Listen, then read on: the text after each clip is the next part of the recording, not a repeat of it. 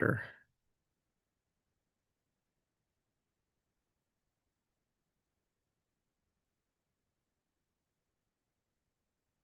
Good morning, Hearing Officer Kinsey. Good morning. Are you ready for us to go on the record? I am, thank you. Thank you. Then I will start with our usual introductions. Good morning. It is August 31st, 2026. I'm Nicole Kinsey, presiding hearing officer for the Administrative Hearings Office of the State Water Resources Control Board, and this is the hearing on the pending petitions for change of water right permits 16478, 16479, 16481, and 16482 of the Department of Water Resources for the proposed Delta Conveyance project. I am conducting this hearing in accordance with the July 31st, 2024 notice of public hearing and subsequent amendments. This hearing is being conducted by Zoom webinar and is being broadcast live on the AHO YouTube channel. Both the audio and video of the hearing are being recorded, and we will post files of the recording in the FTP folder for this proceeding, and the YouTube recording will be available on the AHO YouTube webpage. We have Ms. Mullen with us today, who will be handling screen sharing of exhibits and moving along of slides. Our witnesses are welcome to simply ask Ms. Mullen to advance to the next slide when you're ready in your presentation, and cross-examiners may address Ms. Mullen directly to bring up particular exhibits. We will follow our normal schedule of taking breaks, including a lunch break and a hard stop at 5 p.m. In terms of where we left off, as I recall, we were most of the way through with cross-examination of Mr. Schwartz, but decided that we would, for various reasons, hold on Mr. Schwartz, and it sounds like Mr. Moore may have some questions. So I believe Mr. Schwartz was going to come back this afternoon after we had completed hearing from Dr. Sunding and Dr. Priest. So that is my understanding for the schedule today. I think we should be able to get through everyone, but we'll see how this goes. Given the possibility of time restraints, though, what I was thinking in terms of discussing other items, we still need to talk about closing briefs, both a schedule and page limits, and possibly groupings to the extent that's relevant to page limits, groupings of parties who may be working together. And then I was in thinking over what had been mentioned last week with regard to, or maybe the week before, with regard to a request for, what sure looks to me like cercer rebuttal, but a request from the protestants to present additional evidence. I think the most efficient way to deal with that would be to just do it orally on Thursday. I'm trying to think of a way to limit the amount of work, written work for all of the parties. And it seems to me that a discussion Thursday morning when we know we'll have the time for it might be the most efficient way for all of you for us to have that conversation. I think I can forecast for you that I'm unlikely to be persuaded that it would be a good use of our time to hear additional evidence. We've had a pretty deep dive on all of the issues that have come up in Sir rebuttal, but I certainly am open to hearing from all of you if otherwise. I'll also mention that I think, in my experience with hearings and water rights proceedings, one of the most challenging elements of our work is crafting permit terms. So to the extent there is a desire to present evidence that would be relevant for particular permit terms, if the board goes in that direction of an approval, that may be a possibility. There's something useful there. So I just wanted to put that out there. That's my proposal for our week, is that we defer our procedural discussions until Thursday, unless there's someone who's not available. We can plan some other time, but today looked like possibly a fairly full day. At this point, I'll pause. Are there any questions or comments or procedural issues that we should definitely address this morning before we get started? And I believe we would start with Dr. Sunding, if I have that correct. And I will look to the room. You're welcome to raise your virtual hand if you'd like to address any of these topics.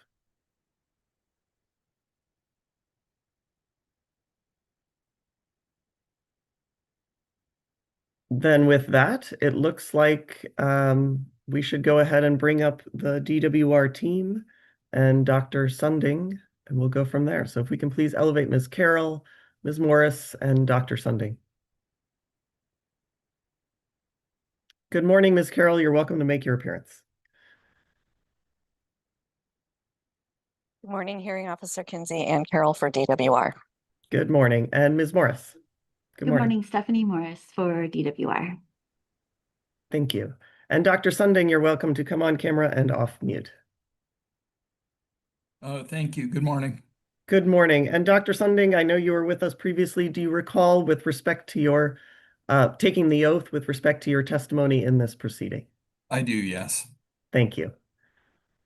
Is there anyone else who needs to be elevated at this time before I turn things over to Ms. Carroll?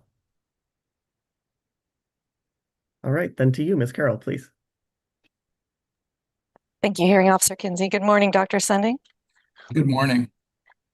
Ask you a few questions. Is DWR 01304 a true and correct copy of the CV you previously submitted in this hearing?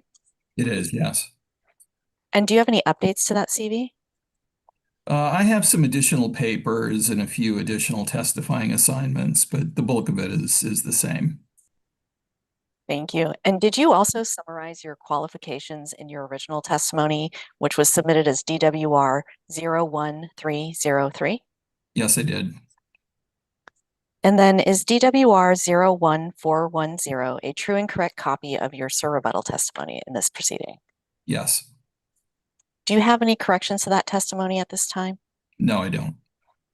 Thank you. And Dr. Sunding, are the following DWR exhibits true and correct copies of what you referred to or relied upon to support your sir rebuttal testimony? That's DWR 01185, DWR 01410, DWR 01411, DWR 01412. Yes, that's correct. All right. And then with that, Ms. Mullen, if you could please pull up DWR 01410, and then Dr. Sunding, when you are ready, please summarize your sir rebuttal testimony. All right, thank you. I'll try to keep this brief, just a little more than 10 minutes. I could summarize my sir rebuttal testimony in 5 basic points, and I'll go through them one at a time. And I should say before I get started that I'm responding to Dr. Buckley, Dr. Michael, and Dr. Tekau. The first topic is I received some criticism for not including a financing plan as part of the benefit cost analysis for DCP. And my testimony on this score is pretty straightforward.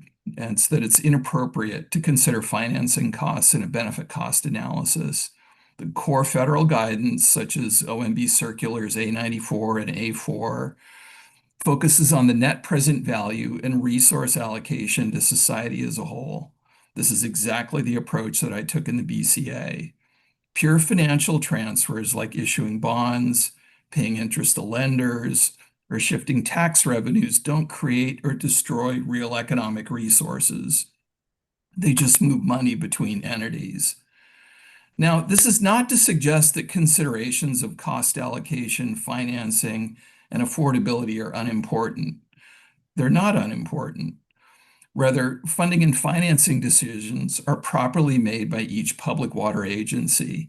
Those decisions will occur through each agency's established budget and rate-setting process, which is public, transparent, and allows for public participation. That local process isn't discretionary or informal. Rather, rate setting for PWAs is governed by Prop 218, which strictly limits a local agency's ability to impose or increase property-related fees and charges. For water rates, it requires agencies to use a defensible cost of service methodology and to ensure that no parcel is charged more than its proportional share of the cost of providing water service. Accordingly, affordability concerns aren't ignored in this process. Rather, they're addressed in the forum where they can be evaluated most directly and meaningfully, and not through the state's benefit cost analysis. Second major topic is Dr. Buckley suggests that the benefit cost analysis conflicts with OMB guidance because of my use of scenario D.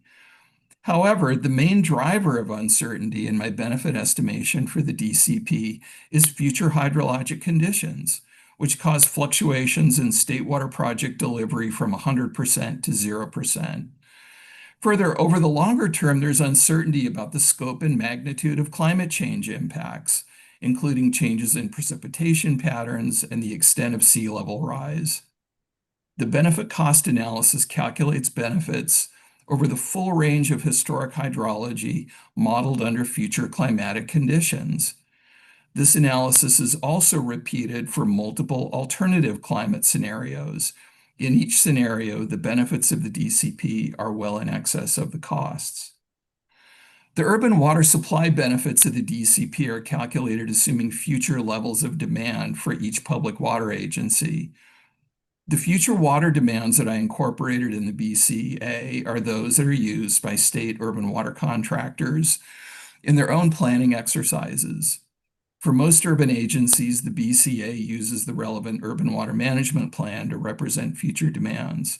For Metropolitan, the BCA uses scenario D as recommended by the Metropolitan Board. This is the only place in the BCA that scenario D is used. Third major topic is that the BCA uses appropriate methods to value water supplies.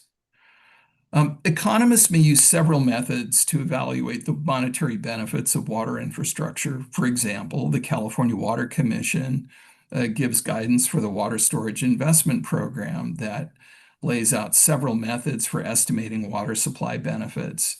And those are avoided cost, which is a reduction in without project costs that would occur as a result of the investment. Alternative cost, which is the cost of the least cost means of providing at least the same amount of physical benefit. And the third method is willingness to pay, which is the dollar amount that Californians would be willing to pay for the physical benefit associated with the project. Now, Dr. Michael, in his testimony, written and oral, used the alternative cost method, which estimates monetary benefits by identifying alternative water supply sources. While this method is straightforward, its accuracy depends on whether the identified alternatives are in fact available at the assumed prices.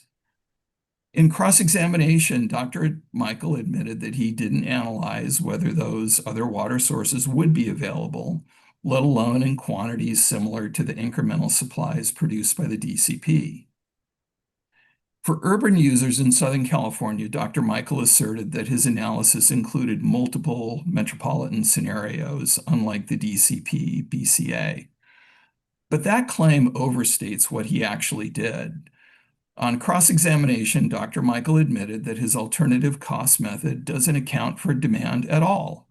Therefore, although he may have considered multiple scenarios, those scenarios weren't, in fact, incorporated into the analysis that produced his valuation.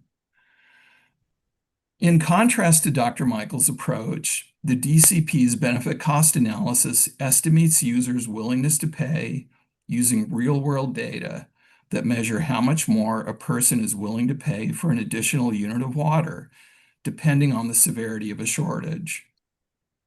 This method starts with the amount customers in an area have paid for water and adjusts that amount using estimated economic relationships tied to shortage levels. This method that I used in the BCA is theoretically consistent, it's explicitly tied to the peer-reviewed economics literature, and it's the preferred method used by professional economists to value water supply projects. Fourth topic is that Dr. Michael undervalues water supplies. Now, Dr. Michael estimates the monetary value of urban deliveries based on the cost of alternative water supplies, which he reinforces with a lengthy description of water market values. His analysis identifies a value of $1,000 per acre foot, which doesn't, in fact, have a basis in the information he provided. Using past conservation values to define a range of benefits is misleading because additional conservation is unlikely to be available at historic costs. Dr. Michael estimates the upper end of his range of alternative water supply costs to be $2,000 per acre foot, which also has no basis. Metropolitan Water District estimates the cost of alternative water supplies to be $3,000 per acre foot, representing the cost of desalination. According to DWR, costs for recycled water projects can range between $452 per acre foot to over $10,000 per acre foot, with a median value of just under $7,000 per acre foot. Dr. Michael opined that these costs would decrease going forward, but he provided no documentation or support for that claim. And the last topic that I'd like to discuss this morning is the cost benchmarking done by OGP. Now, Dr. Tekow advocates for the use of a GDP, and I'm sorry, this portion is a little bit technical, but there are just a few topics I need to go through. Dr. Tekow advocates for the use of a GDP deflator to compare construction costs across countries, and this approach is not appropriate. The GDP deflator measures the price changes of all domestically produced goods and services because construction relies heavily on specific localized inputs. Using an economy-wide index distorts the reality of the construction sector's unique cost pressures. It's unclear which PPP indices were used in the analysis presented by Ms. Tekow. Neither SOL 15 nor SOL 15R contains any clear reference to a specific, and PPP stands for Purchasing Power Parity, any clear reference to a specific PPP index. Organizations like the World Bank utilize PPPs to compare construction sector outputs across nations. PPPs account for the local purchasing power of currencies, allowing the analyst to measure the economic cost of building a similar structure in different locations. However, it's not known whether OGP used a construction sector-specific PPP index to compare costs, across projects in different countries. Now, Ms. Tekow's invocation of the so-called Rule of Five in the context of OGP's analysis of the DCP is, in my view, inappropriate and misleading. The Rule of Five is a well-known approximation method from a branch of statistics called order statistics. And what it says is that the median of a population is 93.75% likely to be contained within the minimum and maximum values of a random sample of 5 observations. While the Rule of Five can be useful in certain contexts, it has severe shortcomings when applied to the analysis of large capital projects.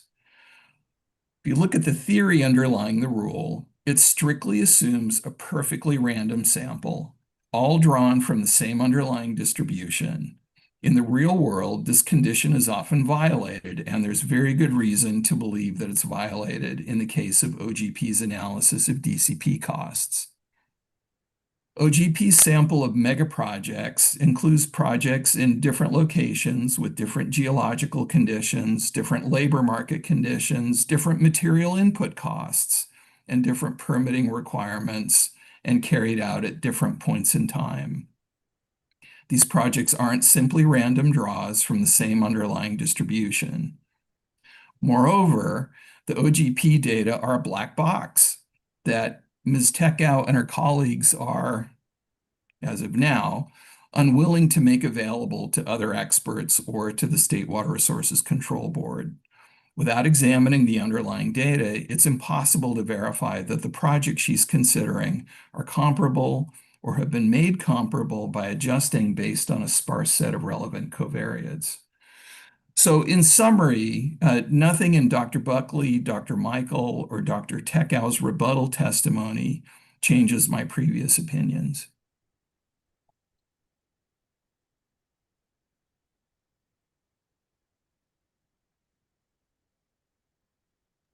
Thank you, Thank Dr. you, Sunding. Dr. Sunding. Yeah.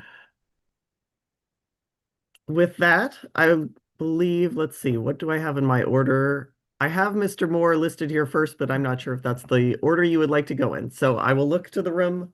Um, Mr. Moore, Ms. Meserve, or others who have questions for Dr. Sunding. Please go ahead and raise your virtual hand. If we can please elevate Ms. Meserve.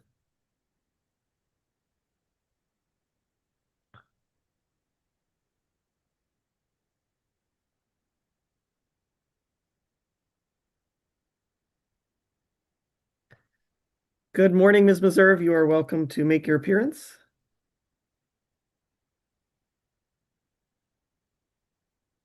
Good morning, OSHA Reserve for Contra Costa County et al. Yes, And I do have you some have questions for Dr. Sunding? Then Sure, yeah. to And you. I think that it's just me and Mr. Moore, as far as I know. That's what I have listed, but Okay. I will do a last call before we finish. Let's see. So, good morning, Dr. Sunding. Good morning. Good to see you again. You too. Let's see. So, I guess Ms. Mullen, we should start out maybe just by putting up Dr. Sending's rebuttal testimony. I had a question first about that was on page 2, paragraph 7. And here on line 19, you refer to the main driver of uncertainty being the future hydrologic conditions. That paragraph does not include any quantitative comparison between hydrologic uncertainty and demand uncertainty, does it? No, it doesn't. No, I'm simply saying what I think is the largest source of uncertainty in the benefit cost analysis. And you didn't run any calculation comparing the dollar impact of demand uncertainty to the dollar impact of hydrologic uncertainty on your benefit estimates, right? No, for each scenario, we had a single set of demand projections for each of the agencies that were modeled. And then Ms. Mullen, could we please go to paragraph 8 on the next page? And on line 4, the testimony states that for the most urban agencies, the BCA used the urban water management plan to represent the future demands, but for MWD, the BCA used scenario D, right? Yes. And on line 6, your testimony states that scenario D was as recommended by the MWD board, but does not cite a specific board document directing that scenario D be used exclusively, right? No, there's no document cited here. I think my earlier testimony, my oral testimony, and my written testimony has some citations to specific documents. Okay. And is it true that you relied on the MWD 2020 Integrated Resources Plan in preparing your cost benefit or your benefit cost analysis in this proceeding? Yes, in large part. And that was also referenced in this testimony. Yes. And that used the that plan used the 4 scenarios A through D to account for uncertainty in future demand and imported water supply, right? Yes, they were trying to capture a range of future conditions. And is it your understanding that scenario D assumes severe climate change impacts? Assumes what kind of climate impacts? Oh, sorry, severe climate change impacts. It does. It has there are 2 scenarios of the 4 that incorporate the same sort of more significant climate impacts. And is it your understanding that scenario D also assumes high regulatory impacts?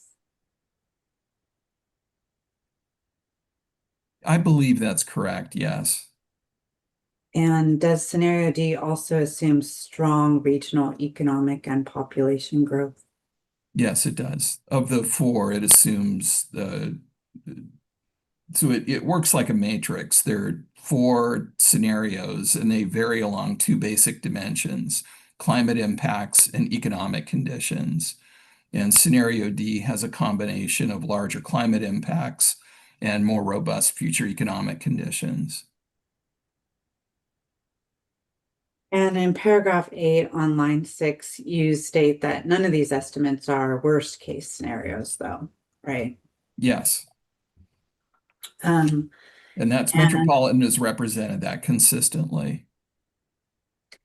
and a scenario that combines severe climate impacts, high regulatory impacts, and strong growth impacts reflects the most severe combination of assumptions among MWD's 4 scenarios, right?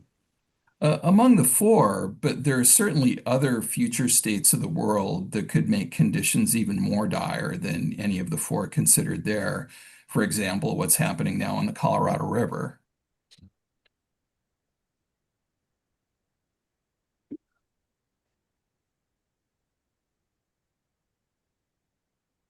And do you represent anywhere in the rebuttal testimony a sensitivity analysis of DCP benefits using a demand forecast lower than scenario D?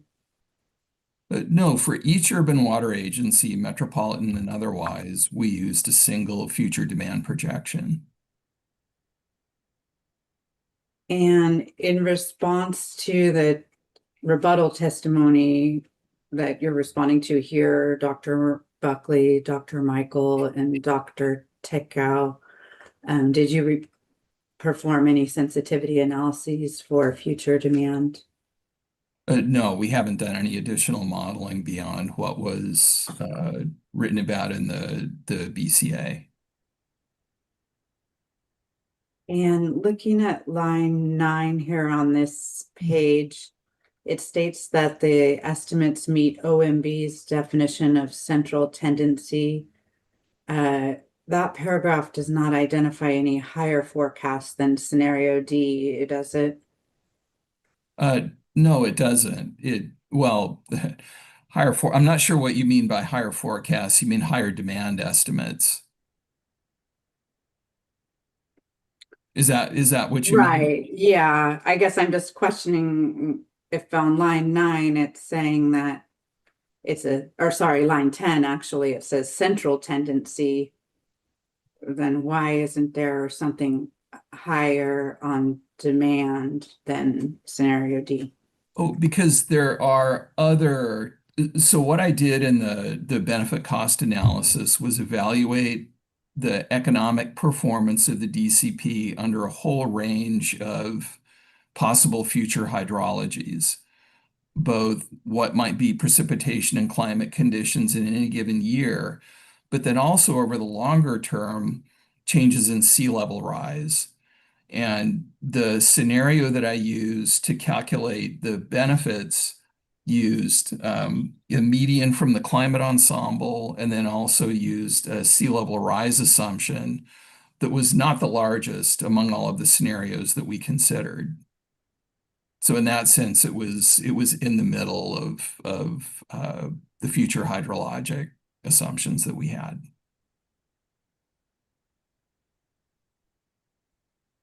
But I guess it wouldn't be central in terms of growth, for instance, though.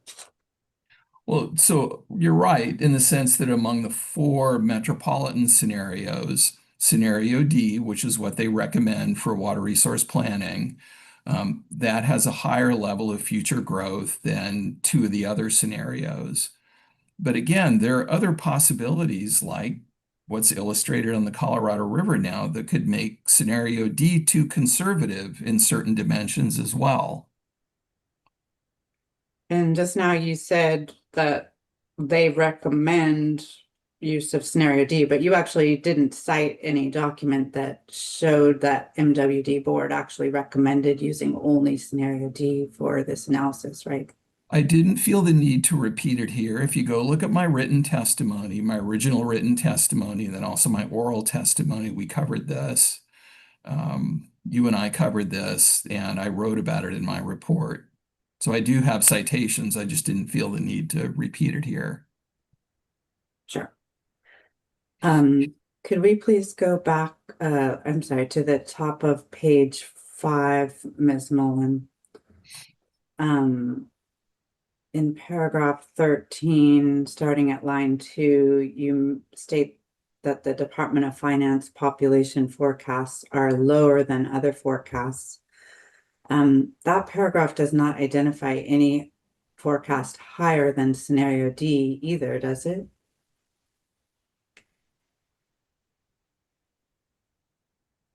No, the point of this paragraph is something different.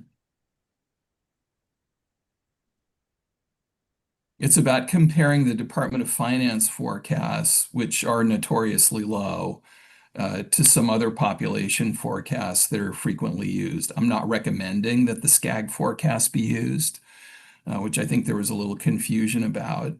Simply noting that the SCAG forecasts of population are above the Department of Finance forecasts. So what forecast, if any, do you identify in your testimony as higher than scenario D? I don't believe any. That's not the point here. The point here is that the Department of Finance forecasts are lower than other available forecasts, including SCAG. And let's see.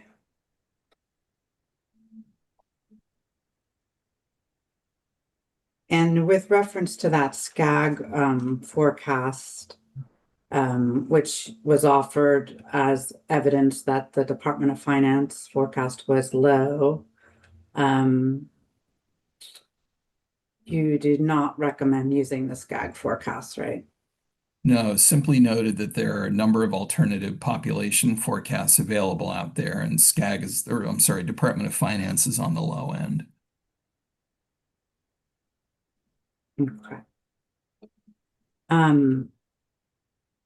Could we please go back to paragraph 4 on page 1, Ms. Mullen? And there, on lines 20 through 23, you discuss the public water agency independently determining whether and how to participate in the DCP. That paragraph, it does not address what happens to other public water agency costs if one public water agency reduces its participation, does it? Correct. I don't get into cost allocation in this paragraph at all.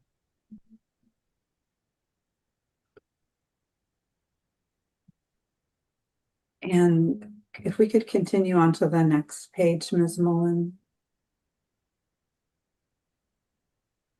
In lines 4 through 6 discusses the Proposition 218 as requiring cost-based rates, mailed notice, etc.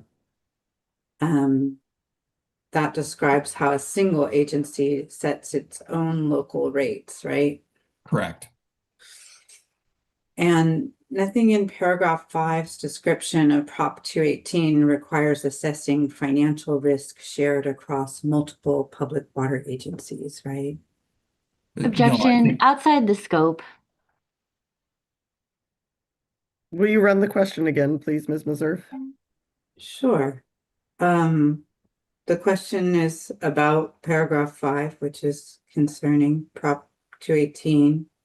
And it is nothing in paragraph 5's description of Proposition 218 requires assessing financial risk shared across multiple public water agencies.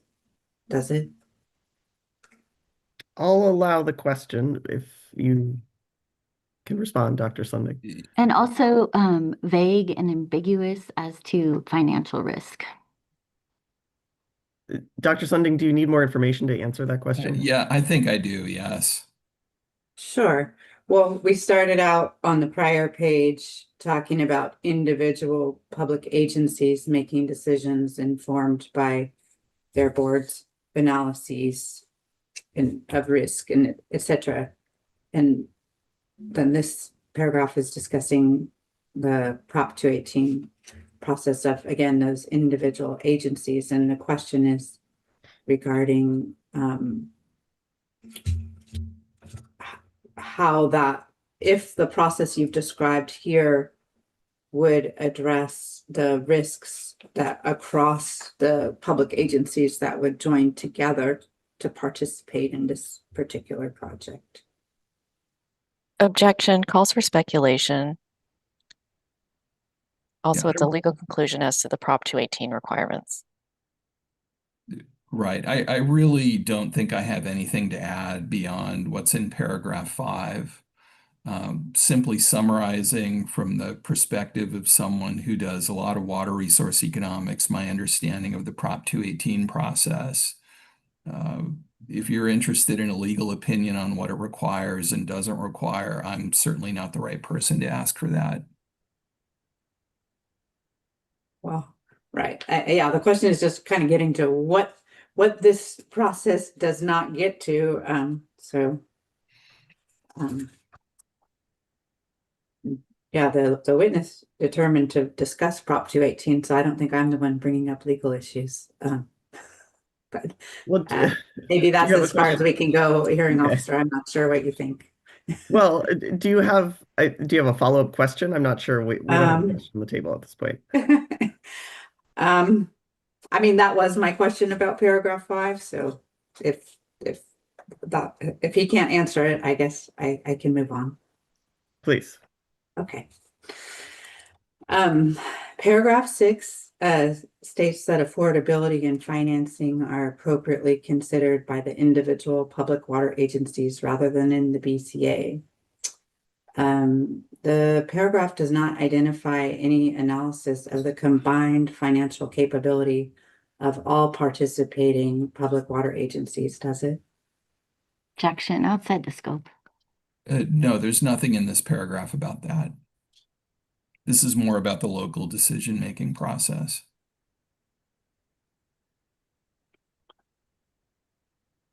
And then continuing on with the concept of affordability, as an economist who studies California water infrastructure, are you aware that water utility rates across Southern California have been rising in recent years? Certainly, yes. And does paragraph 6 factor in your awareness into your affordability discussion? Objection, there is no affordability discussion. It says that it's to be determined, so this is outside the scope of this witness's rebuttal testimony. It says right here that they are addressed in the forum where they can be evaluated most directly and meaningfully. And I'm going to overrule the objection, please, Dr. Sunding. Sure. My point here is simply that each public water agency, which are all divisions of municipal government, they make decisions about their own water rates. And they can take all kinds of considerations into account. This is common. And one of the considerations that they frequently take into account is the effect of water rates on low-income households. Like that's a normal part of the rate setting process for municipal agencies. So my point is simply that that's the forum where these things can be evaluated more or most meaningfully.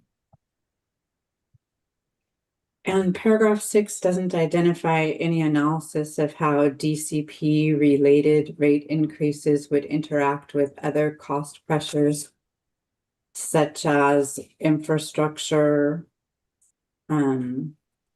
imports, treatment costs, etc., already facing Southern California ratepayers. Objection calls for speculation, vague, compound. Can you try the question again, Ms. Meserve, please? You may, I don't know if you can break it down, but please. Sure.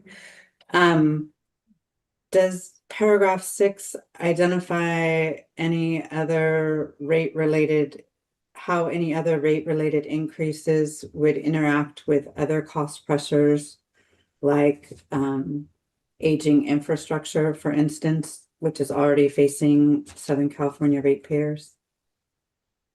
No, that's not in this testimony. That's not part of my benefit cost analysis because it's massively premature to do any of that. And again, at the local agency level is where considerations of affordability are most appropriately addressed. And what analysis, if any, evaluates the combined financial capacity of all the participating public water agencies together for the DCP? Objection asked and answered outside the scope. Yeah, for the reasons I mentioned at the outset, it's inappropriate to include considerations of financing in a benefit cost analysis. That's well established as part of federal and state guidance on how to do a benefit cost analysis. That comes later in the process. What I was focusing on is physical flows of resources, both water and then construction inputs, putting a value on them, and then comparing benefits and costs. Affordability considerations come later in the process, and they're not handled in a statewide benefit cost analysis. Okay. So and is that kind of what paragraph 6 is saying, that affordability would be addressed later? Objection misstates testimony. Overruled. I mean, Dr. Sunding, you can clarify that statement, but please. Yeah, it's not appropriate to address financing cost allocation. As I said at the outset of my remarks, it's just that's not what a benefit cost analysis does. Benefit cost analysis looks at a project from the perspective of society as a whole. It adds up what people are willing to pay for the resources they're getting and compares it to the cost of the resources that are needed to implement the project. That's it. So it tells you from a social perspective whether the investment yields returns that are greater than the costs. Details about cost allocation among participants, exactly the terms and conditions of financing, all of that comes later in the process. And a whole lot of assumptions would have to be made by me or someone else now before we could even get to an analysis of questions like that. It's not to suggest that affordability is unimportant. It is important, but that'll be considered by public water agencies after a whole number of other decisions have been made.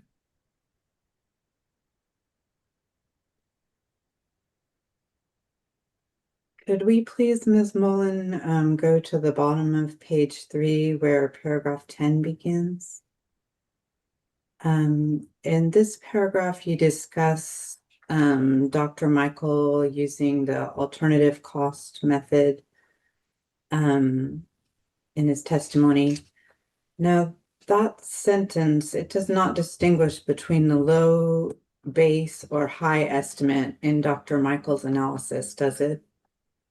I'm sorry, where are you? Let's see. Where it's mentioning just at the beginning of paragraph 10, the alternative cost method. In Dr. Michael's testimony, he had discussed a low base and high estimate for water, right? But I remember that. Yeah, but this testimony here, your rebuttal doesn't go into the different those different estimates in Dr. Michael's analysis, does it? Not here at paragraph 10, no. No, I'm making more a general statement about methodology. Okay. If we could go on to page 5, please, Ms. Mullen, in paragraph 14. And this paragraph describes Dr. Michael's estimate and states that the $1,000 per acre foot figure is reinforced with a lengthy description of water market values. And that sentence references water market values as part of the support for that figure, right? Yes. And if we could go to paragraph 16 at the bottom of that same page, Ms. Mullen, starting on line 20, it states that Dr. Michael estimates the upper end of his range of alternative supply to be $2,000 per acre foot, which also has no basis, according to your testimony. That paragraph does not identify the specific data or methodology underlying the $2,000 figure, does it? No, you could go to Dr. Michael's testimony for that.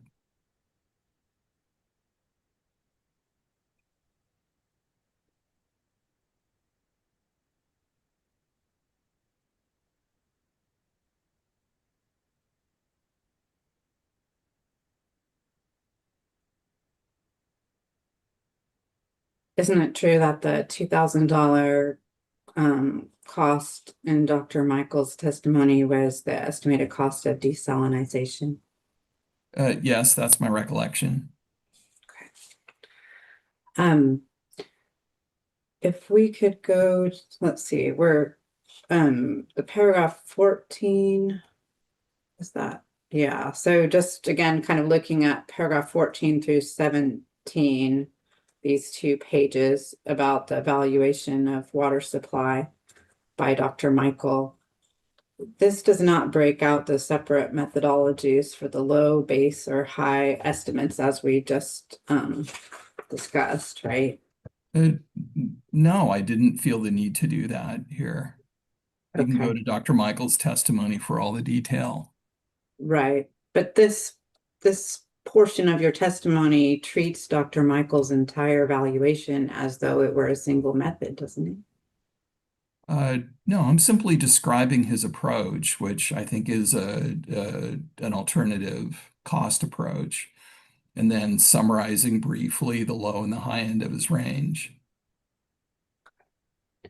Going to paragraph 16 on line 23, if we could scroll a little bit, thanks. You list the cost range and median for the recycle water projects that you rely on the PPIC technical appendix B listed as exhibit DWR 1411 for the recycled water projects. Is that right? Can you go down a little bit? Yeah. It goes on to the next page here. There you go. Yeah, I can't recall off the top of my head what DWR 01411 is.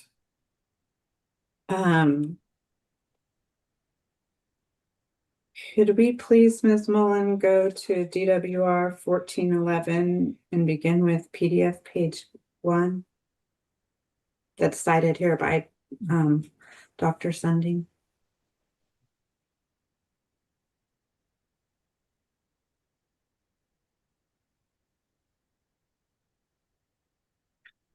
So this is the document you had cited, right? Yes.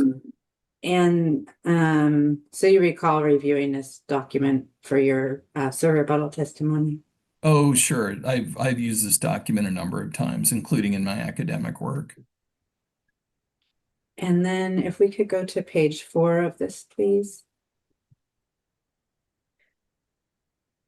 And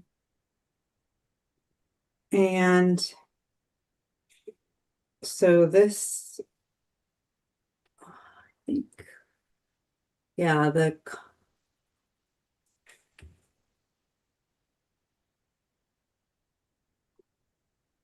please scroll down a little bit just so that Dr. Michael or Dr. Sunding can see the whole page. So this is the discussion of the cost range for recycled water projects. I think scroll down a little more just in case there's more here. Oh, okay, that's it. Are we looking at the recycled water section here? Yeah, thank you. Thank you. Yeah. Dr. Sunding, would you agree that the cost for recycled water projects that you've listed in paragraph 16 reflects a cost range and median for stormwater capture with a capacity of less than 500 acre feet per year? I'm sorry, it's actually the next one down. It's We're right there. at We're the talking about edge. stormwater capture? Okay. Yeah, yeah, thanks. Got it. Sorry.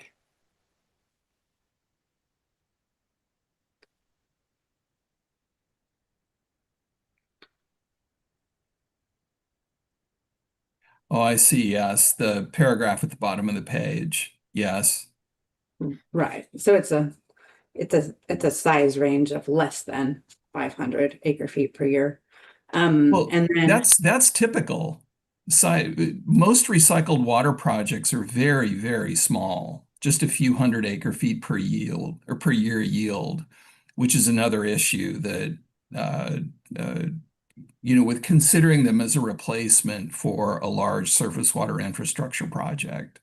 You just need to build hundreds of them to get an equivalent yield.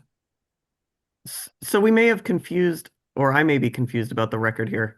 I think we're talking here about stormwater capture, right? With respect to the 500 acre feet per year. That's And I what this believe, was. yeah, I Dr. said Sunding, did you? recycled. Okay. Yeah. No, Can we- you're correct about that. Sorry. Yeah. I think it is kind of a form of recycling, and that's why I got confused too. But yeah. Do you have a citation for why you think that most stormwater recycling projects are that small? That's my experience with recycled water projects, and I believe at another place in this document it talks about that.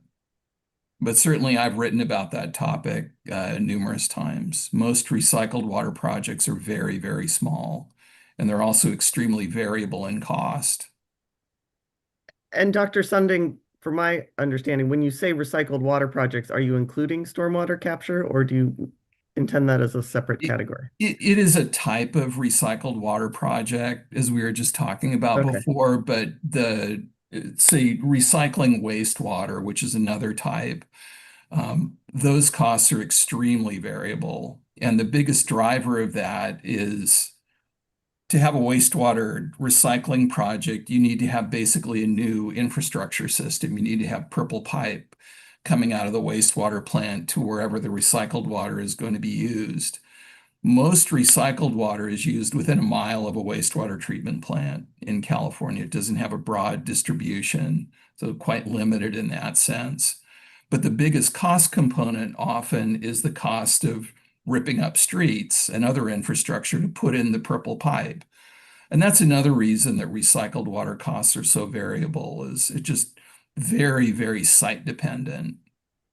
And so that wouldn't account for recycled water projects that would create potable water. That could go in the same pipe, in other words. Oh, sure, but potable reuse is very, very, it's obviously problematic from a regulatory point of view, and it's very limited And in California. You said most recycled water projects are small. Isn't it true that most water diversions are small? I don't know about that. I know most water recycling projects are only a few hundred acre feet per year.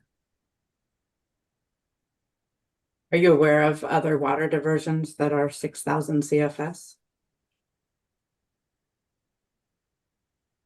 I'm not sure I understand your question. Well, the project we're talking about, it would be 6,000 cubic feet per second of diversion capacity. So do you think there's a lot of those? Objection outside the scope of testimony. I think that's fair.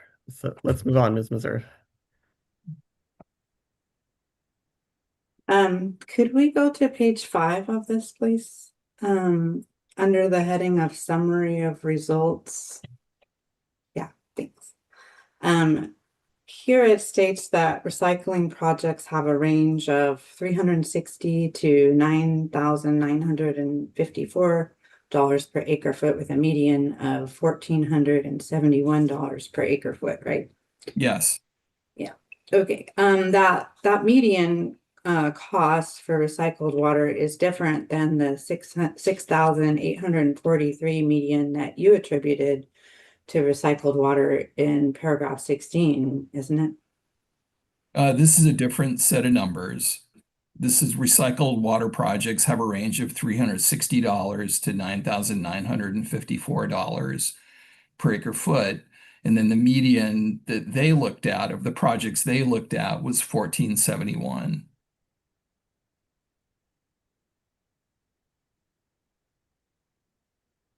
And you chose to look at the median cost of the stormwater projects less than 500 acre feet per year instead? That was the number that I pulled out. I think the basic point still holds. You have a huge range of costs for something like recycled water going up to, roughly $10,000 per acre foot. This document is a little bit old now as well. And so the actual cost today would be even higher than that. And I think you've got this other underlying issue with recycled water, which is that most of the projects are very small. Considering recycling or stormwater capture, wastewater recycling or stormwater capture as an alternative for something like DCP that provides over 400,000 acre feet of supply per year, that's a problematic perspective because there's simply no way that Southern California, to pick one region, could generate enough recycled water to make up for the incremental supplies from the DCP or DCP. It's just not technically possible.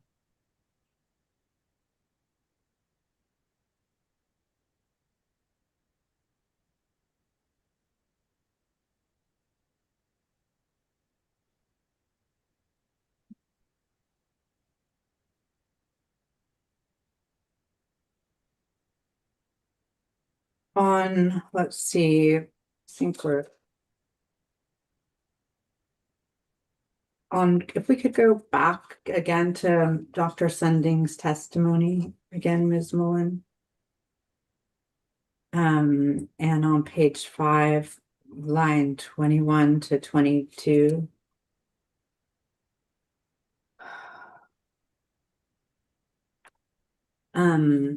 You state that MWD estimates the cost of desal to be 3,000 acre feet. Yes. $3,000 per acre foot, sorry. Yes. Would you agree that this cost is not variable to water year types? No, cost of desalination typically doesn't depend on water year type. Wouldn't the you referred to the estimated average yield of 400,000 acre feet per year, which would be if DCP got its water right extension as well, wouldn't that be variable according to water year types? Objection Sure. outside the scope. Well, that was reflected in my analysis. So I got the underlying calcium runs. 403,000 was the average with and without DCP difference that was in the hydrologic runs that went into my analysis. And for all the reasons that we've talked about, incremental deliveries from DCP does vary over the hydrologic cycle between wet and dry years. And that all got factored into my benefit cost analysis. We could go, let's see. I think we might have already covered this, but on paragraph 22, which I believe is a few pages down, sorry. Okay.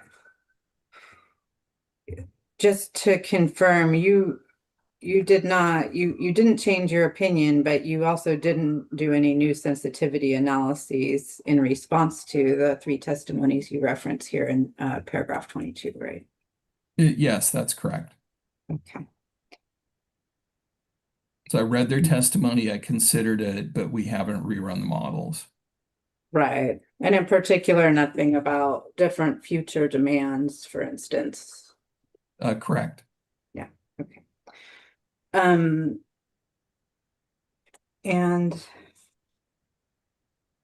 Let's see, I had a couple, if we could scroll up to the part where the testimony discusses Dr. Techo's OGP cost benchmarking on page 6.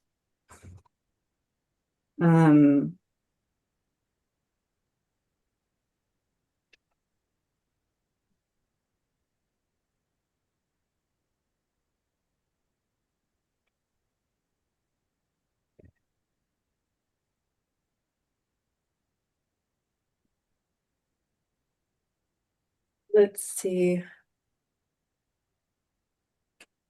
Do you have any reason to believe that the World Bank purchasing power PPP, what's the third P? I'm sorry. Parity. Parity, would not be a reliable source of information about relative cost of infrastructure? They're commonly used. So the issue isn't so much using a PPP, it's which PPP did you use? And that is unclear. Mhm.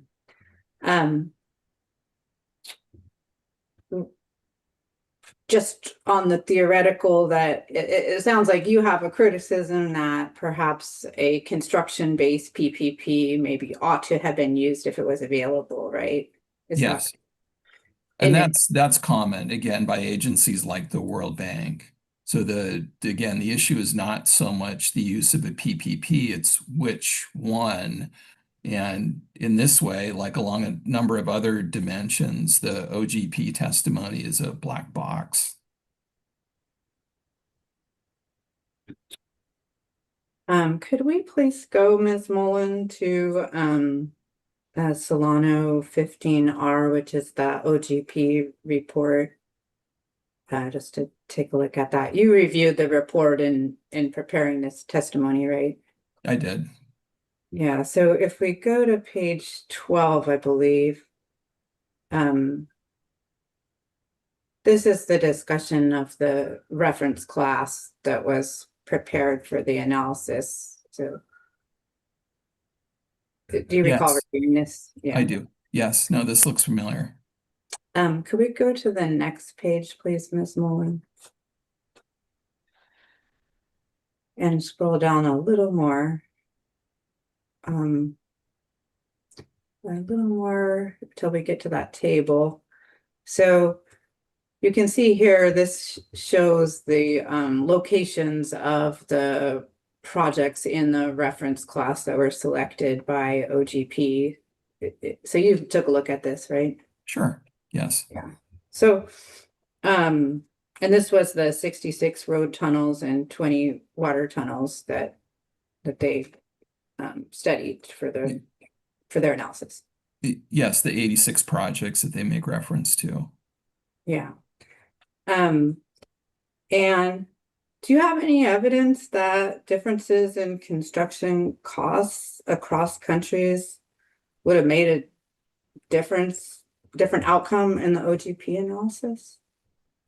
Oh, it normally does. That's the whole point of adjusting for differences in prices across countries. I mean, it depends on the specific application, but that's a normal circumstance. You'll have input costs, say, for concrete or labor or electricity, varying from one country to another. Mhm. So do you think in general that like construction costs in like US would be less than in Asia, for instance? No, I didn't say that. I said they'd generally be different, which Okay. again is the whole point of adjusting for differences in PPP and exchange rates to put them on a comparable basis. And do you think there is a PPP that's available for all these countries that's construction based? Sure, yes. Oh, and what is it? They're used by the World Bank regularly, for Well, example. you saw in Dr. Teiko's testimony that she did put at the website for the World Bank as being the source of the PPP that she used, right?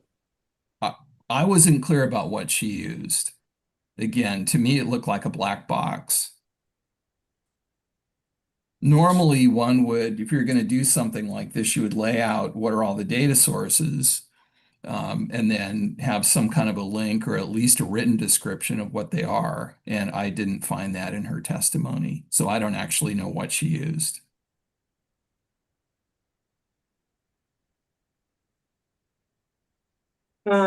Well, could we go to land 90R, please?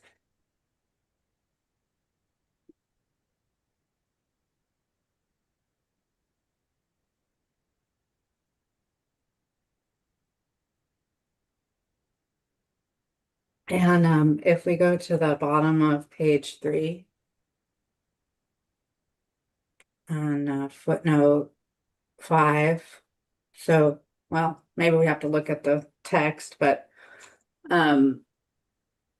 she, I believe, oh, it's too tiny. She's referencing in footnote, did you notice in footnotes 5 and 6 that she referenced the World Bank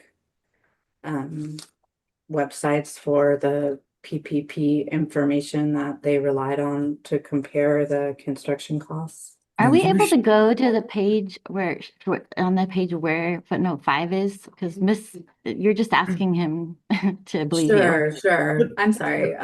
Maybe scroll up a little bit. Oh, I see it. It's on line 19. See Right. where it says World Bank? She's not talking about PPP here. She's talking about GDP deflators, which is something different. And then could we go to the next page? I believe footnote 6.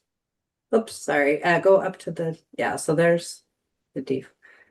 So then paragraph 8, we adjust using PPP. Do you see that?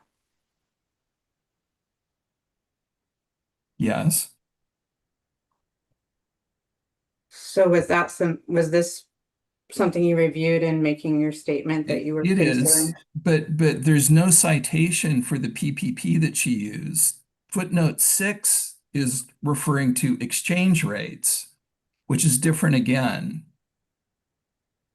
So she has a citation for the GDP deflator, she has a citation for the exchange rates, but no citation for the purchasing power parity index that she would need to use to make costs comparable across countries. So again, black box.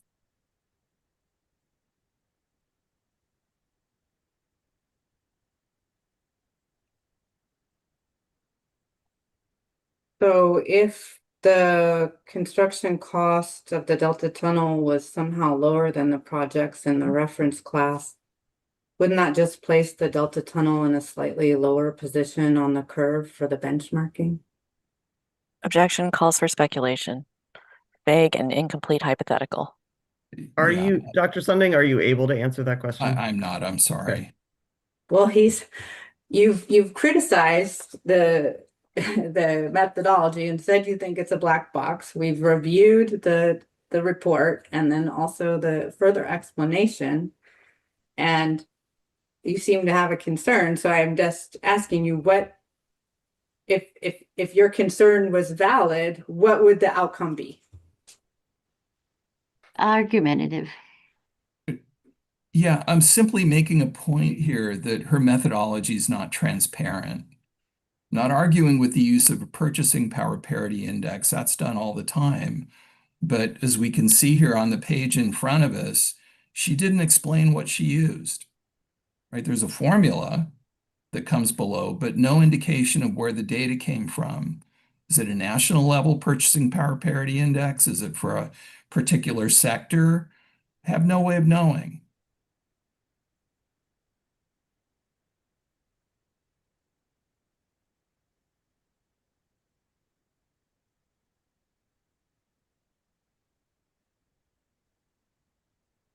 And do you think that construction costs in the US are lower than in the other countries shown in the OGP report that we looked at on page 13? Objection outside the scope of this rebuttal testimony. Yeah, Well, I mean, he's the one who criticized the report. I'm trying to get at what the criticism actually goes to. And it seems that he may believe that somehow the risk and cost conclusions in the OGP report are overdone. And so I'm trying to explore that. And hearing officer Kinsey, if I may, part of Sir rebuttal is to not necessarily to do a whole different analysis. And she's asking him to do an analysis and apply a new opinion when he's looking at this report and providing his criticisms of this report. It's not his job to come up with a new opinion. Well, I think it's incumbent upon the expert to explain why it matters. Well, I think so. Maybe Dr. Sunding, can you clarify this? What I heard you just testify to was that you were criticizing the lack of transparency regarding the source of information for the PPP rather than a particular value for the PPP. Is that accurate? That's correct. I'm not criticizing the magnitude because I don't know what she did. I know the formula that's on this page that looks correct, but we have no way of knowing from her own report what data that she used. So given that relatively, in some ways, narrow criticism, I think, Ms. Meserve, you are outside of the scope of the testimony on the follow-up. Okay.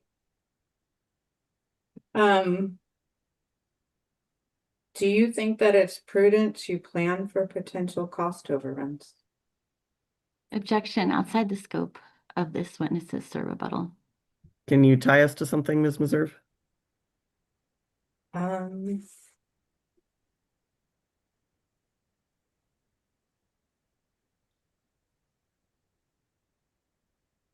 Well, I mean, I guess I just don't know what paragraphs 18 and 19 of Dr. Sunding's testimony are about if they're not about criticizing the result of the OGP report.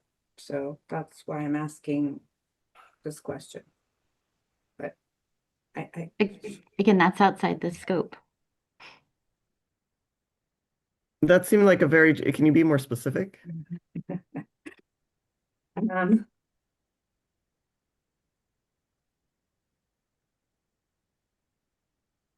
Well, how about this? Hypothetically, if all of the projects, the 86 projects were listed and the construction-based PPP was spelled out to your satisfaction in the report, then would you find the recommendation to plan for that range of cost overruns in the report more credible? Objection outside the scope. Also, it's an incomplete hypothetical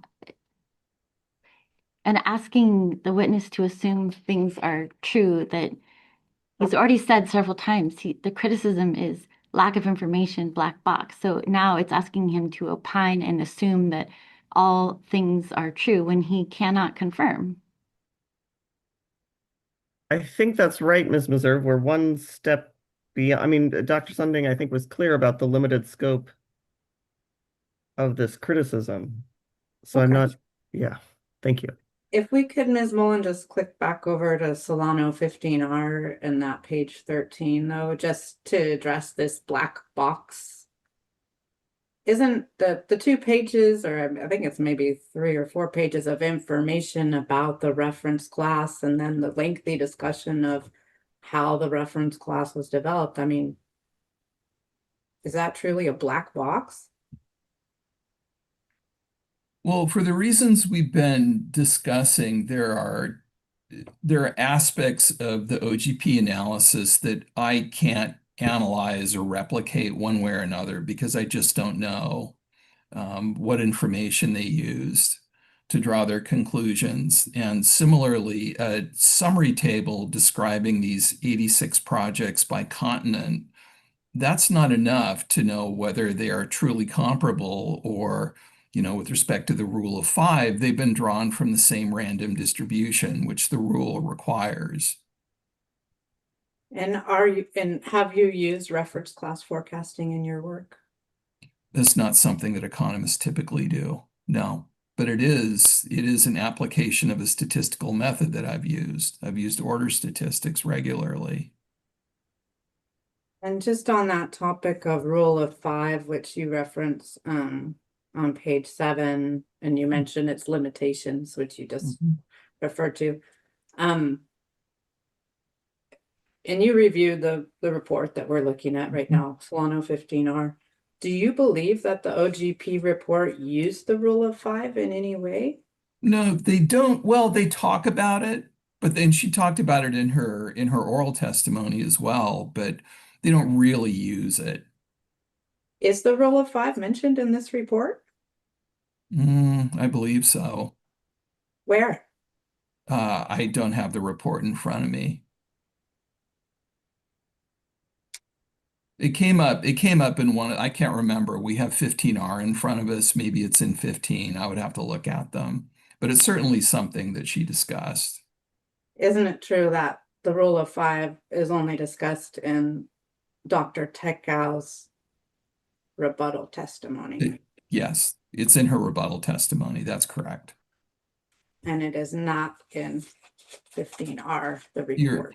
you're right. I forget 15R is not her rebuttal testimony. Yeah, okay. All right. That concludes my questions. Thank you so much for your time, Dr. Sunding. You're welcome.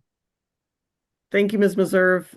Soon it will be time for a break, but let's go ahead and turn to Mr. Moore and just I want to confirm that you are ready to pick up with questions and get maybe a quick estimate of timing.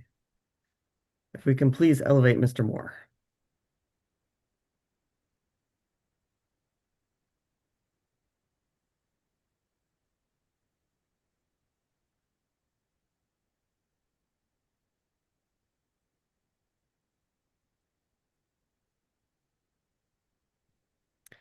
Good morning, Mr. Moore. You're welcome to make your appearance.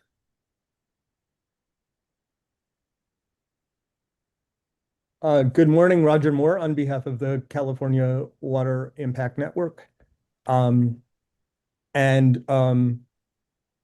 You had just mentioned the possibility of having a break in short order, if not away.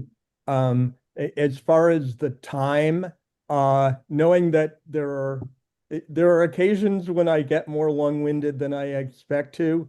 It may be shorter, but I'm going to stick with the original estimate, which I believe was like between 45 minutes and an hour. And the request I will make, if it works, is that I have just now received a message that is of some pretty substantial time sensitivity, and I wonder if it would be appropriate at this point to take a break of, well, you tell me, but maybe 10 minutes or so. Would 10 do you need 15? I'd even be willing to give you 15. If that is acceptable, I would be much appreciate. Okay, Again, let's go ahead. I would like to move these things along as well, so I Yes. Will not abuse the privilege. Yes, let's go ahead and take 15 plus minutes. We'll come back at 10:35. Great. Thank you all. Thank you.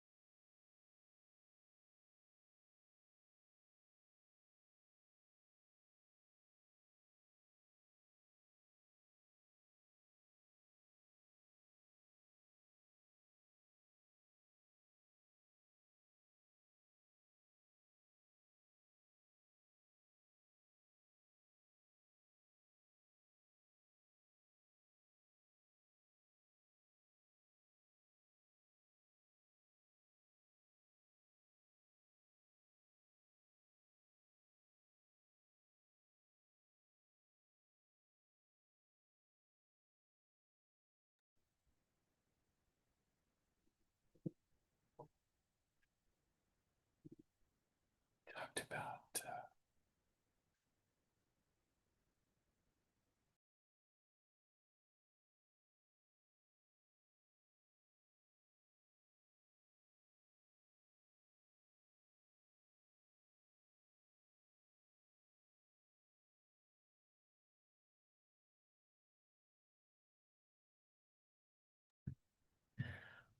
All right, I will look to our court reporter. Are you ready for us to go back on the record?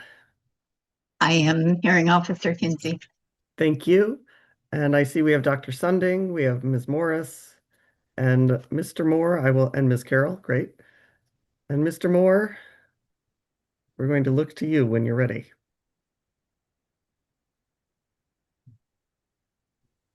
Please. I was having a bit of an audio issue before. Can you hear me all right? Yes, I can hear you just Yes. fine. I hope it is both audible and not piercingly loud. Correct.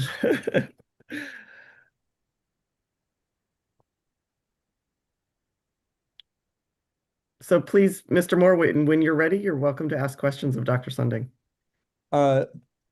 Thank you very much. As I believe I said before, I'm Roger Moore asking questions on behalf of the California Water Impact Network. Dr. Sunding, it's very nice to see you again. How are you today? Good to see you again. I'm fine, thank you. I'd like to get right to it and go to the source, your rebuttal testimony. So Ms. Mullen, if it is Ms. Mullen we have here today, if you'd be so kind as to bring up DWR 01410, I believe.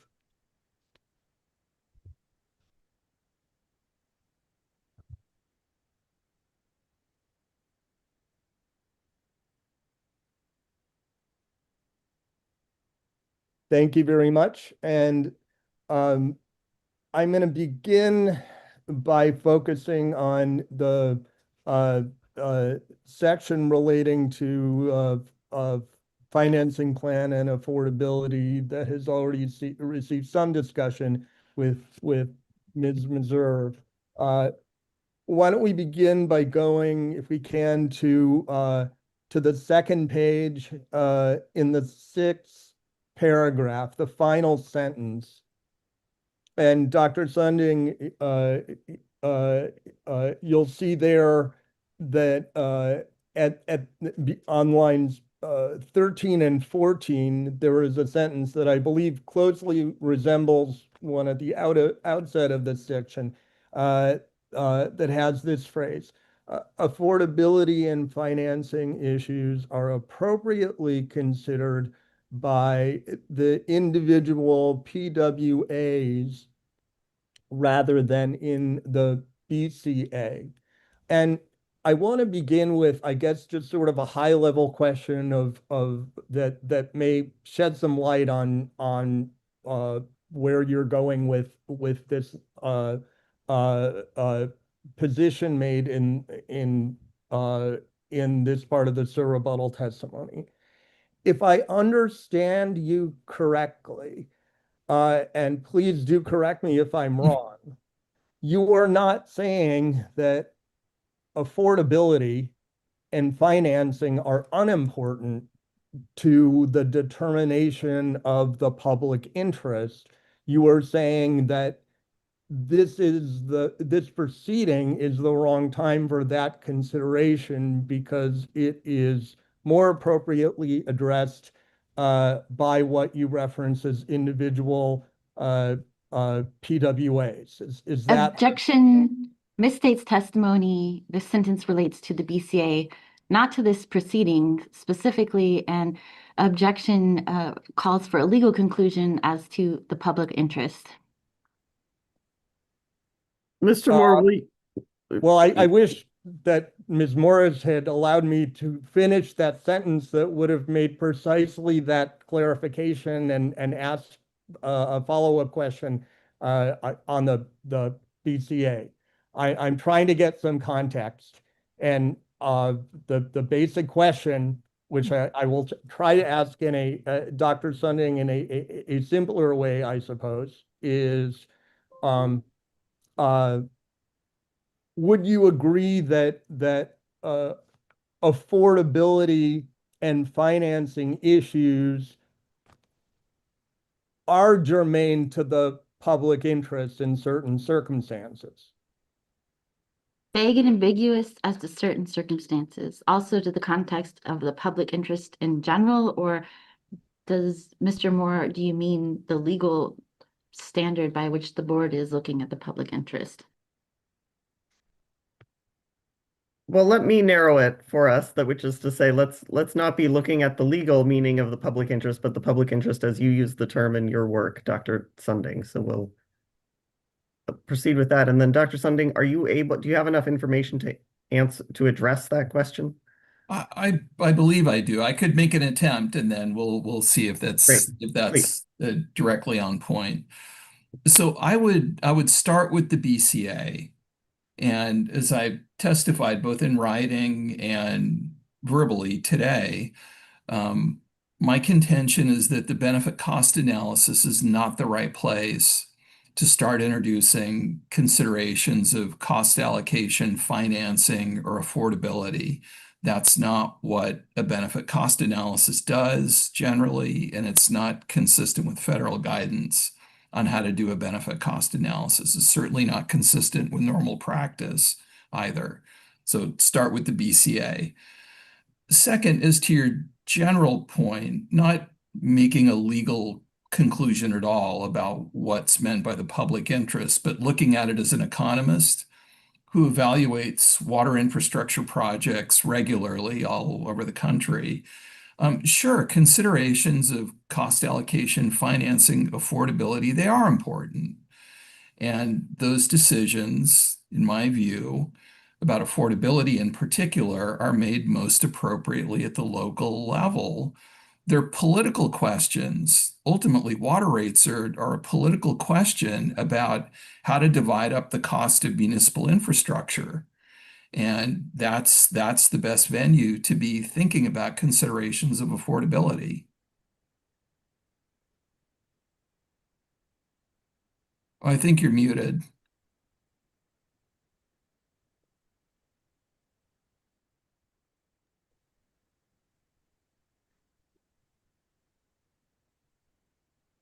Looks like we still can't. There we go. So we can hear is you. the gist of it then that this is the wrong time for that, because you're contending that this is something to subsequently be addressed by what you refer to as the individual PWAs? Yes, in the sense that what I'm testifying about primarily is the results of my benefit cost analysis and what it includes and doesn't include. And it's not appropriate to be including considerations of financing and affordability in a benefit cost analysis. That looks at the allocation of resources from an aggregate societal perspective. That other work typically comes later. So does that remain the case regardless of whether that information, such as it is, appears to be favorable or unfavorable to the project? In other words, if hypothetically the hearing officer in this proceeding were to review the BCA and perhaps other information and conclude that the project benefits ratepayer affordability, should that also not be germane, because the appropriate time to consider that would be by individual public water agencies? Objection, outside the scope, incomplete hypothetical. Calls for speculation. I'm not sure I followed the question, so maybe Mr. Moore, you can run it again, please. If there were a determination that the DCP benefited ratepayers based on the evidence in this proceeding, would that not be germane to the determination of the public interest? Objection, outside the scope. I'll allow the question just as your general understanding, Dr. Sunding. Again, I'm not an attorney, and so I can't give you an opinion about determination of what's in the public interest from a legal point of view. Again, I'm an economist. I'm talking in this section of the report about what's included in a benefit cost analysis and what is not. And my testimony is that considerations of cost allocation, financing, and affordability, while they might be politically or socially important, they're not part of a benefit cost analysis.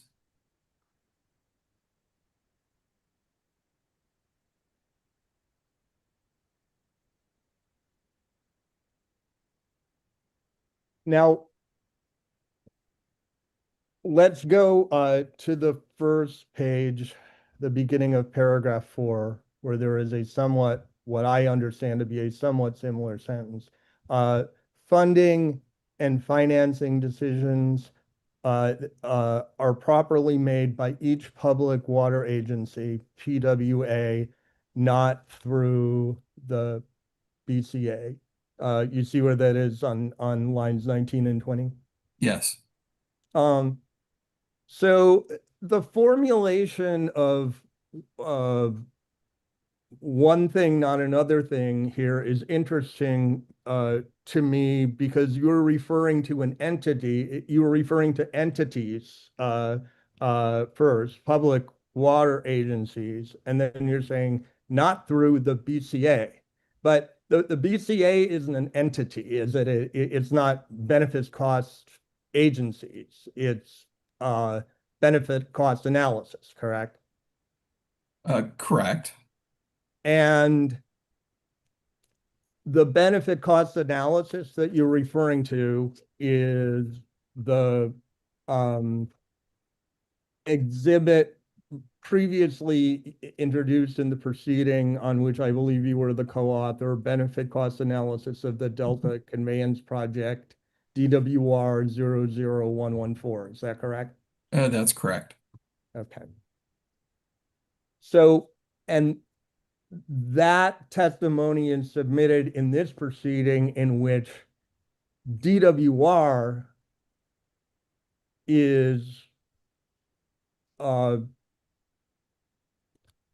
the applicant trying to get a change petition approved, correct? Objection, this is outside the scope. Where are we going, Mr. Moore?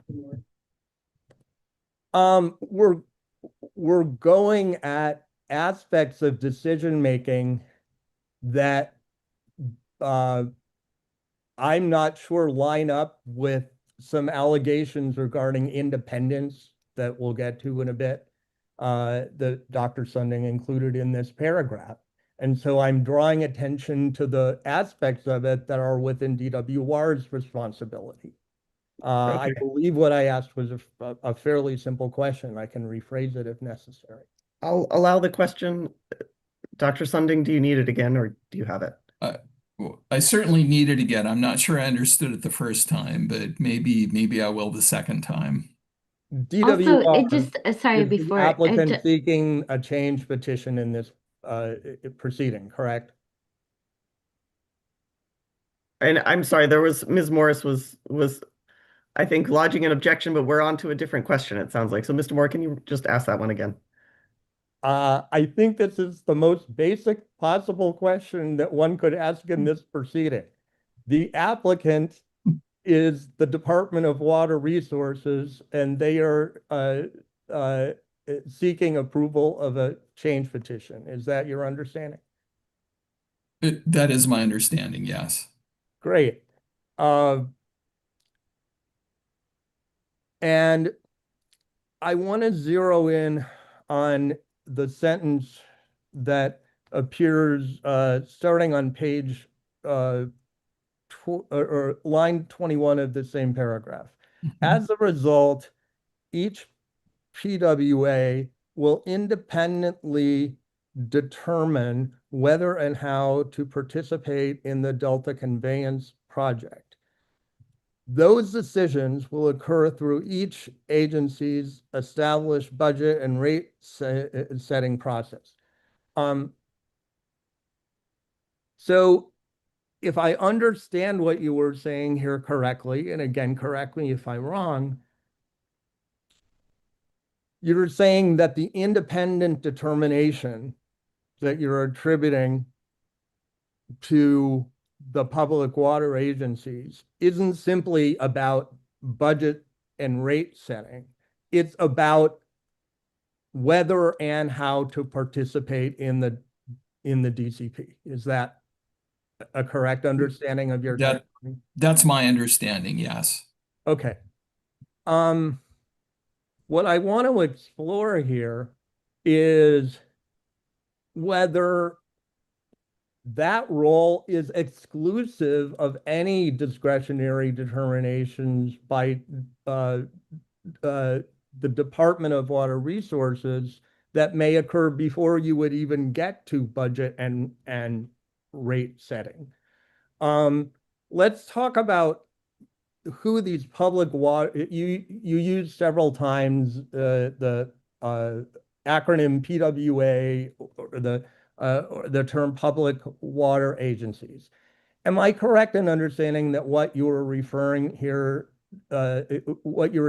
here in context is state water contractors? Yes, that's right. You're not referring in this paragraph to any public water agencies that are not state water contractors. Well, there is a question. Some of the urban state water contractors are themselves wholesalers, Metropolitan being a great example of that.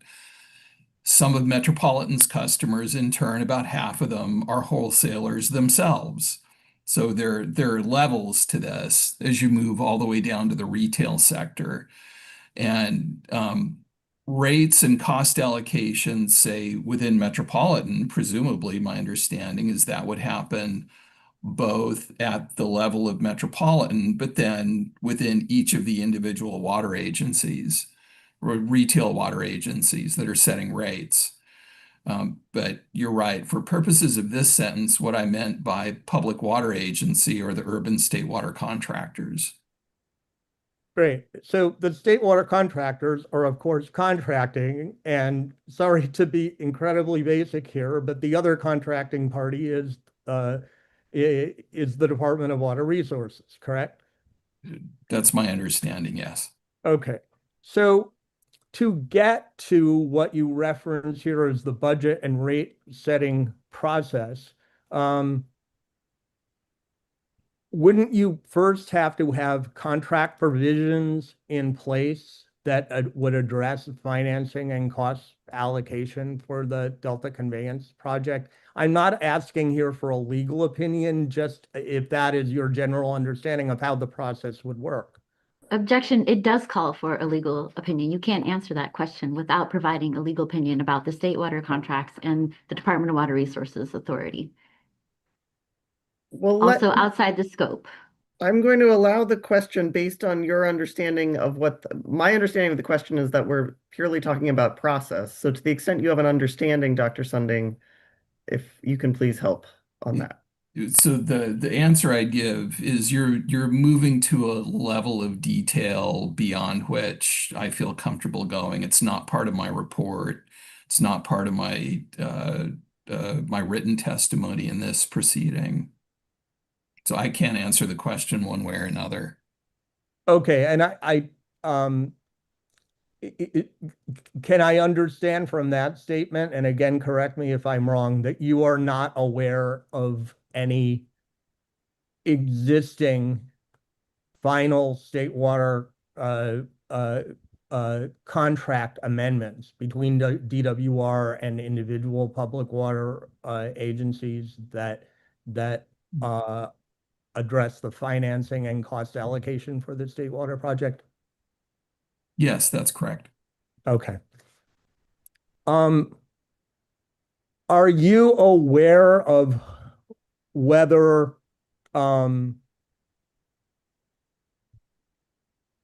before getting to the budget and rate setting process described in your testimony, DWR passed a number of bond resolutions relating to financing and pledges of state water contract revenue for a Delta conveyance?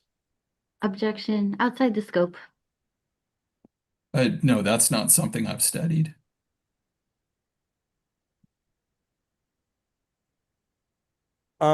Are you aware in a general way that such resolutions were passed? Same objection. I think we are outside the scope, Mr. Moore, unless I'm This not sure has what we're to- doing. Well, this has to do with decision-making steps that would need to occur before you would get to the budget and rate-setting process, and whether they may involve irreversible determinations that would limit what can be done when you would get to that stage. So I believe it is directly relevant to the contentions that are made in this section uh, uh, uh, regarding the role he attributes to the public water agencies. That's And why. I would just add that this testimony is related to the benefit cost analysis. Originally, DWR did not put on testimony. Other people put on the benefit cost analysis and attacked that. And Dr. Sunding has presented Sir rebuttal. His statements are in the context of these things are inappropriate in the BCA, and this is clearly outside the scope. I know Mr. Moore wants to talk about the validation actions. We've gone over and up and down this subject, but it is outside of this witness's testimony, the scope. So let me ask, just to clarify, Dr. Sunding, can you confirm for me that the scope of at least this paragraph here is with respect to the BCA report, rather than expressing an opinion generally about how it's with respect to the BCA report. We'll stop there. It is, yes. So I think, Mr. Moore, and based on Dr. Sunding's prior testimony, that he is not expressing an opinion here about anything other than what is in the BCA and the scope of the BCA. And so I think to the extent you can tie us back to the BCA, you may have legitimate questions, but I think we are going outside of that now that we've established that relatively narrow focus.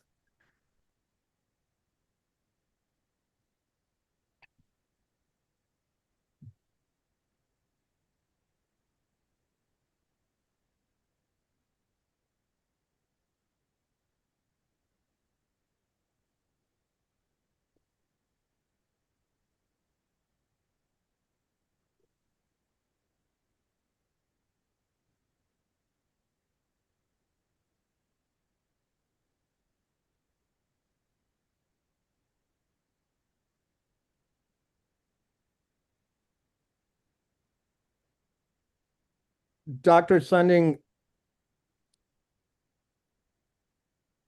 I'll refer again to your statement that each PWA will independently determine whether and how to participate in and pay for the Delta Conveyance project.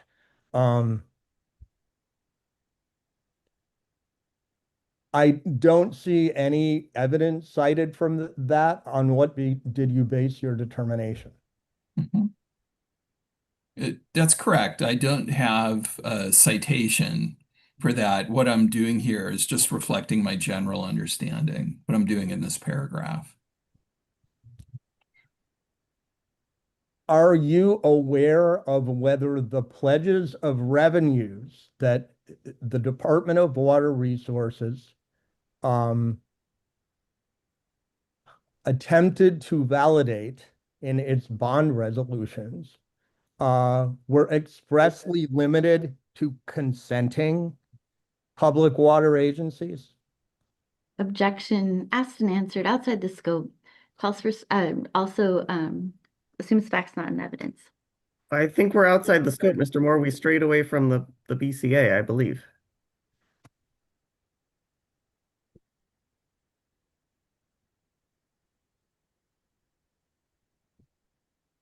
Dr. Sunding, is it your professional opinion, and here I'm referring to your opinion as an economist, not as a lawyer or anything else, that evaluation of the BCA in and of itself is sufficient to support a determination of whether approval is in the public interest. Objection calls for a legal conclusion, vague and ambiguous as to evaluation in the context of the BCA. Are you asking Mr. Moore about what the appropriate purposes of the BCA are? Is that what we're getting Well, I'm to? going to get to some further questions about that relate to the purposes of the BCA.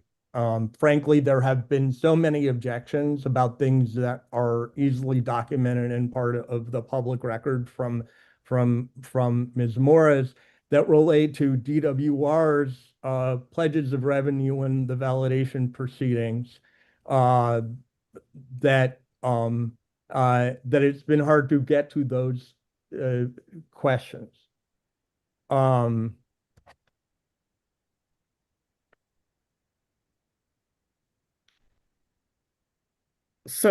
But Ms. Morris made a statement about something not in evidence, so that does relate to the content of bond resolutions. So since she made that statement, I'm hoping that I can go there very briefly and then move on to my other questions. I'm going to object to anything related to the validation proceeding. That is outside the scope of this witness's testimony. Or bond resolution, or anything legal nature about authority, because that would be outside the scope of the surrebuttal testimony of Dr. Sunding. So, the Mr. witness has made an affirmative statement about the PWA's independent determination, and Ms. Morris appears to be attempting to exclude even discussion about closely related matters affecting financing that are within DWR's purview. And those can be made in legal arguments, or if Mr. Moore thinks he has public documents, then he can make a request for judicial notice. It's still not, that doesn't make it inside the scope of this witness's surrebuttal testimony. And that's what I think. I think that's right, Mr. Moore. I mean, my understanding is that this testimony here in paragraph 4 is to explain Dr. Sunding's opinion about why the funding and financing decisions were not addressed in the BCA. Outside of that, I mean, so it's anchored to the BCA and the scope of the BCA. I don't understand this testimony to be anything other than that, and that's my my understanding. So with that framing, I think this additional conversation about how these decisions would work are outside of the scope because we aren't anchored to the BCA, that Dr. Sunding has not expressed an opinion about that issue. But if you can tie it back to the scope of the BCA and his opinion about that, I think we can explore that.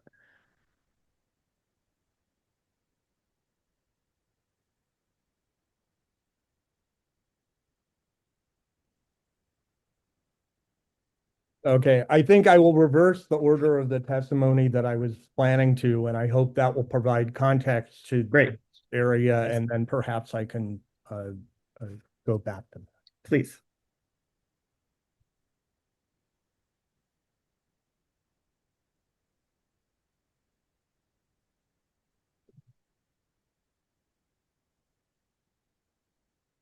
Dr. Sunding, in lines 23 to 25, you refer to the budget and rate setting process as public, transparent, and allowing for public participation. You don't cite any evidence for that here, do you? No, I don't cite a document. This is coming primarily from my professional experience. I've helped water agencies through rate setting processes before.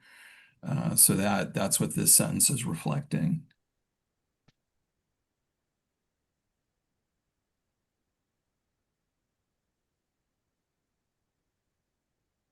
And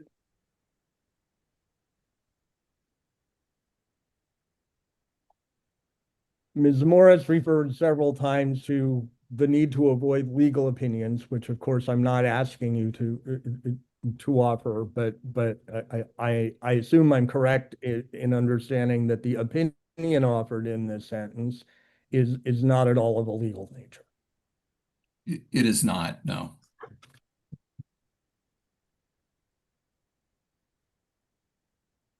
Okay, so let's go on to paragraph 5, where you refer to the rate setting process governed by Proposition 218.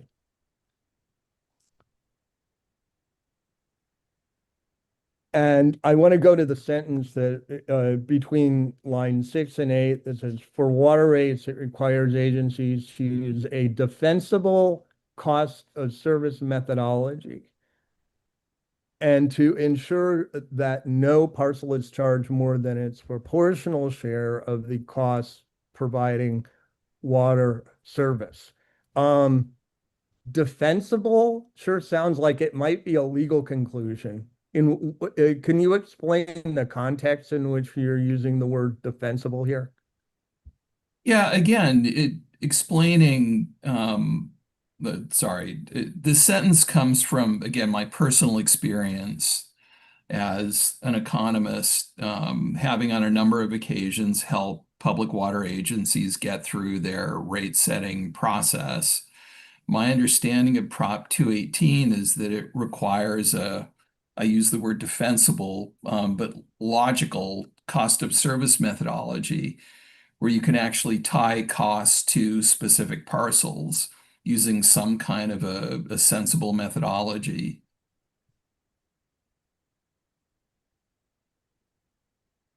But so it sounds here like you're doing something other than saying, well, this is the law. You're saying in your opinion as an economist, this is an approach that you find defensible, correct? Objection, that misstates the testimony. He specifically said in his experience in helping water agencies, it's based on his experience. Right, and not defensible by me necessarily, but defensible to their ratepayers. And it's based on what you reference here as in line 7 and 8 as no parcel is charged more than its proportional share of the cost of providing water service, correct? That's my understanding of what Prop 218 requires. Are you aware of whether that Prop 218 process has faced criticism for insufficiently incentivizing conservation? Objection, outside the scope. That's not a criticism I've heard. So no, I don't have an opinion about that. Okay, I'd like to bring up Exhibit CWIN 502. There's a number of exhibits for cross-examination that we uploaded, I believe, this morning. Are there others we should move over at the same time, Mr. Moore, that you anticipate using? Well, we had 500 through 505. Okay, thank you. Let's see how many we get through.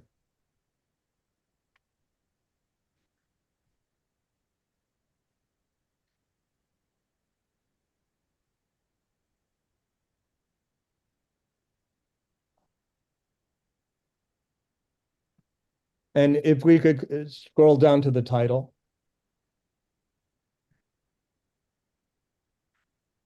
And Dr. Sunding, you can see that this is an August 27th, 2025 post of the Public Policy Institute of California. Yes, that's what it looks like. Okay, and if we could scroll down to the next page.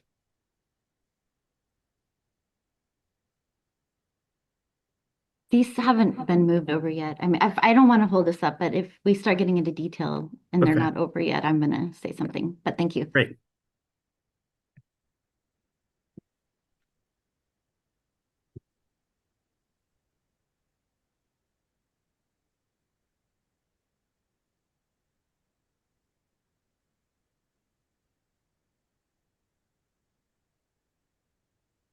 I'm okay proceeding unless we get into a lot of detail, but I'm sure they'll be over just a second. It's just a glitch.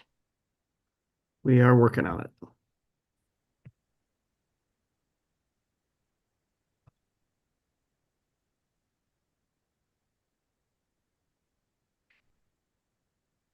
And when you're ready, Mr. Moore, I think you can proceed.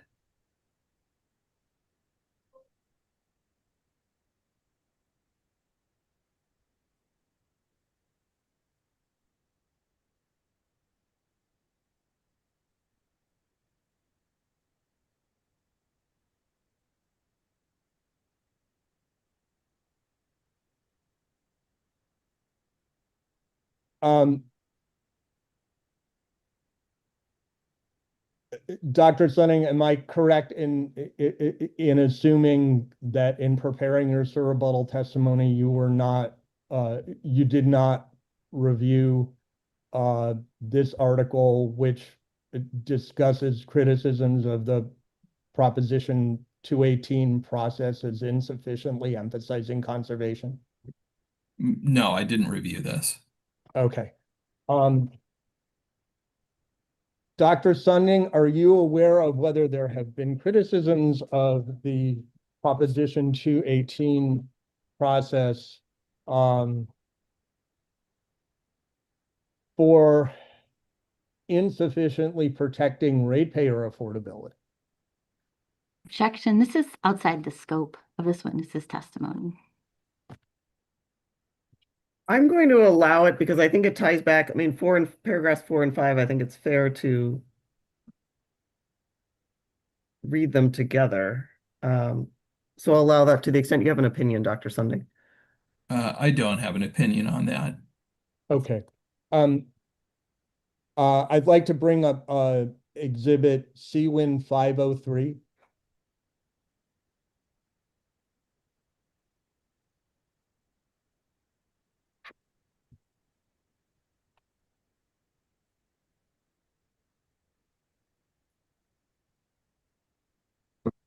And you can see from the title that this is a report called the Water Renaissance for California. And it was put out by a number of organizations, the Sierra Club and Restore the Delta among them. I do see that. Okay.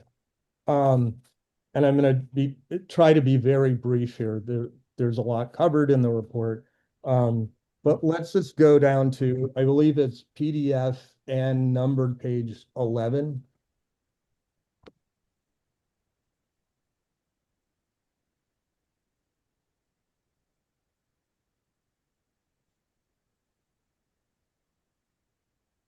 If we can scroll down a little bit more.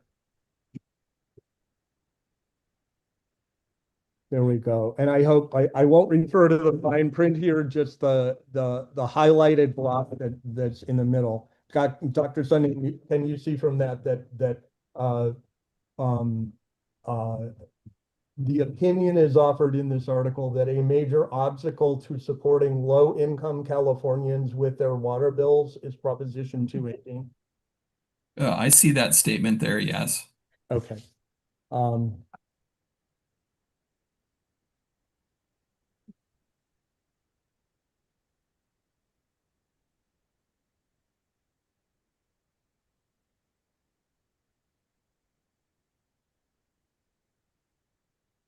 Dr. Sunding, is it your professional opinion that it's important to consider major discrepancies between who bears the costs and who gets the benefits? Objection. That's outside the scope of this witness's testimony. I think it is, Mr. Moore. I think once again, we're back to this relationship to the BCA. Can you narrow this in?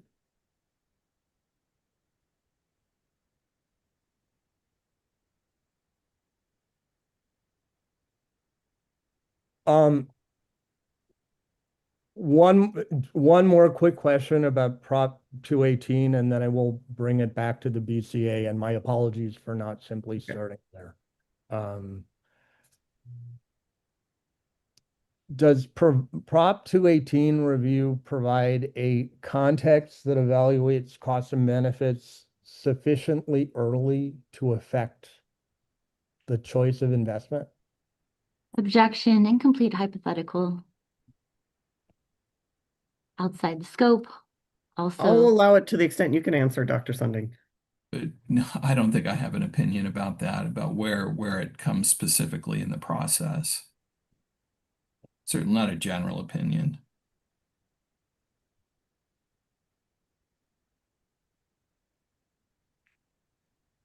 So going back to the content of the BCA,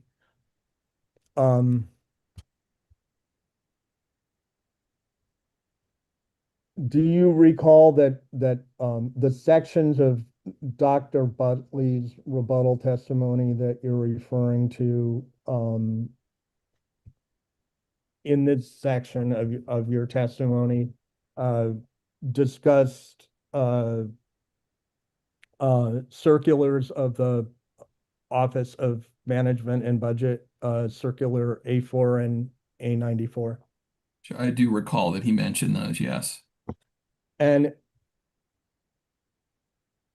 your written rebuttal testimony did not include any further analysis on that subject, correct? I'm sorry, which subject?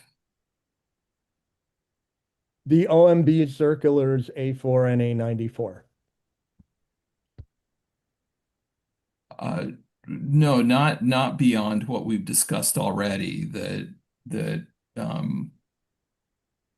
inclusion of a cost allocation or a financing plan that's not consistent with federal guidance as laid out in A4 and A94. That I said both in writing and orally, and I believe that to be the case.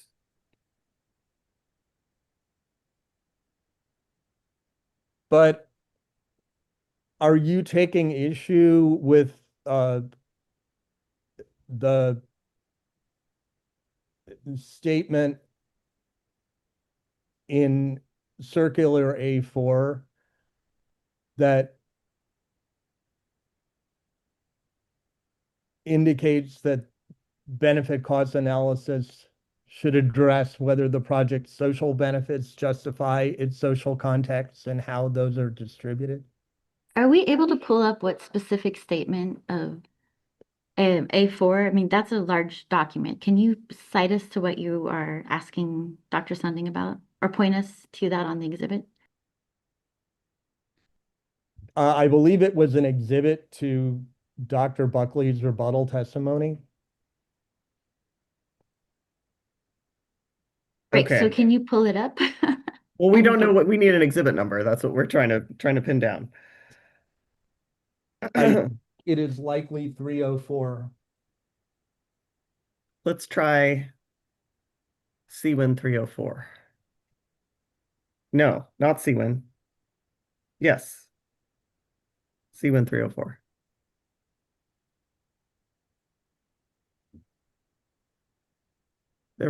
Okay. Are we on the right track here, Mr. Moore? Looks like it. I hope so. Sorry.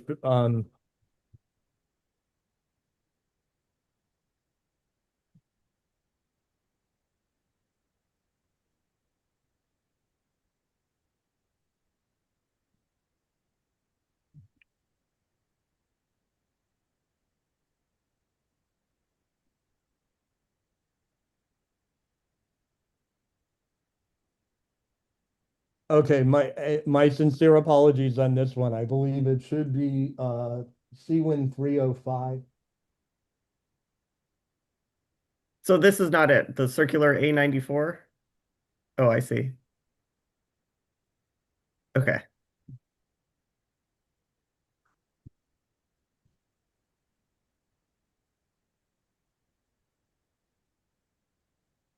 Oh, goodness.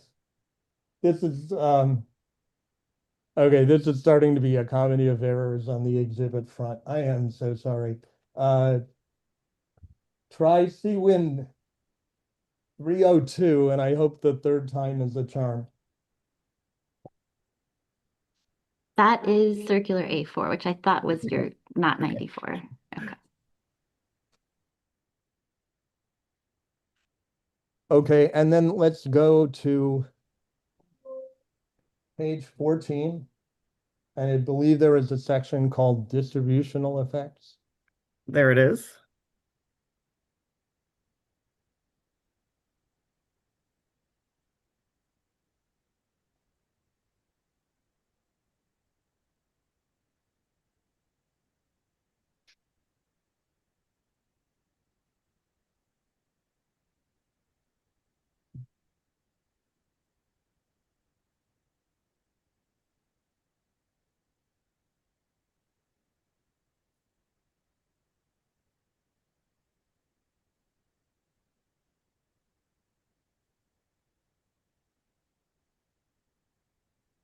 And it is likely hard to read, but Dr. Sunning, do you see the in the second paragraph under distributional effects, there's a sentence that says, your regulatory analysis should provide a separate description of distributional effects, i.e. how both benefits and costs are distributed among subpopulations of particular concern so that decision makers can properly consider them along with effects on economic efficiency. Yes, I see that. Do you disagree with that statement? Objection. I'd like to, I think this is outside the scope. The references to the OMB and the circulars were in the context of paragraph 7 and 8, and the criticisms with the BCA and the use of scenario D for metropolitan, and this feels far afield from that.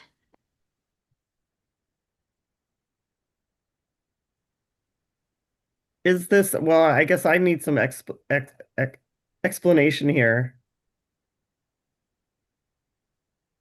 with respect. So, Ms. Morris, your objection is that the Dr. Sundig's testimony is limited to use of the OMB guidance with respect to only scenario D and not other aspects of that guidance.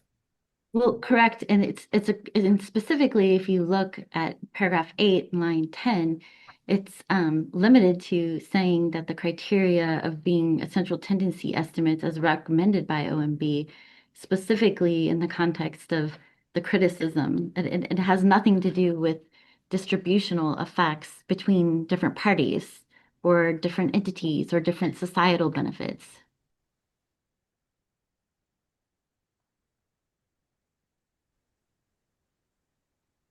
I'm going to allow the question here to the extent because I would like to understand whether this consideration of this came into was part of Dr. Sunding's considerations. So Sure. I'll look to you, Dr. Sunding.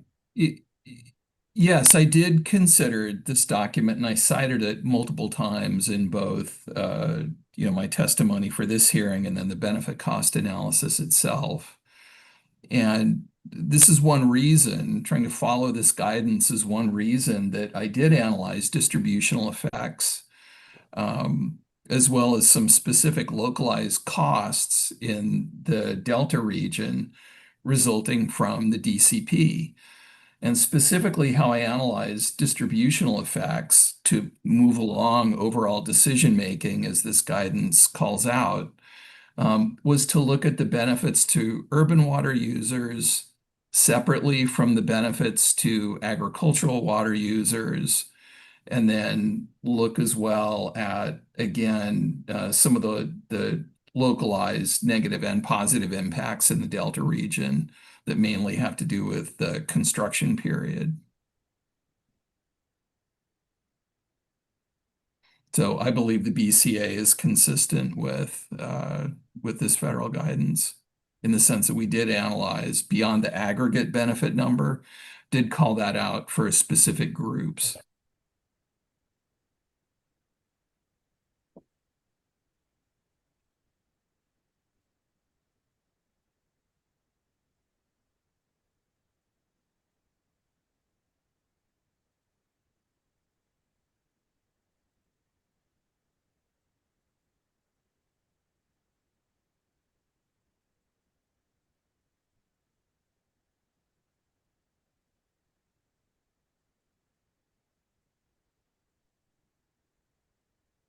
let me try to cut to the chase on the concern, and this does go back to the items that I believe are directly relevant to the process and the context of the Public Water Agency determinations.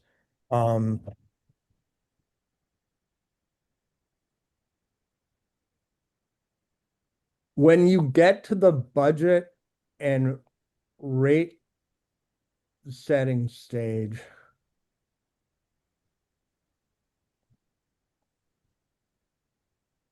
what gives you confidence that there would, or let me ask here. I'm going to rephrase this.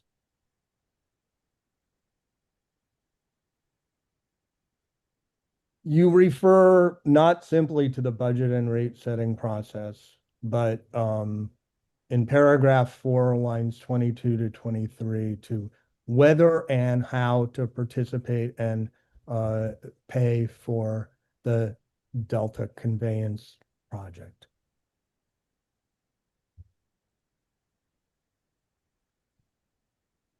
Hypothetically assuming that there are already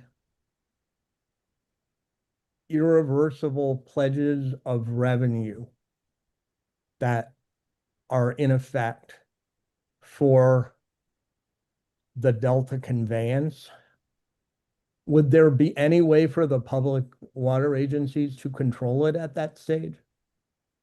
Objection calls for speculation outside the scope, vague and ambiguous.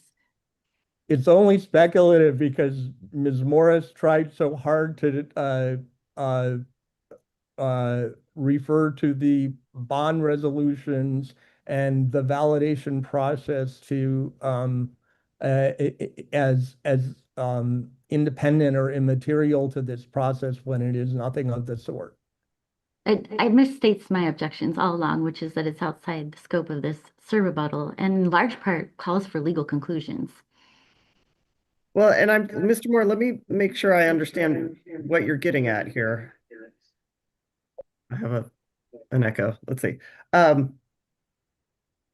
Is your question whether there are certain decisions that might be made that would then constrain what is referenced here as the independent determination of whether and how to participate in and pay for the Delta Conveyance project?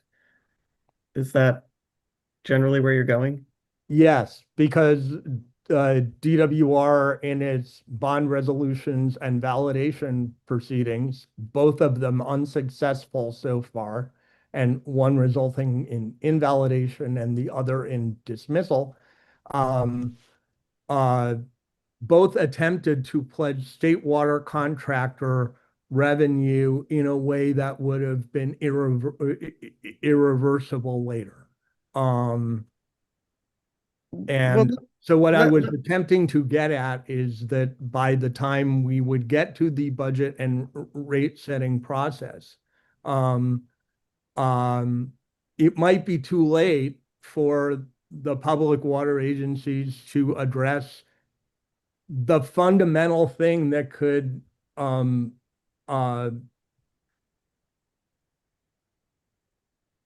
prove catastrophic to ratepayers. And I'm just going to object to that mischaracterization of the law. A validation only validates authority. It's not a actual bond issuance or legally binding as a bond issuance. So again, this is outside the scope. And if Mr. Moore wants to make these legal arguments, he can. Well, let me But jump in not here with this witness. with a question that we'll try to tie this back in. Dr. Sunding, I'll ask the question. Dr. Sunding, does would any constraints on the decision making by a public water agency as to whether and how to participate in a project, in your opinion and professional opinion, should any of those constraints or considerations be incorporated into the BCA in some way?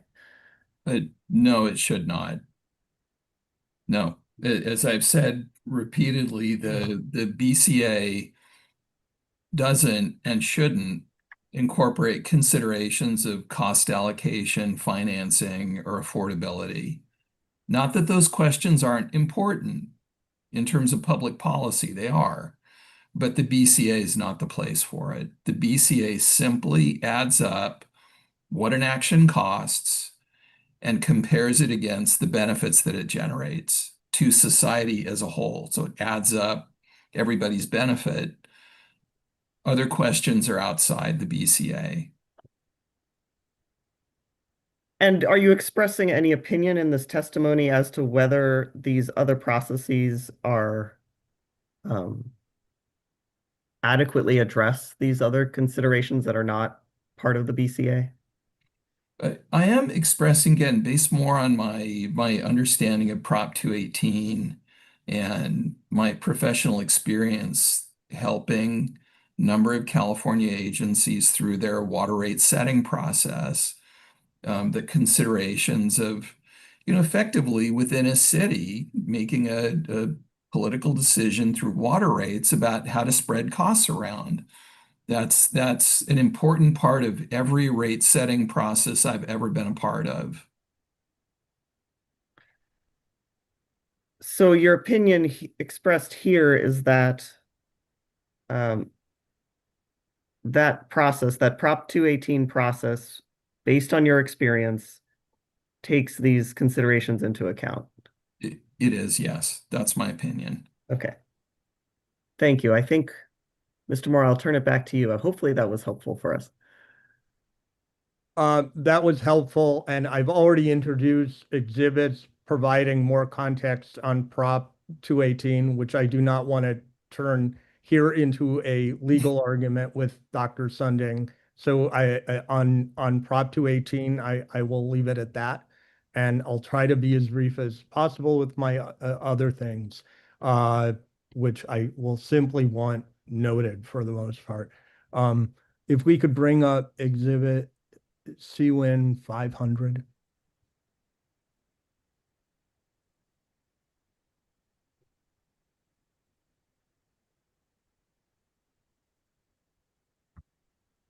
And if we could scroll down just a little bit. Sorry, can we ask if the witness is familiar with this so that we have a foundation, if we can even be asking questions about this, or? Well, that was actually going to be my one question and one and only question if Ms. Morris had allowed me to ask it. Well, we were scrolling to a different page, so it'd be hard to answer that question without seeing the front page here. We were scrolling to the summary on the first page, which is in small print. My apologies. Dr. Sunding, the exhibit that is up here is the case of Department of Water Resources versus the Metropolitan Water District of Southern California, a decision of the Third District Court of Appeal. And I don't know if there's a way to enlarge the case summary. But And Mr. Moore, can you just remind us of the date? I saw it up there was 2025, but the date of this. December 31st, 2025. Thank you. The text of the opinion notes the subsequent dates in which it was modified on denial of rehearing and then reviewed denied by the California Supreme Court on April 15th, 2026. But Dr. Sunding, can you see under holdings, the first sentence says the Department of Water Resources, DWR, lacked authority to issue revenue bonds under Water Code 11700 for a Delta program defined as facilities for the conveyance of water in and about and through the Sacramento San Joaquin Delta. Because DWR's authority to make further modifications under Water Code 11260 required consistency with the Feather River project. Am I correct in assuming, Dr. Sunding, that you did not review this decision in preparing your rebuttal testimony? Yeah, that is correct. I'm not going to object to the question, but I would like to strike the reading of Mr. Moore into the record. Stricken, the document speaks for itself if it comes into evidence, so. Exactly right. That's all I need from that exhibit. I just now like to bring up exhibit C-Win 501.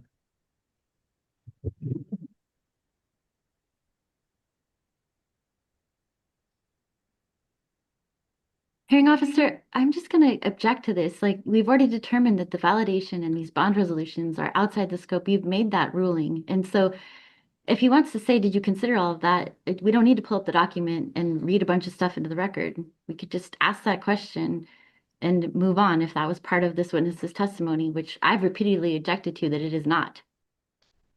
Mr. Moore, it sounds like an efficient approach, possibly.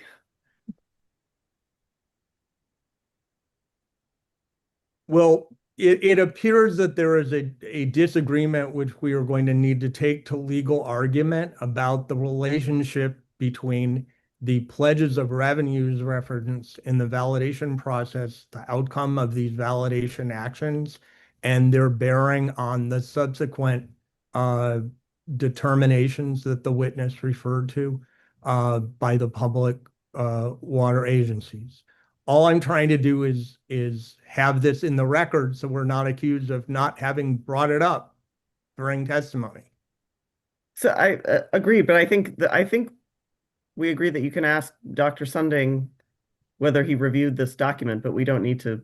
That's all I was going to ask. Great. Dr. Sunding, have this document that is up, did you review it in preparing your rebuttal testimony? No, Your I didn't. rebuttal testimony, sorry. No. Okay.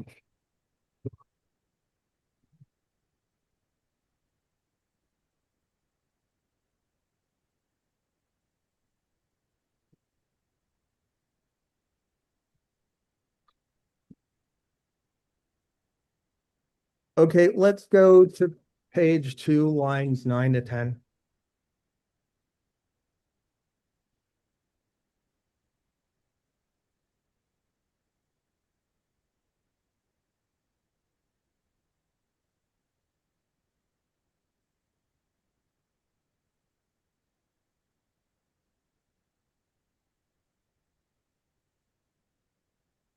And there's the statement here, accordingly, affordability concerns are not ignored. They are addressed in a forum where they can be evaluated most directly and meaningfully. Now, the phrases used here are addressed, but if I understand your responses to earlier questions and your testimony, these have not yet been addressed, correct? Yes, that's right.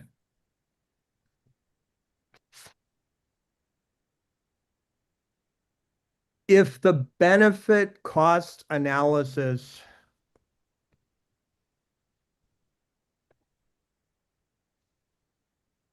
does not address these affordability concerns, how is this body and this determination on the change petition expected to evaluate whether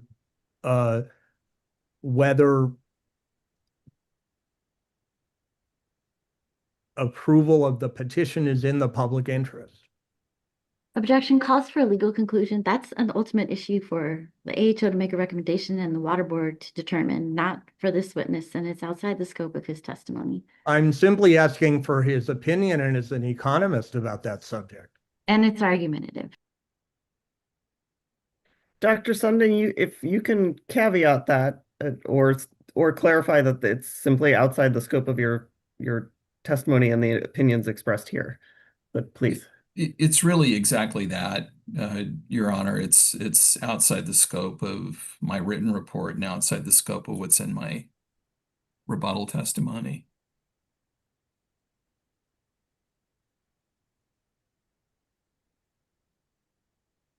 Okay, let's go on to page 3, lines 3 to 10.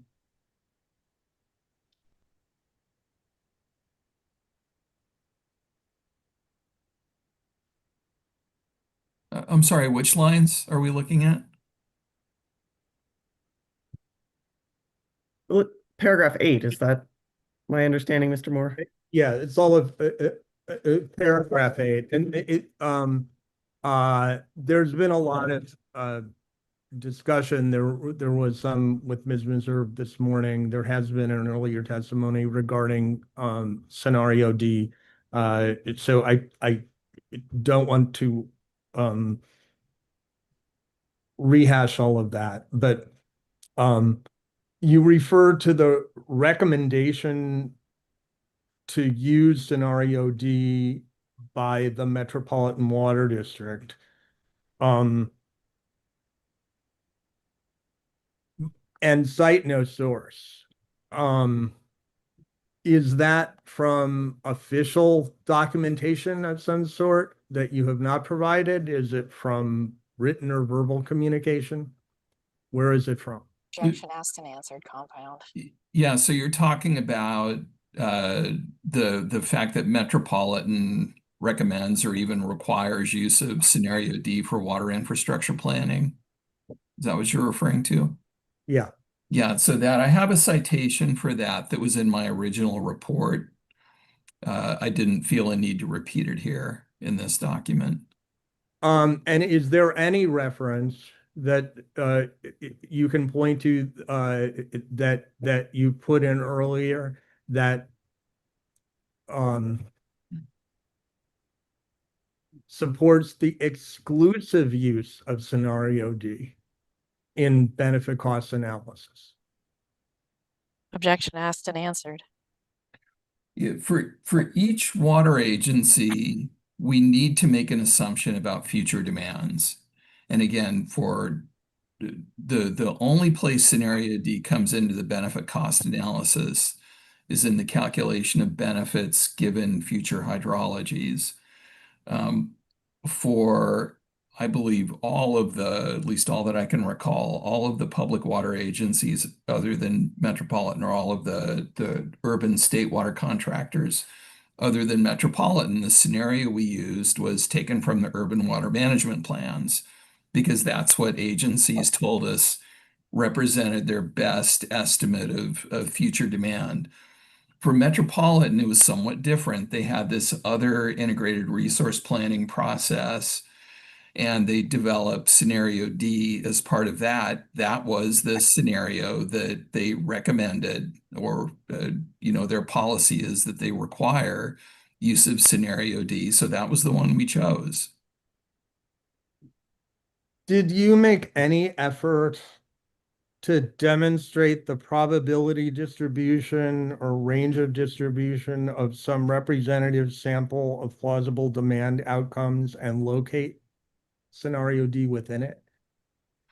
No, Metropolitan has described in its own documents why that's not possible to do. And they don't assign probabilities per se to each of these. There are 4 alternative scenarios, but they've been pretty careful about not using them to calculate an expected value. But scenario D is the one that they pay the most attention to because of the risk preferences, ultimately, of their ratepayers and some of the negative consequences that flow from water shortages. It's a scenario that they believe is realistic and that they have to plan for.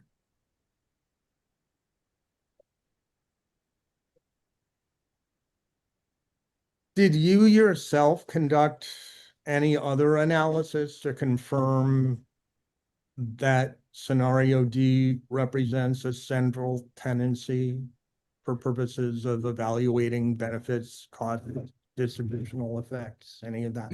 Sure. So it's really 2 things that I mean by that. First is that scenario D, I looked at all the assumptions that go into it. I read documents from Metropolitan describing how they view scenario D. I had some conversations with Metropolitan, like we had with all of the urban state water contractors, about their future demands. And it was pretty apparent to me that scenario D wasn't a worst case scenario, which is what Metropolitan has written about. prior to the BCA. But the second thing I mean by central tendency is that another dimension of uncertainty is that we don't know exactly what the future climate is going to be like. And clearly the benefits of the DCP depend on future climatic conditions. That's one of the major motivations for the project. But I looked at a number of alternative climate scenarios, some of which are more favorable for water deliveries, others of which are less favorable for water deliveries. And in a sensitivity analysis, calculated and recalculated the benefit cost comparison under different future climatic conditions. And the ultimate number that I came out with was in the middle of the range, and therefore meets the criteria of being a central tendency.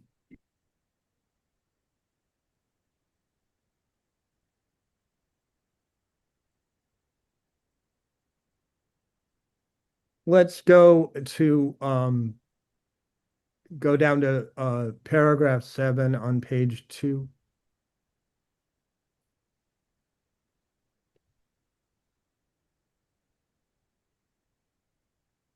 And there's the statement that the main driver of uncertainty and benefit estimation for the DCP is future hydrologic conditions. Yes.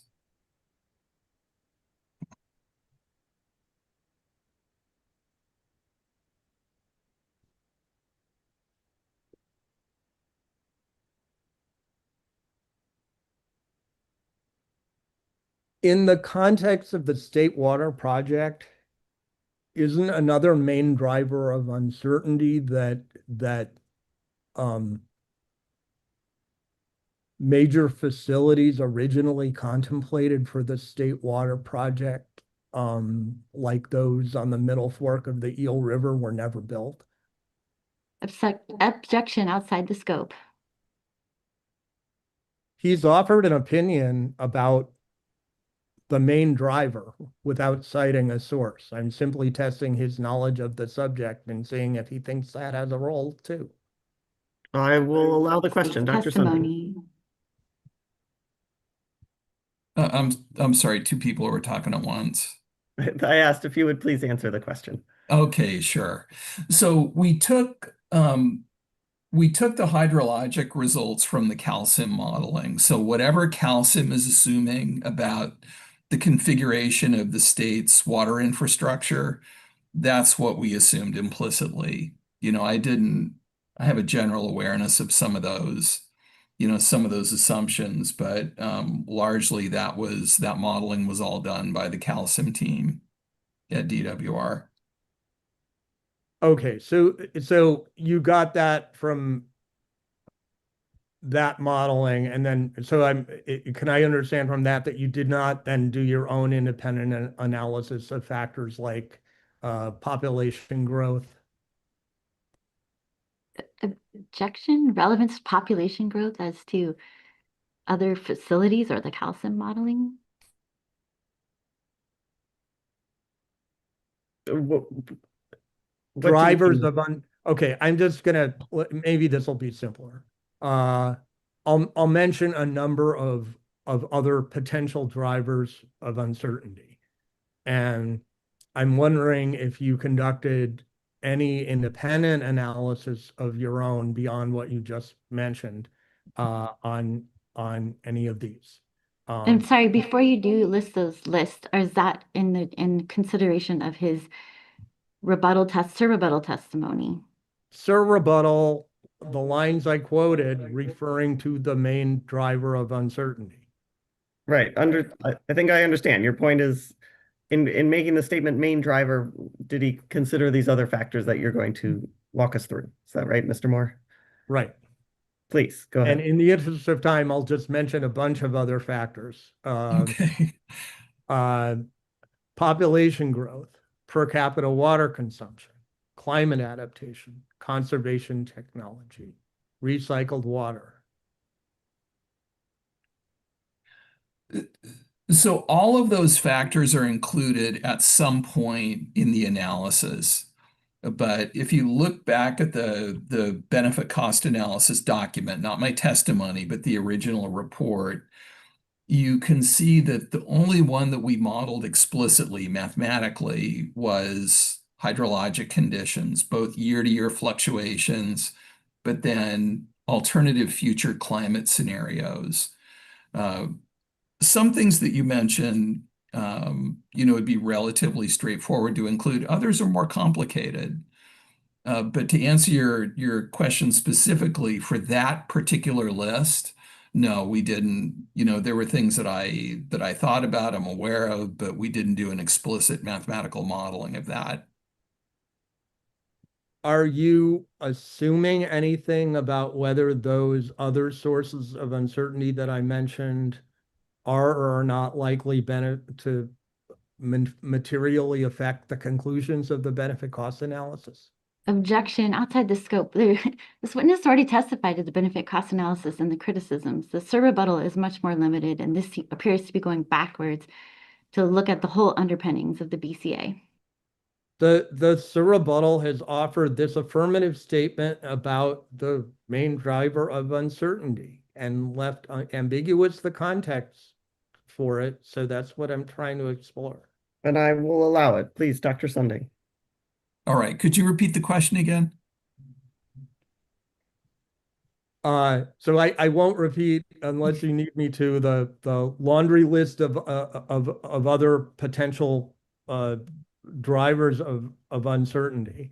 Are you making any assumption about whether those other sources, in other words, besides future hydrologic conditions, are not likely to materially affect the conclusions that you drew in the benefit cost analysis? Some are more likely to. Now, material is an adjective that you threw in there, and that's debatable. But in general, all of the factors that you mentioned, they're ones that could impact demand and ultimately the benefit estimation. There's just a limit, given the complexity of the California water system, there's a limit to what anybody can do in an analysis. And I know that may sound defensive, but it's actually true. So I incorporated what is, I think, by far the largest source of uncertainty that affects the benefits estimation. Are there other things that could have been included? Sure, that's always the case. But I included the one that my own work has shown is the largest source of uncertainty. And we got a whole range of outcomes that results from that. I'm sorry. Did you consider conducting sensitivity analysis for the other scenarios that from MWD, the A through C? No, not really. That wasn't ever part of the scope that we submitted to DWR. And why not? Partly a question of resources, also a question of, I wanted to be clear about what the bounds of my analysis were, as opposed to inputs that we were getting from other people. And that, is normally the case in a benefit cost analysis of an environmental project like this one. So for example, I got the hydrologic modeling from CalCim. That came from the DWR team. Assumptions about future water demand, which underpin the benefit cost analysis. Again, that came from the urban state water contractors, and I was clear about what those sources were. But those came either from the urban water management plans or this IRP process that Metropolitan has ongoing. So that wasn't part of my analysis. I rather took that information from other sources.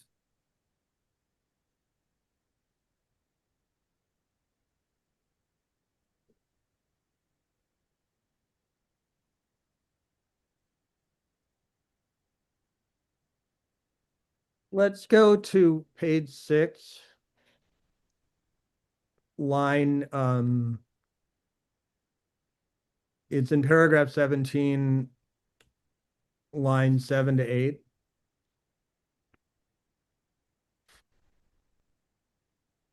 And there's the statement here that seawater desalination uses 54% more electricity than state water project water supplies.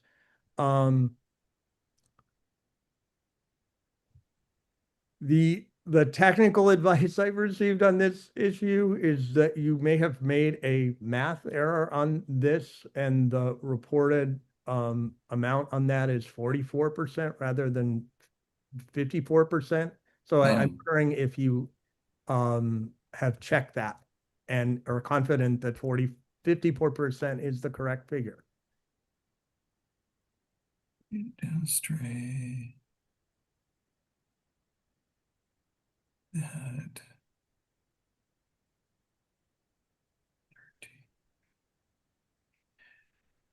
Yeah, I'm just reading the sentence above.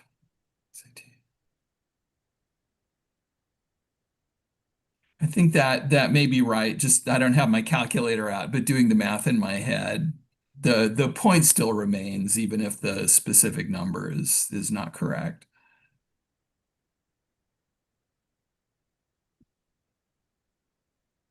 Can you just, Dr. Sunding, would you describe for me, please, which numbers, the mathematical calculation you use to get to the percentage amount that you describe here? Sure, it's simply comparing the two numbers above, 3,115 and 4,497.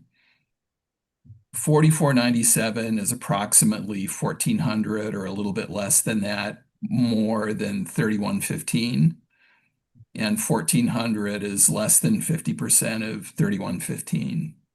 So it probably is 44% instead of 54%.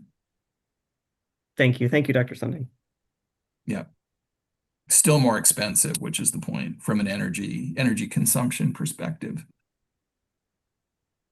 Okay, I want to go briefly to some things that I believe came up in oral testimony this morning, and in particular cross-examination with Ms. Meserve. And I will admit to not being the greatest multitasker, and so please bear with me on this. There's not much of it. Okay. In responding to Ms. Meserve's questions, do you recall testifying that it is not technically feasible to recycle 400,000 acre feet per year? Yes, I think that would be very, very difficult to pull off from a What's technical planning, political palatability point of view. I think that'd be very difficult. Do you yourself have experience in the technical aspects of wastewater recycling planning? I have experience with economic evaluation of wastewater projects. I've written benefit cost analyses of those kinds of infrastructure investments. So I have some familiarity, with the permitting process as part of that experience. And you mentioned some sort of political barrier. Can you elaborate on what you meant by that? Well, sure. Thinking about, wastewater projects can be complicated from a local perspective. We were talking earlier this morning about consideration of kind of the limited geographic extent that many of them have, because there has to be so much urban infrastructure that's destroyed and then rebuilt to make those projects work. That definitely causes controversy at the local level. I've seen it. There are other issues associated with wastewater like salinity. And I've worked extensively for the Chino Basin Water Master in the San Gabriel Valley, in Central and West Coast basins in Southern California, and issues like salinity, which is an environmental issue, but it has real impact on people. Those things can be very complicated with wastewater projects, and recycling can have implications on water quality.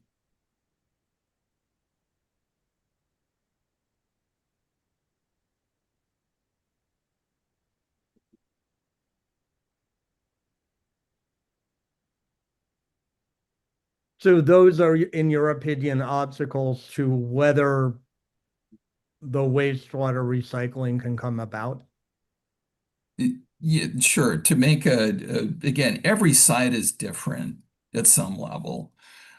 Even if the water recycling technology might be similar, every site has particular challenges. And in my view, those challenges come up pretty regularly. And would those challenges be, in your professional opinion, more formidable? And again, I'm not asking for your legal opinion, but just as an economist looking at potential obstacles, uh, would those be more formidable than having all the bond resolutions for Delta Conveyance revenue bonds invalidated? I don't think Objection, incomplete hypothetical, calls for speculation outside of the scope. Yeah, I can't make that particular comparison, but again, drawing on my own personal experience with water recycling projects, I stand by my testimony.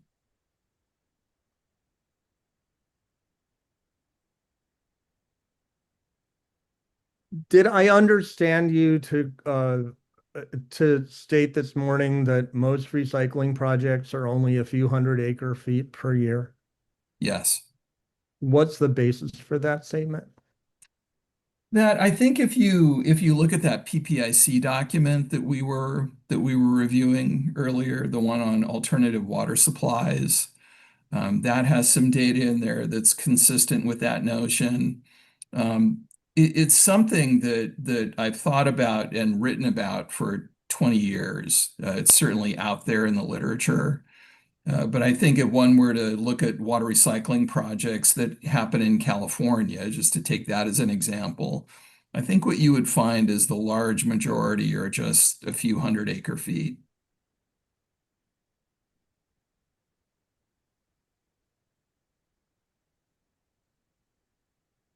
Are you aware of whether in May of this year, the State Water Board issued a press release saying that since 2019, the board has provided almost $2 billion for water recycling projects, projected to Objection. generate 280,000 acre feet of water per year when complete?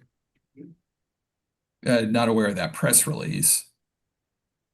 I am aware that the state has given funding for water recycling projects. Okay, so you wouldn't be aware of statements made at that time in the same release that that when complete it would be enough water to supply 840,000 households? Objection, relevance outside the scope. Well, the witness Lacks foundation. talked about the limited scope of recycling projects in his rebuttal testimony, so I think it's fair game. So And then you added a whole bunch of projects together to say that it would be a larger number, which again makes it irrelevant because he was talking about the size of individual projects, not a large number of combined projects. So, Mr. Moore, is your question, are you grounded in a document? Is there something we can point to establish the foundation for this? I don't have it in front of me now, but I know it exists and can provide it if it would be useful.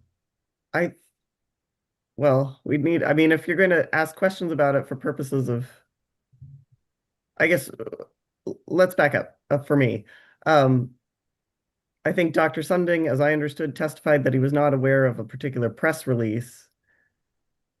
Can you establish, if you want to go in this direction, Dr. Sunding's awareness about the subject matter? I think he's already indicated he's Okay. not aware of the press release, so Thank you. I'll move on from there. Just the time Doctor- check, it's 12:04. I was just wondering if we could, I know we have a bunch of other witnesses lined up, and I'm hoping to be done with Dr. Sunding this morning, but is there significant more cross-examination? I'm very near the end. Thank you, Ms. Moore. And what my understanding is Dr. Sunding only has, well, it's now after morning, but I was planning to power through so that we can excuse Dr. Sunding and then we will take our lunch. So Yeah, I appreciate that. So Mr. Moore, please, back to you. Dr. Sunding, do you know the size of the projects funded by the State Water Board since 2019 that are receiving funding that the Water Board says will provide over 350,000 feet of recycled water? Lacks foundation outside the scope. I'm just asking whether he's aware of that.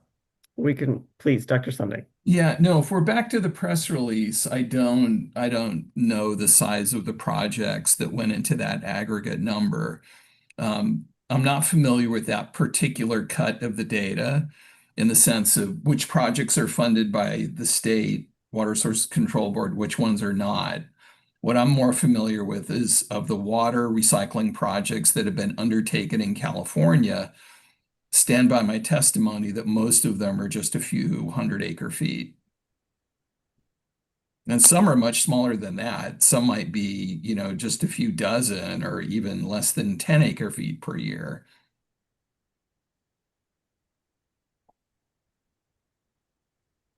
Dr. Sunding, are you aware of any mechanism that would be available to public water agencies that are state water contractors to incur indebtedness for conveyance projects if they are not determined to be part of the state water project?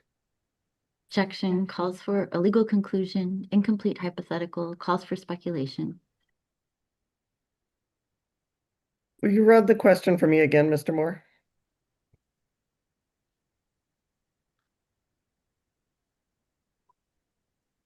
The surrebuttal testimony that you offered, Dr. Sunding, which we primarily talked about at the outset on the questions related to affordability, talked about rate and budget setting determinations still to be made by public water agencies. And I believe you already testified in response to my question that all of the public water agencies in question here are the state water contractors, correct? That's my understanding, yes. Are you aware of any authority that they have, just as an economist? I'm just asking if you're aware as an economist, not your legal opinion about this. But are you aware of any mechanism that they would have to impose indebtedness on their ratepayers for facilities that are not part of the state water project? This calls for a legal conclusion. Dr. Sunding, do you have an opinion on this in your professional scope? No, I don't. That concludes my questioning. Thank you very much, Dr. Sunding. All right, thank you. Thank you, Mr. Moore. I will look to the room just to confirm that no one else has questions for Mr. Moore. Sure. Not for Mr. Moore, for Dr. Sunding. Got me a little worried there. It's been a long morning. Excuse me. I do not have questions for Dr. Sunding, so then I will look to, it looked like Ms. Morris. Do you have redirect? I do not have any redirect, but I All might right. take you up on your offer. Get questions. You have Mr. questions Moore. for Mr. Moore? From a timing perspective, I have one question. We have Dr. Priest here, and that's a 90-minute estimate. So we plan to have Mr. Schwartz here. I know Mr. Moore had some questions, so we're hoping, because Mr. Schwartz is not available, so we do need to get through those two today. So we plan to have him here at 2:00, even though it's maybe a little early. I think then 2:00 should give us plenty of time to get Mr. Schwartz through. So that sounds fine to me. If we're lucky enough to get a break, earn a break, we can take a break. I'm That so sorry. I Please. missed the audio for a minute, and so I believe something came up about Dr. Schwartz, but I unfortunately did not hear what it was. He is going to be with us no sooner than 2 o'clock, but we understand you have questions for him, Mr. Moore, so he will be Yes, here. and it will likely only be around 10 minutes. We'll say 10 to 15 to be on the safe side, but very much appreciate his being available. And I did want to apologize for some technical difficulties that I was having this morning on my end that made it harder than it should have been to pull up exhibits and refer to them. So I appreciate you bearing out with me. Well, and thank you. And I'm always reminded this is more efficient than being in person at all times.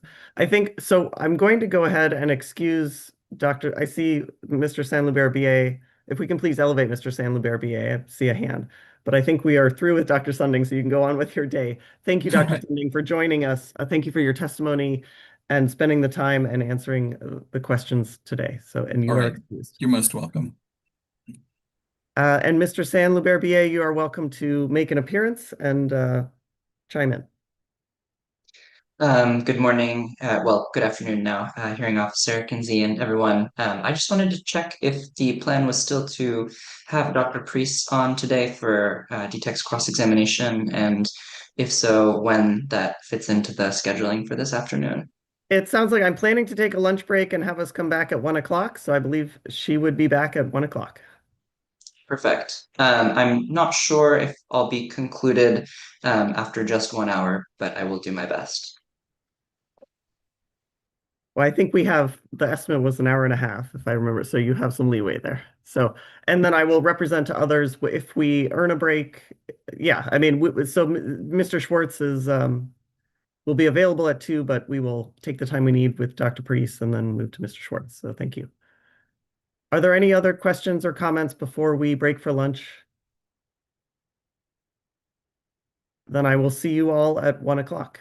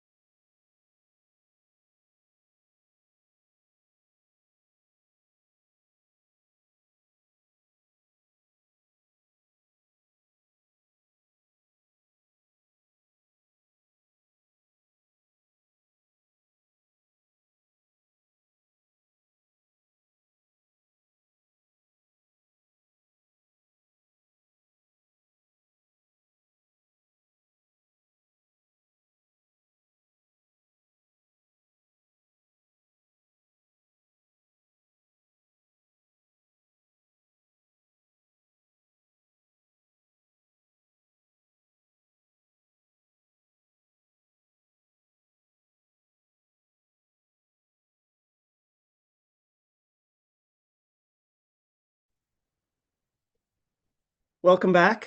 I will look to the court reporter. Are you ready for us to go back on the record?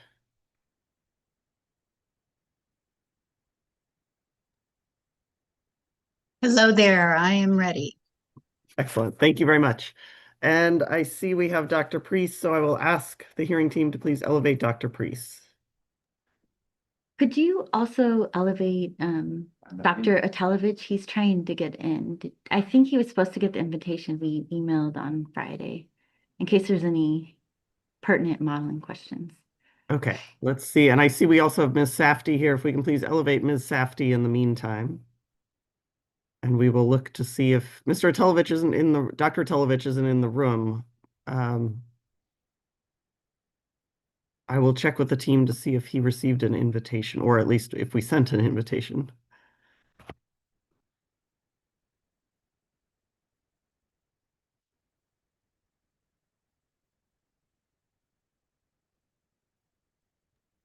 Dr. Atelovich is, I think, logging in right now. Okay, great. Attempting. And Dr. Priest is having a technical difficulty, but hopefully it's a very short one. We'll work this out. And in the meantime, we've had an appearance from Mr. San-Luberbier, but Ms. Safdie, you're welcome to make your appearance if you'd like. Thank you. This is Stephanie Safdie, Counsel for the Delta Tribal Environmental Coalition Parties. Thank you. Thank you. And we will pause for a moment to make sure we have, I see. If we can please elevate Dr. Atelovich.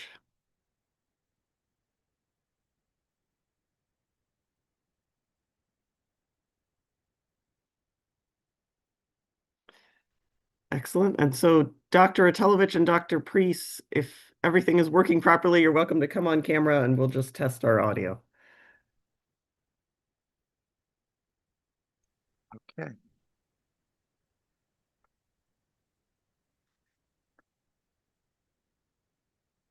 We can't, there we go. You suddenly appeared. I did. And your audio is working. I can hear you. Good afternoon, Okay, Dr. good. Atelovich. Good afternoon. Thank you. And then Dr. Priest, I understand you may have some technical difficulties. So when you are ready, or let us know if you need a short pause. Oh, short pause. I'm getting a thumbs down sign Thumbs down. from Miss Carol, who is our technical expertise.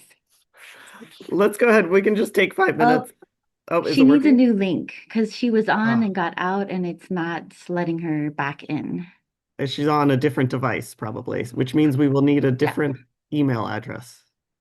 It's the same device. Oh, I don't know. Okay, we might rejoin and have her on a different laptop under Miss Carol, but let me, if we take 5 minutes, Yeah. I can work on that and get back. Sorry. And let us know. Shoot us an email if you need a new link and have an email address. We can do that too. Great. Thank you. We'll come back at 1:09.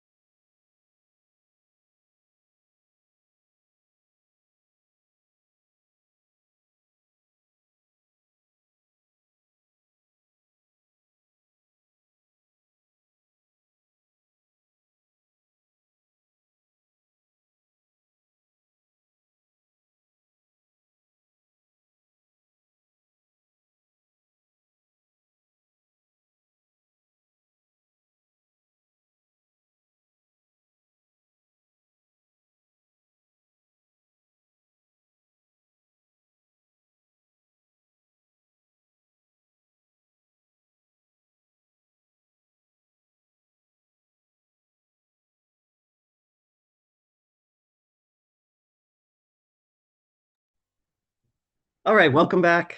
Dr. Priest, we will, before I turn to our court reporter, let's just do a mic check here. Good afternoon.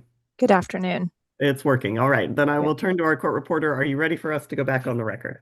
I am Hearing Officer Kinsey. Excellent. And it looks like we have our relevant parties here. So with that, and just for the record, I will note that Dr. Priest previously presented her rebuttal testimony, and we're here today for to continue cross-examination. And looks like I will turn things over to Mr. Sanlubert, BA. I understand you have questions. Thank you, Hearing Officer Kinsey. Yes, Justin St. Lubert, BA, appearing for DTEC. Good afternoon, Dr. Priest. How are you today? Good afternoon. I'm fine, thank you. I guess I'll jump right in. Ms. Mullen, would you please pull up TWR 563, PDF page 5, lines 29 through 31?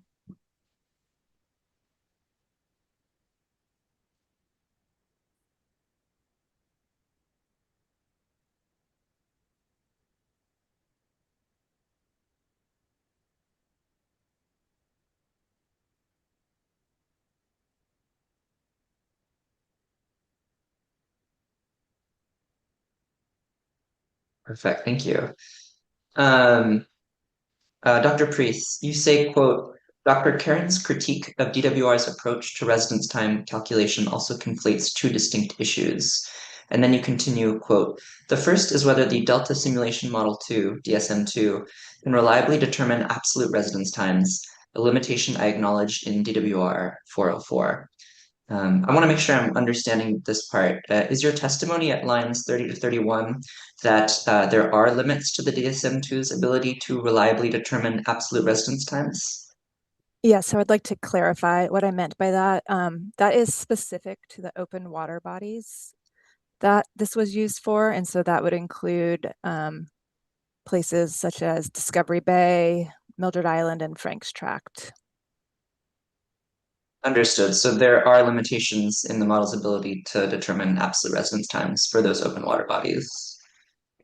Right. Yes, that's correct, but they can still be used in a comparative scenario like I did use them. And you would agree that the residence times determined by the DSM-2 model are only forecasts, and we can't know whether they will reflect actual residence times under either DCP or no DCP scenarios? I wouldn't call them forecasts. They're not predicting. They're simply modeling how long residence time is under different scenarios. And then I can use that information to compare potential changes. Thank you. So looking down at lines 37 through 40 on this page, do you see where it says, quote, DWR's analysis does not depend on the accuracy of absolute residence time values modeled by DSM-2. It evaluates the difference between baseline and DCP conditions using consistent methodology applied to both scenarios. Any modeling uncertainty in the modeled residence time affects both scenarios equally and does not bias the difference between them. Do you see where it says that? Yes, and that's what I was just referring to when I was saying that having the exact absolute residence time does not change my opinions or conclusions because I'm doing a comparative analysis between two different scenarios. And so the word difference, as you use it on line 38, does that refer to mathematical subtraction or something else? What I mean by that is that I'm looking at, in this case, two scenarios, a baseline scenario and a Delta Conveyance project scenario, and I'm looking at the difference between those two scenarios. Right, but I guess what I'm asking is when you say that you're looking at the difference between the two scenarios, are you looking at a subtraction between residence times in the DCP and no DCP scenarios? Well, in terms of residence time, I'm looking, if you go to the results section, back in my rebuttal testimony, that information is all plotted on box plots, and I'm comparing the distribution of the box plots to one another. So I'm looking at all of the information that was modeled over the 100-year period of record. And when you're comparing them, are you subtracting the values produced by the model in the two conditions, DCP and no DCP? I did provide that as an example to show some example scenarios, but overall I'm looking at the full spread of the data. Okay. So generally, if I'm understanding correctly, your testimony in these lines 37 through 40 is saying that when you look at the difference in absolute residence times determined by the model for baseline and DCP conditions, the fact of looking at that difference cancels out any inaccuracies that may exist in the model's determinations of absolute residence times, such that the difference between the baseline and DCP conditions is accurate. Is that fair to say? So the purpose of the modeling is to look at two scenarios, and it is less important if it's an exact absolute residence time. It's more important that I'm applying, or not myself, but that the modelers are applying consistent inputs into their model so that I can look at how two different scenarios, the baseline and Delta Conveyance project, would differ from one another or how similar they may be. And so, is your opinion that those differences are accurate to real world conditions as they would, real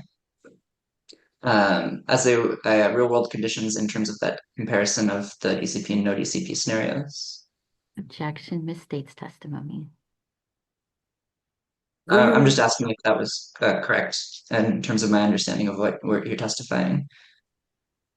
Well, okay, so Dr. Priest, you can correct Mr. Saint-Barbier if that is not correct.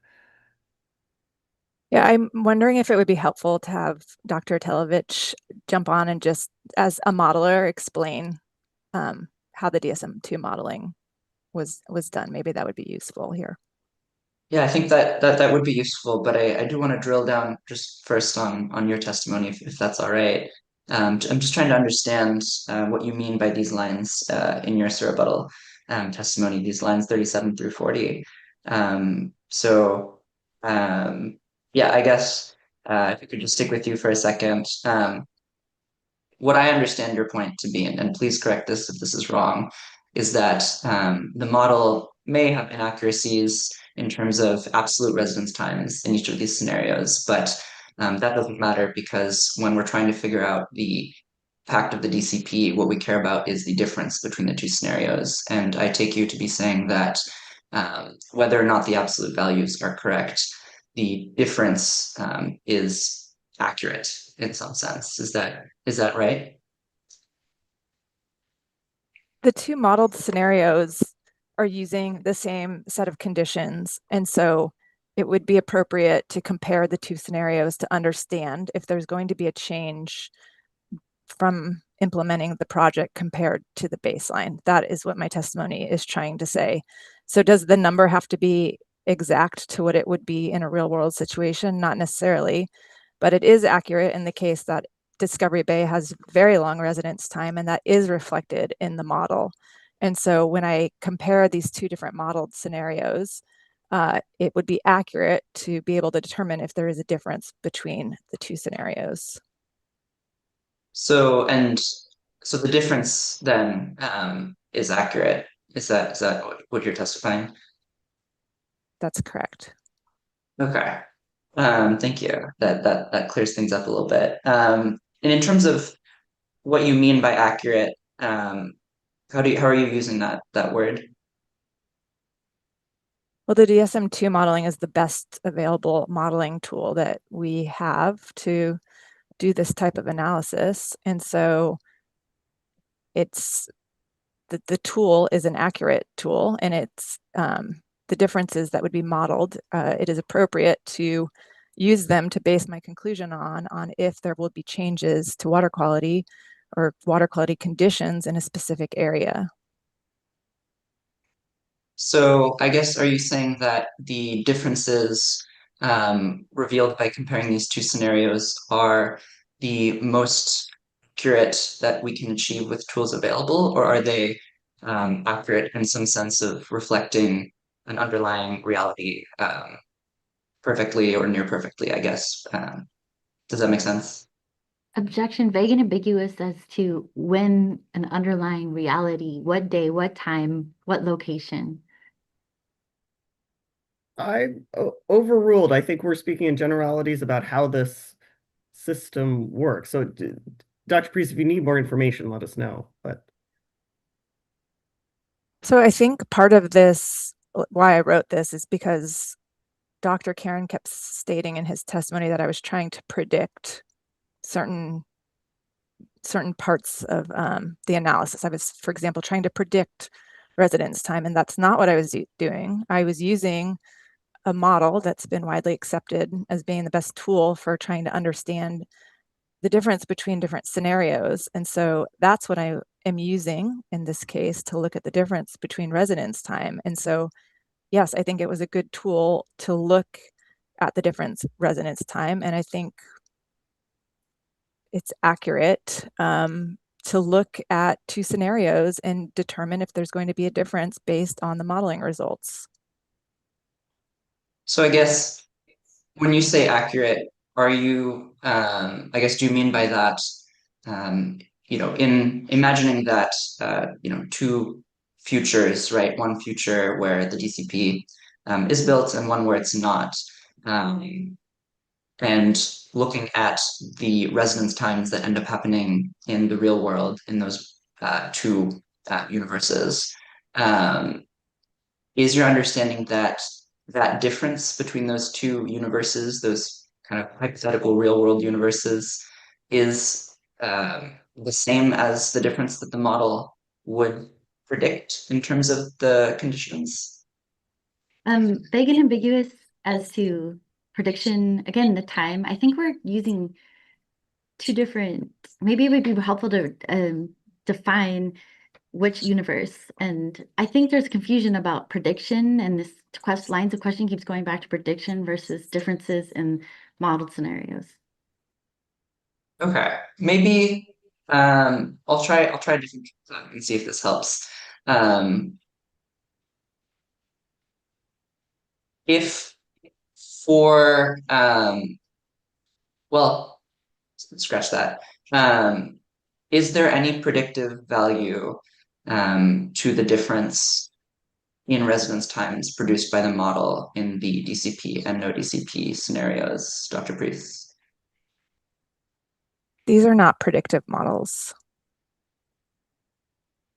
So the I guess the difference in residence time obtained by that difference in the scenarios is not indicative of any future changes in conditions should the DCP be built or not. Is that accurate? Can I jump in on that question a little bit? Because I think that, well, first of all, we've jumbled a couple of different senses of accuracy. One of them is the ability to nest a new set of assumptions within a hydrology, and 100 years of variation is an aspect of the realism. That it's one of the reasons that DSM-2 would be labeled a best available technology. It's easy to integrate with the assumptions of flow that come from calcium. It's got that workflow, and then there's the microcosm on an island. I think Dr. Priest has already mentioned that it is a simplification of open water bodies. So that's where your accuracy would be a little bit different. And one of the things that it would do is it would average over Discovery Bay rather than looking at intricate little corners of Discovery Bay. So it's going to be more of a over the whole water body kind of an estimate.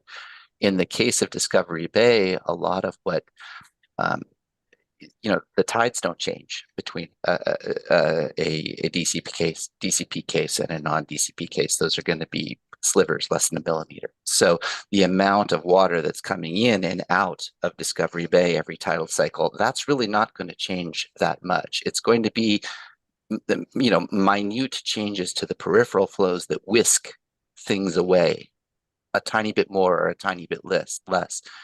In the hydrodynamics portion of the testimony, we've talked about how most changes to exports are small, but it's just going to be that small little bit of induced whisking away that will be different. There won't be a difference in the dynamic right at Discovery Bay itself. So in a sense, yes, the inaccuracies that are caused by it being a simplified single water body will be self-canceling. And it's important to juxtapose those with the other thing that I think is kind of a conceptual mistake here, which is to take one definition of residence time, as we've got this consistent one that we use throughout our analysis. But we could lurch over to the one that was used in an RMA study that was proposed by Dr. Karen. That's a very different calculation based on the difference. There's flavors of residence time. You can't, that's a very apples and oranges kind of comparison to make. And so, whereas you might have a different, maybe even a slightly better representation of the 2D area of an open water body, you have what would probably be, in modern terms, considered an odd calculation of residence time. So really, I think that a lot of this has gotten focused on accuracy of the model, but you have to remember that there isn't a single definition of residence time. That's what the Monson et al. Paper that got cited says, and it's just a fact of the matter. If you're working with the concept of residence time, you might be talking about age, you might be talking about exposure time, you might be talking about residence time, and then for each one of those, there's a different way of calculating it, and those come out with pretty different numbers.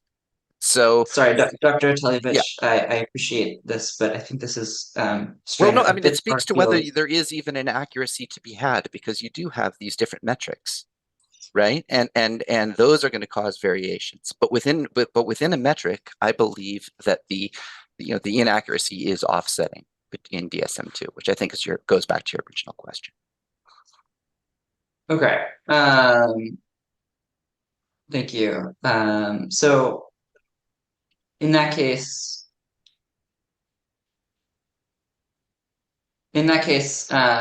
maybe Dr. Atelievich, I'll direct this to you then as a follow-up question. Sure. Is the difference in these results from the DSM-2 for DCP and no DCP scenarios, is that difference accurate in the sense that, say, for example, the models indicate a X day difference in residence time in Discovery Bay? Are the models, or is the difference accurate in the sense that those X days represent in the real world, at the median, for example, an increased residence time that will actually happen, or is that increase not connected to an increase in the real world that would happen with the DCP? Objection, vague and ambiguous as to real world versus median. The real world is not median. This is incomplete hypothetical. And I was going to ask for a clarification. Can you tell me exactly what form of residence time? So I've just mentioned all these different flavors. Can you give me a sense of which form of residence time I'm speaking to? I think maybe what would be most productive at this point is if we circled back on this point, if that is all right with everyone. I'll move to some other questions and maybe we can return to this later. Can we turn to page 14 of this exhibit, please, Ms. Mullen, lines 22 through 27?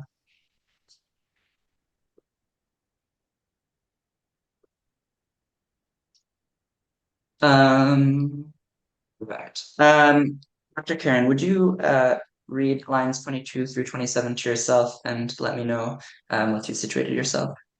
Was that for Dr. Priest? Oh, sorry, Dr. Priest, yes. Thank you.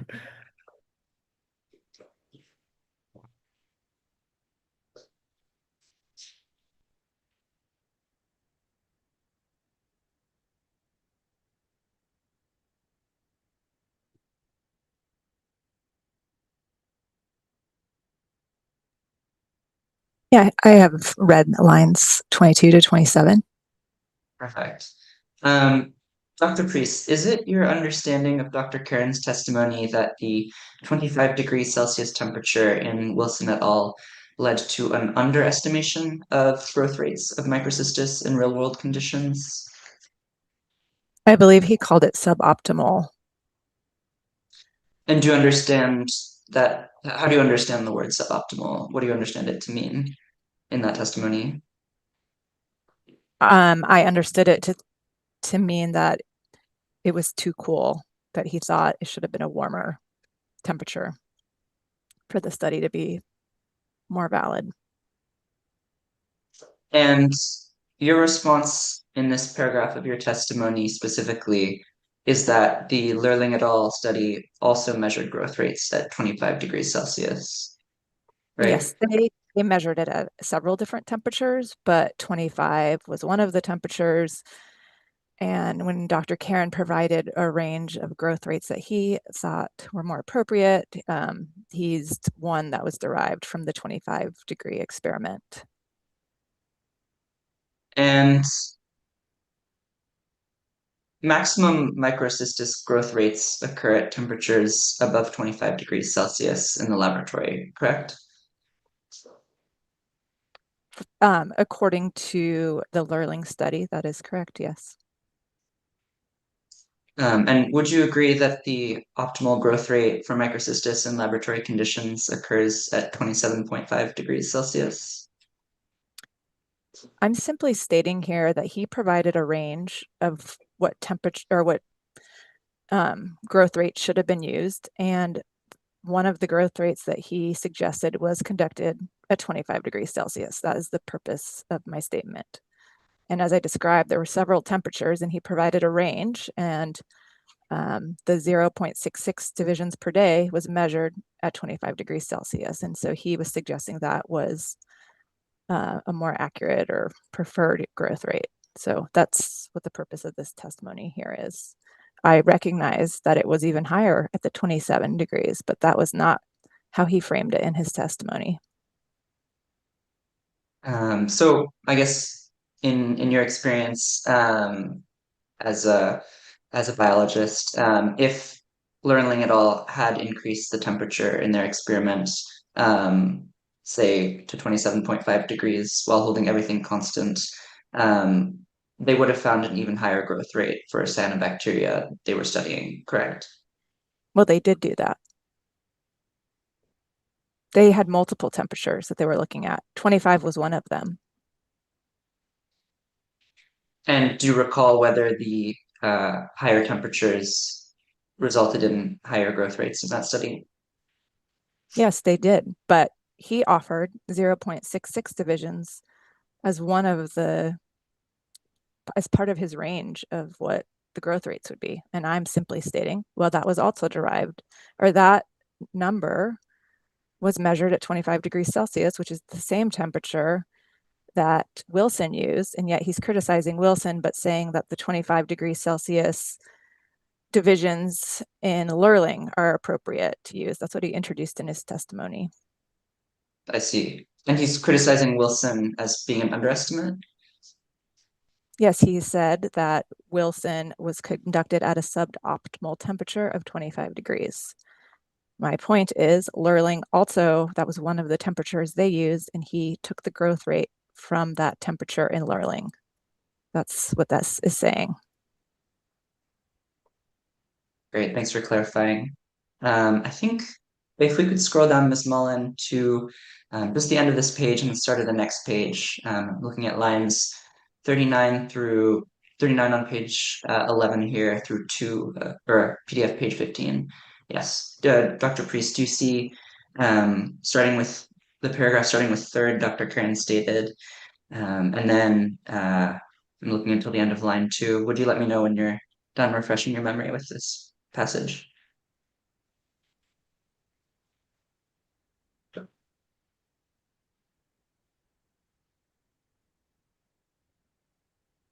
I see that. Dr. Priest, is it your understanding of Dr. Karen's testimony that the light intensities used in Wilson et al. Were suboptimal and therefore underestimated the growth rates of microcystis in real world conditions?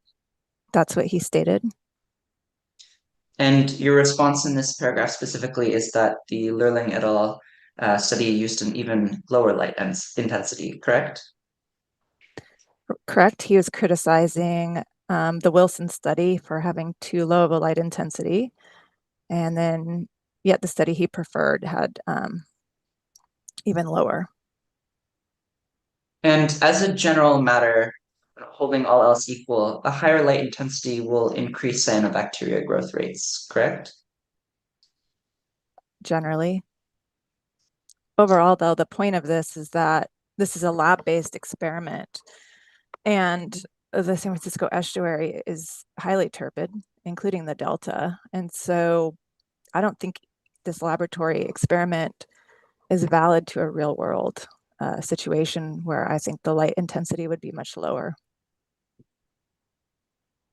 We will get to the applicability to real world conditions in a moment, but I just want to really drill down on this. You don't dispute that Wilson et al. And Lurling et al. Used light levels that were suboptimal for microcystis growth, just with regards to the light levels themselves, do you?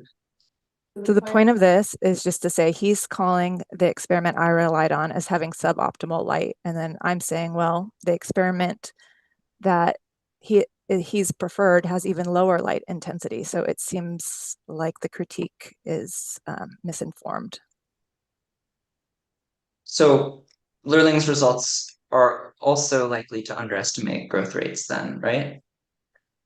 Well, that would be according to Dr. Karen's thought process. According to me, I think that they probably overestimate by quite a bit growth compared to a real world situation. My point is, how can he suggest that Wilson is using a suboptimal light and then state that this study that he prefers is better when it uses an even lower light? That just didn't make sense to me. Thank you for clarifying. Ms. Mullen, would you scroll us up to PDF page 14? I think it's just above lines 30 through 38. Perfect, we're there. And again, Dr. Priest, I don't want to read this all out, so I'll ask you to just refresh your memory of this paragraph and let me know when you're done.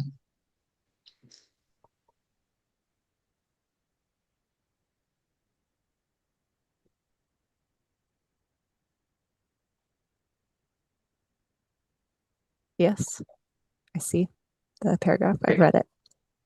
Perfect, thank you. Did the average growth rate that you used from Wilson et al. Weigh all 32 microcystis strains equally? I'm not sure if I understand your question. I used the average growth rate from that study. And was of that those average 32 strains. Do you know whether the average was computed in a way that weighted particular strands more than others, or was it computed by adding together all of the growth rates and dividing them by 32? I would need to look at that. I would need to have the article pulled up to look at that fact. Okay, well, I don't think we have to do that. Okay. But yeah, thank you though. Doesn't the representativeness of an average rate across 32 strains compared to the growth rate of one or two strains depend on the relative abundance of different strains in the natural population? Yeah, so as I state in this paragraph, the delta has 36 unique microcystis genotypes or strains. And at any given time, 1 to 3 of them are present in the water column, and they exchange relatively quickly. And so it would depend on which one of these strains was present on any given time to determine what growth rate should be used. So I think using an average of 32 is kind of the best, what I thought was an appropriate way to suggest what a doubling rate may be in the delta, considering that it's a lab-based experiment. We don't have any field-based experiments in the delta looking at microcystis growth rates. And I guess so, but when you, let me think how to phrase this. for any given natural population, whether the 32 strain average or the 1 or 2 strain growth rate is more representative of that natural population depends on the relative abundance of the particular strains in the natural population, right? That's present on a given day. Yes. Is that accurate? If I understand how you're framing it correctly, yes, I'm 1 to 3 genotypes on average would be present on any given day. And that's constantly changing in a real world, which one of those strains may be present based on a wide variety of different environmental factors that cue that strain to enter into the water column and then grow.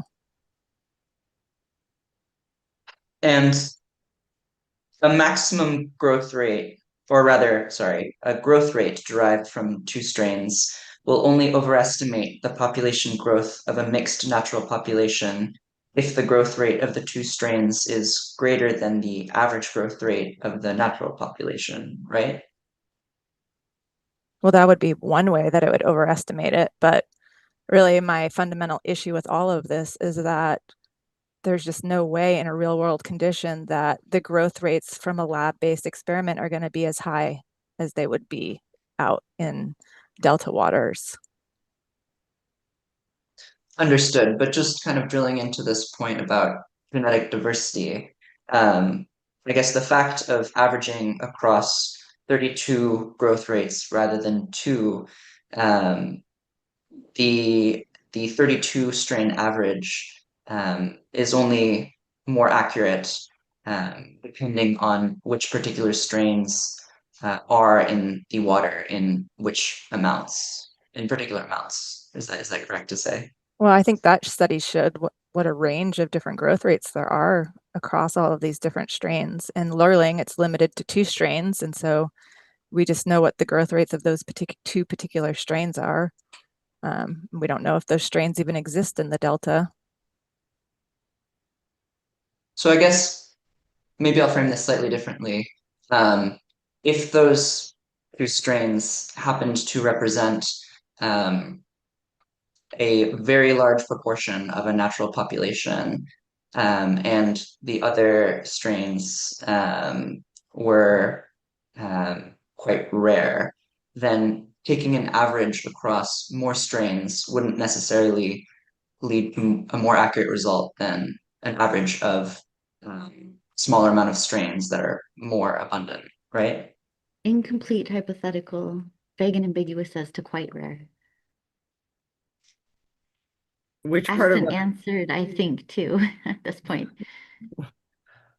what part of the hypothetical do you think are you referring to? Well, I think the witness has already stated that it's going to be very dependent on a bunch of other factors, and I don't know all those other factors, but certainly they have not been defined in this hypothetical. Well, let me look to Dr. Priest, and you can caveat if your response as appropriate. Well, I was thinking before Mrs. Moore spoke that this is it's a huge hypothetical that has been presented here. It's assuming that these 2 strains from Lurling are going to, be in the delta, which we don't know. It's assuming that a lab-based growth estimate is relative to a real-world situation, which I've explained I do not think is accurate, and which is why I have an issue with this whole kind of line of testimony in the first place. And so it's just it's a lot of speculation here.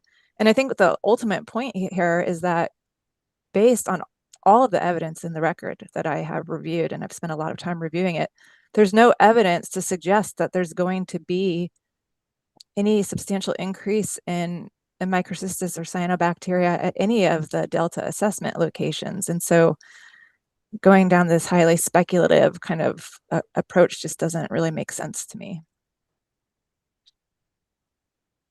Mr. Samaguerdier, back to you. Yes, please. Thank you.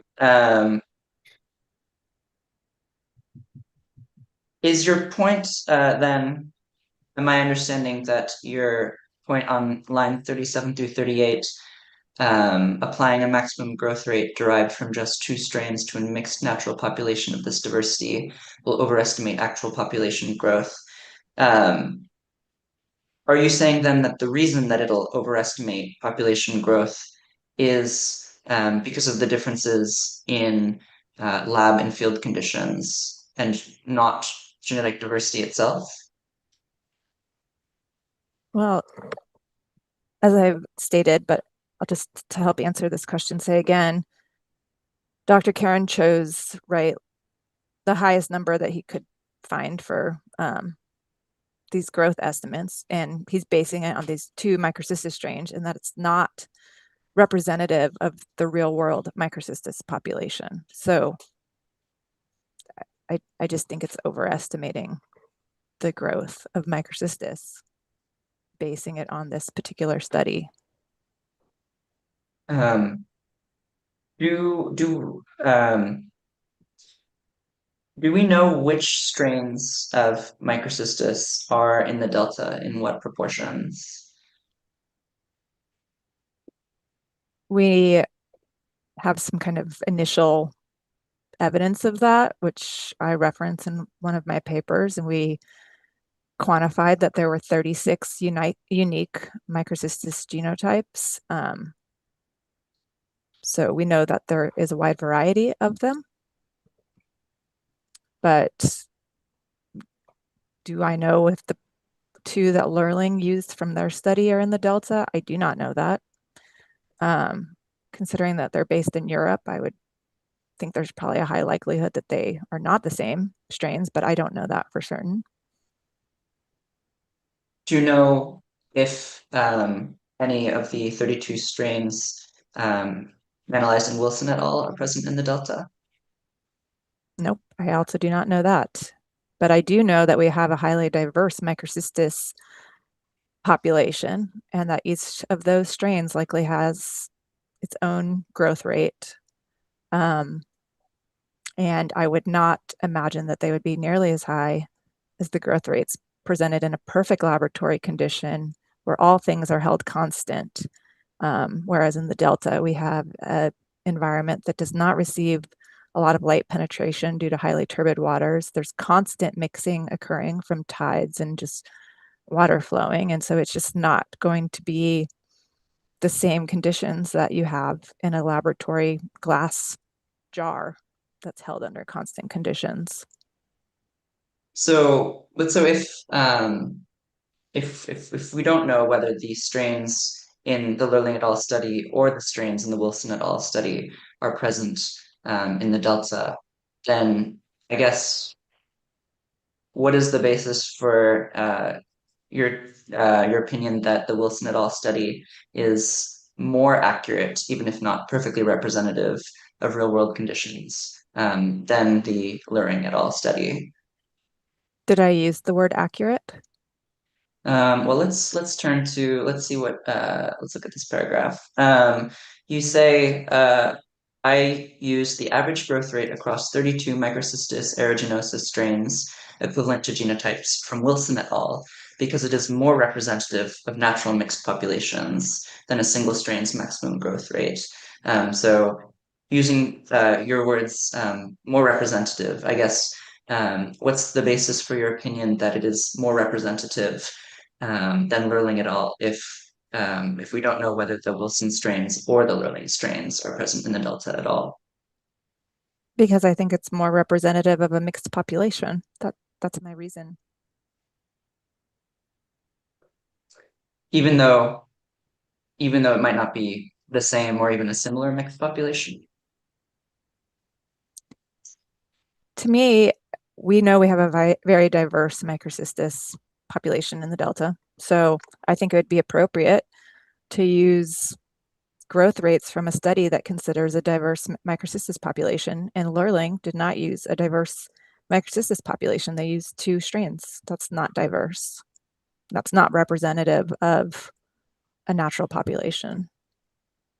But really, again, I would like to revisit the greater points here, which are, first, I don't think it's appropriate to use these lab-based experiments. I think they overestimate growth. And second, there is no evidence that I think that shows that there's going to be microcystis growth rates that would be doubling over time. And so regardless of which calculation you use, there's just no evidence in the record that I've seen that suggests that microcystis is going to be worse under Delta Conveyance Project compared to baseline conditions.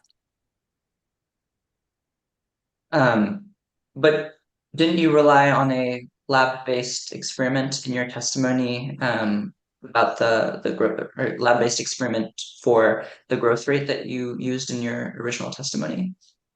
I mean, I used this as an example, but I had very little text describing it. I was just saying this, I provided it as here's an example of a growth rate that could be used if you wanted to calculate what a doubling rate would be. But my opinion is not based on the Wilson study or the Learning study. My opinion is based on all of the modeled evidence showing that there's not going to be changes to temperature. There's not going to be changes to velocity. In some locations, there may be some small increases in residence times in certain months. And all of that suggests that there's not going to be increased harmful algal bloom problems. And that is where my testimony is really focused, not on one or two of these studies that are drilling into the growth rate experiments.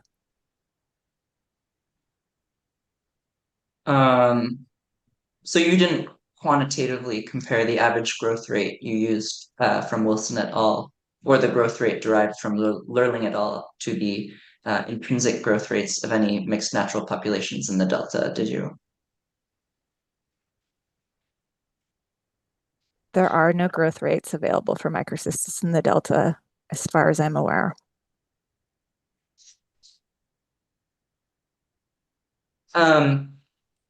If there are no growth rates available for microcystis populations in the Delta, what was the basis for your opinion that increases of residence time in Discovery Bay don't represent, quote, an ecologically meaningful change?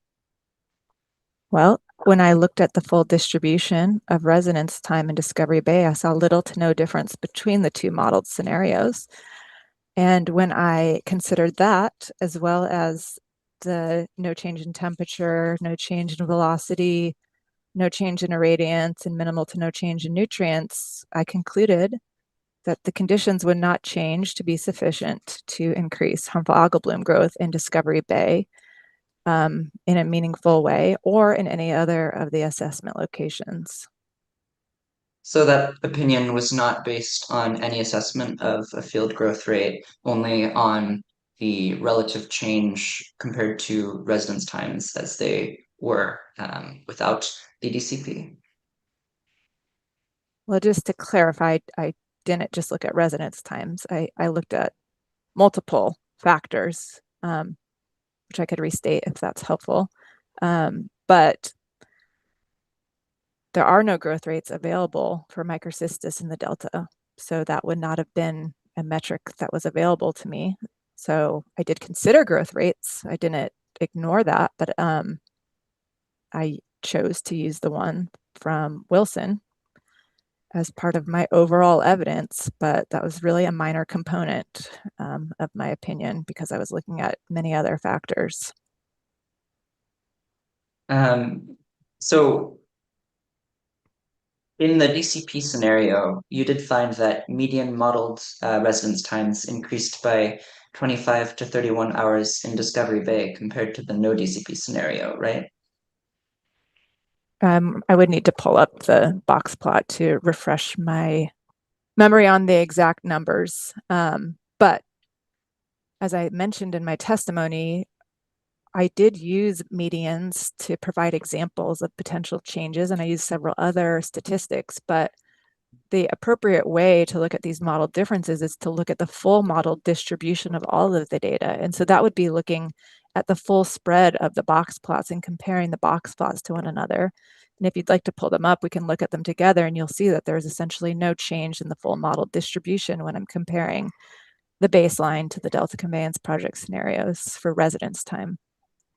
Well, maybe we could start by pulling up actually, Ms. Mullen, if you would pull up DWR 404, PDF pages 41 to 42, just kind of right on the edge there.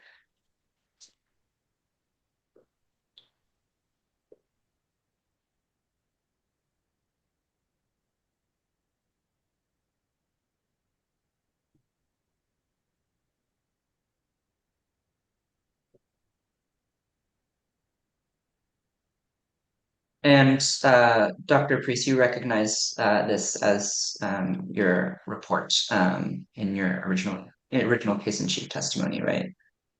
I do, but there's updated modeling that we should be looking at. This is an older set of modeled conditions, and so really looking at the Discovery Bay residence time modeling in my rebuttal testimony would be more appropriate. Well, maybe we can avoid having to pull that up if we can. I guess I'll just ask. You did find that median modeled residence times increased by over a day in Discovery Bay compared to the no DCP scenario, right? Well, once again, this isn't the updated modeling that we're using, so it would be more appropriate to pull that up. Okay. Maybe we'll get to that later. You would agree that the existing residence times in Discovery Bay are long, right? That's correct. And this long residence time is one of the reasons that CHABs develop in Discovery Bay, right? And just to clarify, I think Discovery Bay residence times are long for relative to main channel environments and even like flooded island type environments. The dead end environments tend to have longer residence times than the main riverways in the Delta. Right, right. And so I think, would it be accurate to say that the long residence time in Discovery Bay is one of the reasons that CHABs develop there? It's one of the reasons, yes, and warm temperatures.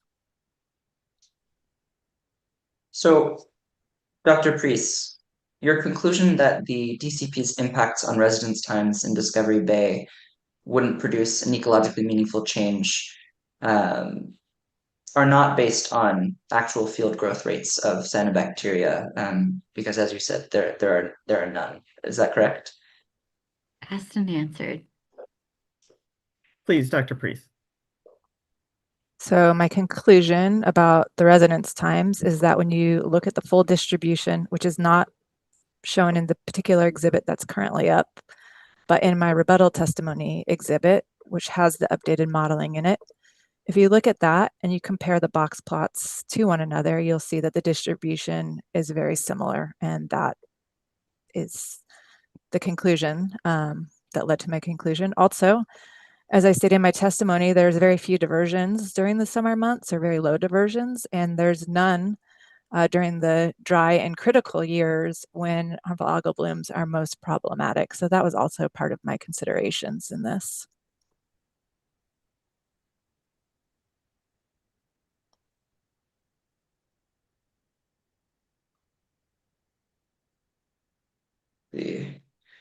Um,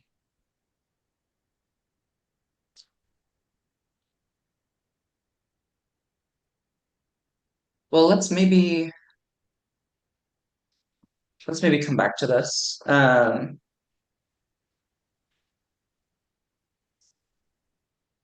Let's talk about your rebuttal report, DWR 563, Ms. Mullen, if you please, PDF page 15, lines 6 through 9.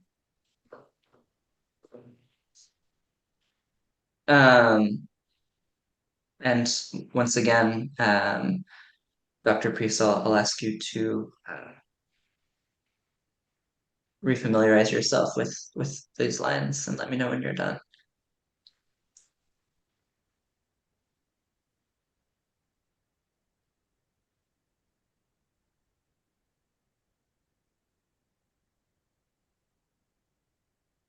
I see. Yes, I've read those sentences.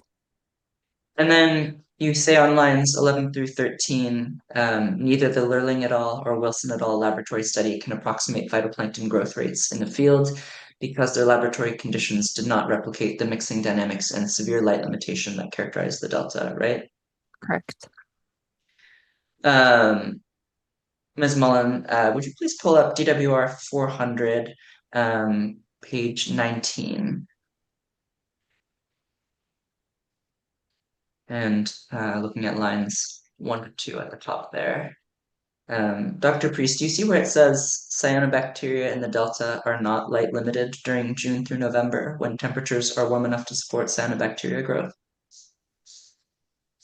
I see that. And to clarify, that's much different than being in a laboratory study with no turbidity in a water and choice of optimal sunlight or light. So they're not light limited. I know because I see the cyanobacteria growing in June through November. So there is adequate light for the cyanobacteria to grow. That's different though than saying there's as much light available as there is in a laboratory experiment. So there's more light available than for the cyanobacteria than in a laboratory experiment, at least the ones that we're referring to, Wilson et al. And Lurling et al., right? Objection, misstates testimony. Will you just try that question again, please, Mr. Sandler-Berbier? Sure. Dr. Priest, are you saying then that cyanobacteria have access to more light in natural conditions than in the Wilson et al. And Lurling et al. Studies? That's not what I said. I think the laboratory conditions generally have a constant light that is available to them. I know it does. It said both of those studies, they use 16 hours of light. And so that was where light is held steady and constant for those cyanobacteria to grow. That is not the same that is occurring in the delta where the water's mixing around. Those cyanobacteria that are in the water, they're getting mixed up. They don't necessarily have, because of the mixing of the water, they're not necessarily able to have 16 hours of steady sunlight available to them all day. So they may have, they're not light limited in the sense they can access the light, but compared to a laboratory study, they would be light limited. Because of that mixing? Because they're not getting a steady 16-hour dose of light like they are in the laboratory experiment. Dr. Priest, isn't it true that increases in residence time decrease turbidity? Objection, incomplete hypothetical, vague and ambiguous as to location. Can you be more specific or address some of those? Sure. I guess as a general matter, in a location, if residence time increases, turbidity tends to decrease, right? Same objection, vague and ambiguous as to location, time of year, time of day. Well, Dr. Priest if to the extent those are, can you make a generalized statement or do you need all the specifics? I just don't have enough information available to answer this particular question. But what I will say is that the modeled residence time, the differences that are observed across the full distribution of data it's my opinion that it would not change the light intensity. And which is why I concluded also, I specifically looked at irradiance, and the Delta Conveyance project is not going to impact irradiance. So it's my opinion that there will be no impact to that factor. Is there ever a relationship of any kind between residence time and turbidity? There may be. And is that relationship sometimes such that greater residence time decreases turbidity in an area of the delta? I just don't have enough information to answer that question. I'd like to also add that as you come to define residence time, you have to really talk about how tides are or aren't included, because what kicks up turbidity a lot of the time is tidal velocity, which is not related to many of the metrics of residence time, and which is something that would be practically unaffected by a project like the DCP. So in as much as that's what's controlling turbidity, the answer might be quite different from anything having to do with residence time. It really depends on the definition. Sure, free. Decreased turbidity means more light penetrating through the water column, right?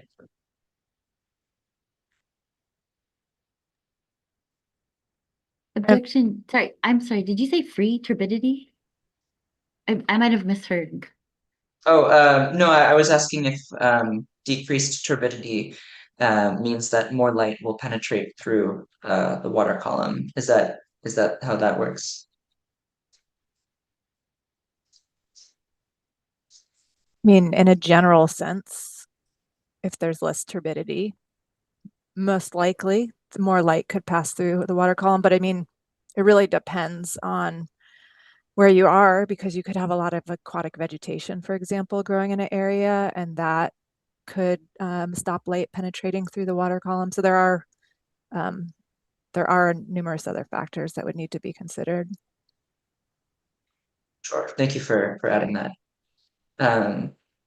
And you assessed the impacts of the DCP on turbidity at the level of the entire delta and not specific locations within it, correct? I considered, yes, there was more of a qualitative analysis on turbidity and impacts to turbidity in the delta. And that analysis was kind of looking at the delta as a whole rather than location by location within the delta, right? We could pull that up. That's not in my surrebuttal testimony, and so if you wanted to talk about turbidity, it would help me to pull up what you're thinking about right now, so that I can be refreshed for this conversation. Sure. Yeah, absolutely. Ms. Mullen, would you pull up DWR 404 at PDF pages kind of between 30 and 31?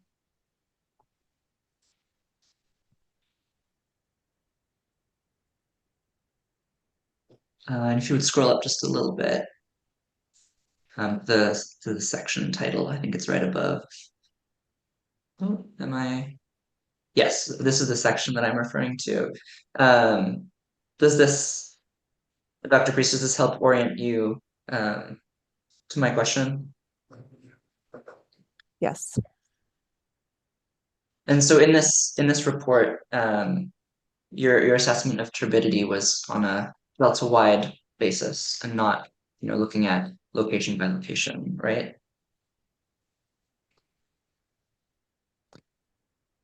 I guess I did not look at it in the same way that I looked at residence time at a variety of different assessment locations. But I did conclude that overall, there would be no change to irradiance and water clarity from the project itself. Then when you say overall, you mean on the level of the whole delta, right? Yes. Thank you. And Dr. Priest, you found that the DCP would increase residence times in some locations of the delta at some times, correct?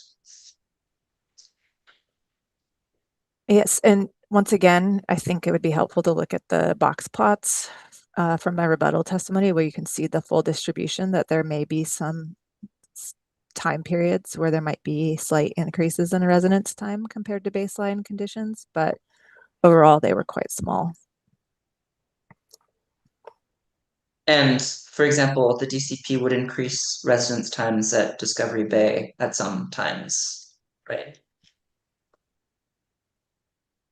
This is where I think it would be helpful to look at the box plots again. So we could look at them together, and you can see that the full distributions are very similar. There may be some periods of occasional periods of increased residence time, but not enough, in my opinion, to impact or cause more severe harmful algal blooms compared to what occur under baseline conditions. Mr. And Sandy, it's DWR 514R if you want to pull up that report with updated modeling. thank you, Miss Morris. I will remember that for the future. I think we'll get there eventually. I appreciate that. Um, just kind of putting a pin on this discussion. Dr. Priest, you did not quantitatively assess the impact on turbidity of any increased residence times caused by the DCP, right? I did a qualitative analysis and considered how most of the sediment is entering the delta, which is from the Sacramento River.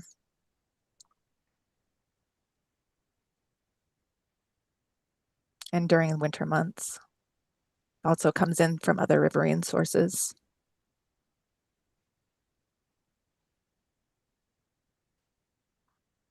So qualitative, not quantitative. I did not model turbidity.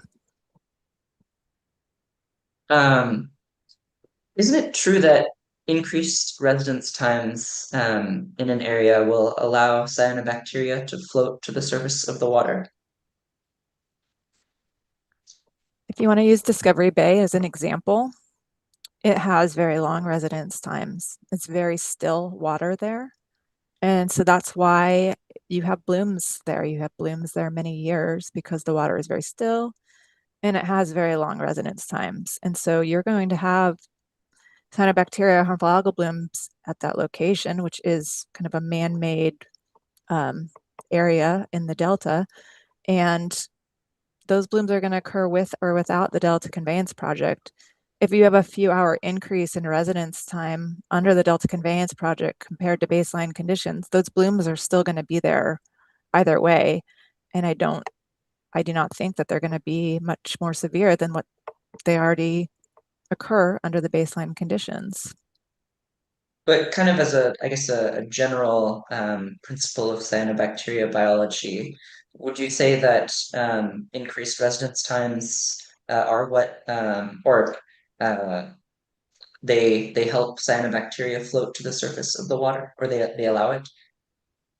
That's one of the factors that can contribute to there being harmful algal blooms, but I just think it's important to put into context that I considered multiple factors when I came to my conclusion, and I'm not looking at a single number or a single factor in isolation. I'm considering all of the evidence that's available to make my opinion and to form my opinion. And so just choosing one factor would be inappropriate. And then furthermore, when I looked at residence time, I just did not see much, if any, of an increase at most of the assessment locations. To me, that would cause harmful algal blooms to be more severe. And then layered on top of all of that, as I mentioned earlier, as that the diversions would be limited during the summer months. And when harmful algal blooms are most severe in those dry and critical years, there wouldn't be diversions. And so considering all of those factors, it is my opinion that the Delta Conveyance Project is not going to cause harmful algal blooms to become more severe in the Delta. During the dry and critical months, would there be no diversions or sometimes low diversions? So dry and critical water year types is, just to clarify, that it's my understanding there wouldn't be diversions during those water year types. And then it's my understanding that in the wet and above normal and below normal years, that diversions during those summer months would be minimal, if any.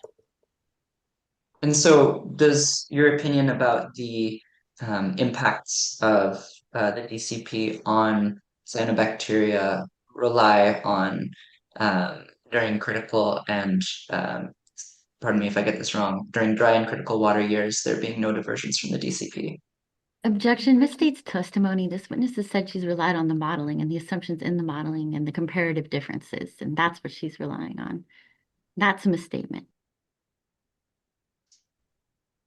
I'm considering all of the evidence. So all of that modeled information, all the different scenarios, not a single statistic pulled from a single factor. I'm looking at all of the modeled data and all of the evidence that supports my opinion. I'm not just looking at one thing in isolation. And this may be a subject for redirect, but just to clarify, Dr. Priest, you are relying on the model runs and the assumptions in those model runs for your statement when you said you thought that there were no diversions in dry and critical years. Is that? It's all based on the modeling, correct? Based on the modeling. And the So not modeling independent. assumptions, all of Okay. the assumptions that are built into the model. So if the modeling had different assumptions, that wouldn't change your opinions because they're based on what the modeling showed. That's correct. It's based on what the modeling shows and the assumptions that go into that model. Understood. Thank you very much for that. Thank you, Officer Kinsey. That preempted a question or two of mine. Let's see. I guess in that case, just kind of finishing up on this point about this question. So when cyanobacteria do kind of float at the surface of the water, the turbidity of the water at that point doesn't affect the amount of light that they're exposed to, right? Objection. Incomplete hypothetical. Is that in terms of location, Ms. Morris? And other conditions as well. I frankly feel like this potentially is outside the scope, but at a minimum, it is an incomplete hypothetical. Mr. Saint-Luberbier, you can try again, but I think there are so many there's so many factors in play here. Yeah, absolutely. Well, so I guess what I'm trying to get at is kind of as a, general property of cyanobacteria biology and physics, I suppose. When the cyanobacteria rise to the surface of the water, it stands to reason that the turbidity of the water underneath has no impact on how much light the bacteria are able to be exposed to, right? Assumes facts not in evidence. Assumes that the turbidity is only occurring below. I'm going to ask Dr. Priest, I think the non-scientists maybe are struggling with this question, but to the extent you understand and can help, well, let me back up, actually. Let me turn, Mr. Saint-Luberbier, can you describe for us where you're going? What are you trying to explore here? That may help. Sure. I am essentially, we've been a lot of places in between, but what I'm trying to explore is the validity of laboratory growth rates for or on-field growth rates. And Dr. Priest has testified that turbidity is one of the factors that make those rates inapplicable to the field setting. So I guess I'm kind of trying to probe at the contours of that, if that makes sense. So is part of your question here, are there instances where turbidity does not have an effect on cyanobacteria? Yes, and more specifically, whether when the cyanobacteria are floating at the surface, whether that is one of those instances where turbidity has no effect or less of an effect. I'm just curious to get Dr. Priest's perspective on that. So Dr. Priest, to the extent movement. Sorry, it also assumes there's no movement of the cyanobacteria, that they're just staying in one place in the water column. I really think this is an incomplete hypothetical. It may be, but I'm going to allow because Dr. Priest is the expert, and I'm hoping you can help us here about what other factors you would need to know to answer that question, or if you can answer the question. Yeah, so what I think may be helpful to understand is that cyanobacteria are not static. So if you have a bloom, you don't just have a bloom indefinitely. The cells they hang out on the sediment. And so when I mentioned, for example, there's 36 different strains of microcystis in the delta, and only 1 to 3 of them are present in the water column at any time, it's because the cells are constantly moving up and down in the water column. You're having different strains replace the strains that currently exist. And so even on a given day, if you have the same strain that's present and forming a bloom, it's unlikely to just be a static bloom in the same location throughout the entire day. If you go out and photograph it, it's constantly moving. And I've seen pictures in some water bodies where you go out in the morning and you take a picture of the bloom, and then in the afternoon, the water is completely clear because those cells have gone a little deeper into the water column to avoid the intense sunlight of the day. And so they're static. They're constantly moving up and down in the water column because they need to get nutrients from the water. It's more than just having sunlight available. They need a lot of different things to grow, and it's just a very dynamic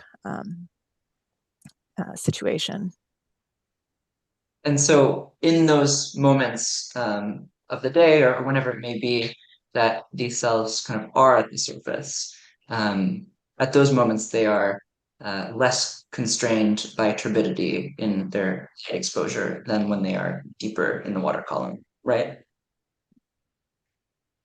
Well, I think it just depends. Like I just mentioned, it's highly dynamic. So they could be, they have the ability to regulate their buoyancy. So they could be moving up and down. They're not necessarily going to be in a static bloom for some defined period of time. So in that case, then the turbidity would matter all the time, because if they're going down, then and they want to come back up, then that would impact them. All right, that makes sense, and I appreciate the nuance. I guess maybe the problem here is my questions, I think, more basic than you're giving me credit for. I just am trying to understand, when a cell is the top of the water column compared to the bottom, at any given moment, the turbidity factor, it has more of an impact on that cell's ability to that cell's exposure to light when the cell is deeper than when it's higher, right? Just kind of as a Objection asked and answered. I'll overrule that so you can clarify, Dr. Priest, please. Well, I think why my explanation was why it felt so long and not necessarily direct is that it's just not a simple yes and no type answer. It's like I mentioned, they're highly dynamic. There's a lot of different things that are going on. And if you want to tie it to a lab-based experiment, which is quite different, those cells aren't having to deal with any of the things that they're having to deal with in the real world. So they're not having to deal with the turbidity, the fluctuating light levels, all of the velocity, the mixing of it, like a cell would have to be doing in the delta. All right, I guess I'll try one more time and then I'll move on if I'm not communicating effectively. My question, I guess, the maybe let me reframe. The effect of turbidity on the light exposure of a cyanobacteria cell is a function of its depth in the water column for any given kind of moment in time, right? I guess, also another complication to throw in here is that the cyanobacteria themselves create turbidity. So that would be an additional source of turbidity that would be measured.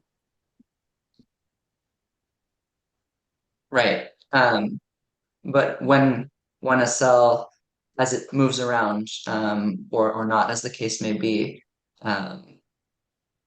the cell gets more light when it's closer to the top of the water than when it's at the bottom, right? As a function of turbidity.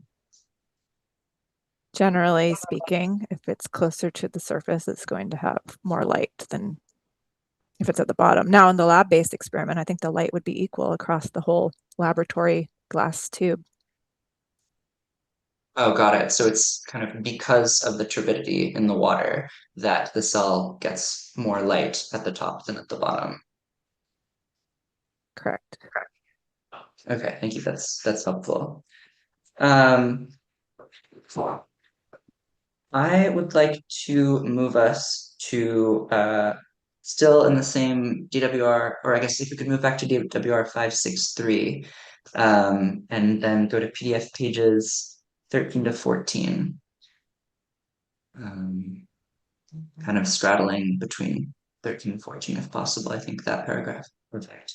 And then Dr. Priest, if you could read to yourself the text starting with even accepting the premise and ending with this biological variability, and let me know when you're done.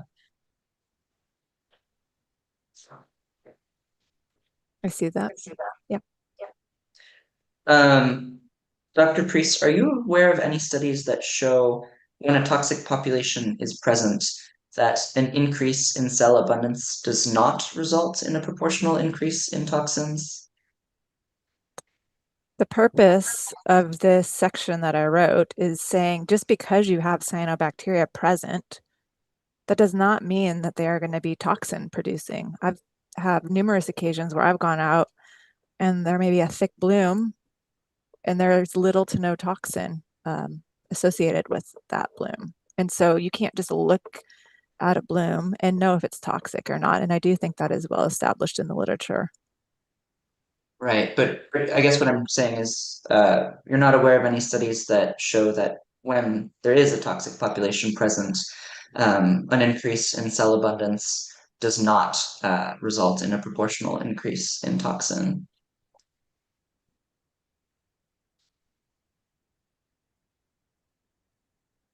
So if more of those toxic genotypes were present in the bloom, then I would agree that there would be more toxins most likely that were formed. But that's not the purpose of my testimony is that Dr. Karen was just assuming that a bloom on a given day was going to be toxic, and you can't do that without testing the sample. So even if you have some additional growth of cyanobacteria, there's no guarantee that it's going to be a toxin producing genotype or strain. So if you start out with a toxic bloom or a bloom containing those toxic strains, then would you expect toxin production, or sorry if that's the wrong term, toxin concentration, to be proportional to cell abundance? Objection, incomplete hypothetical. If you can identify those factors that might affect your response, Dr. Priest, please. I mean, hypothetically speaking, if there are cyanobacteria that are producing toxins and there's more of them, there would be more toxin present. But you can't just look at the water column and know if the cyanobacteria is a toxin producer or not. There's numerous strains of Microcystis in the delta that don't produce toxins. They don't have the toxin gene in them. Right. So then I guess, isn't it possible that the toxin concentrations could increase more than proportionally to cell abundance? For example, if the cell abundance of toxin generating genotypes increased more quickly than the cell abundance of non-toxic genotypes?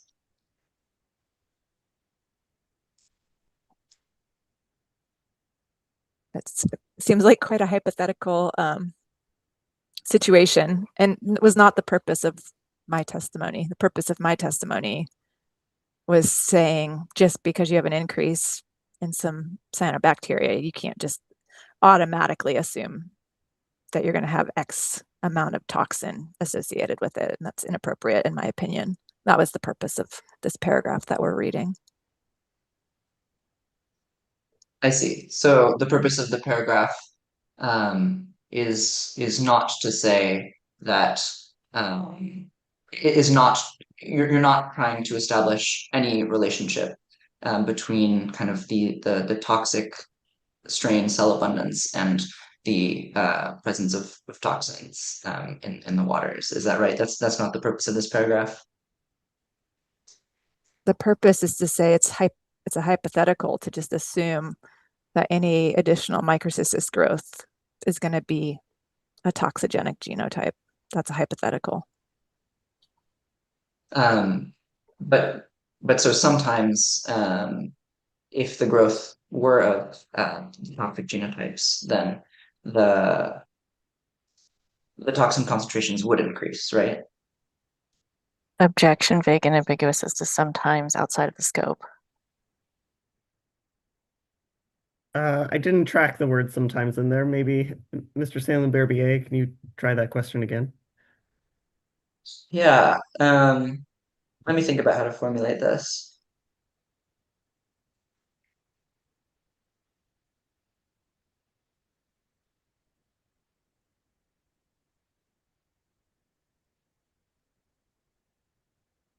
So you say, Dr. Priest, that, quote, even accepting the premise that cyanobacterial cell abundance could increase with additional residence time, the inference that toxin concentrations would increase proportionately is not scientifically justified.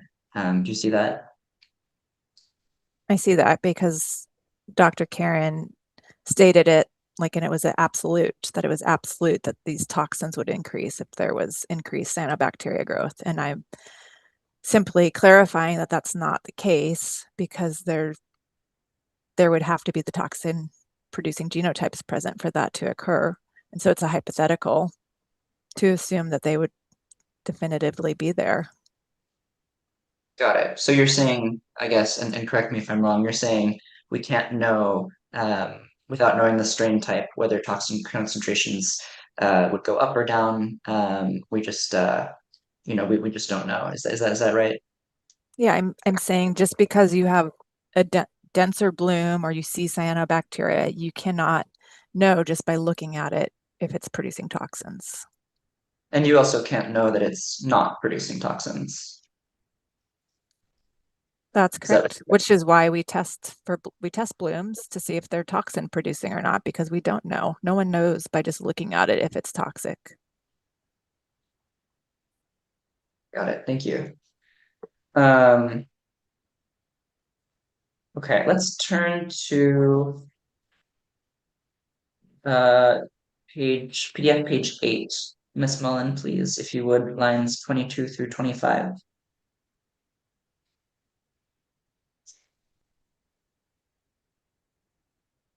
Great. Dr. Priest, do you see where it says, quote, that finding is itself informative about collective effects?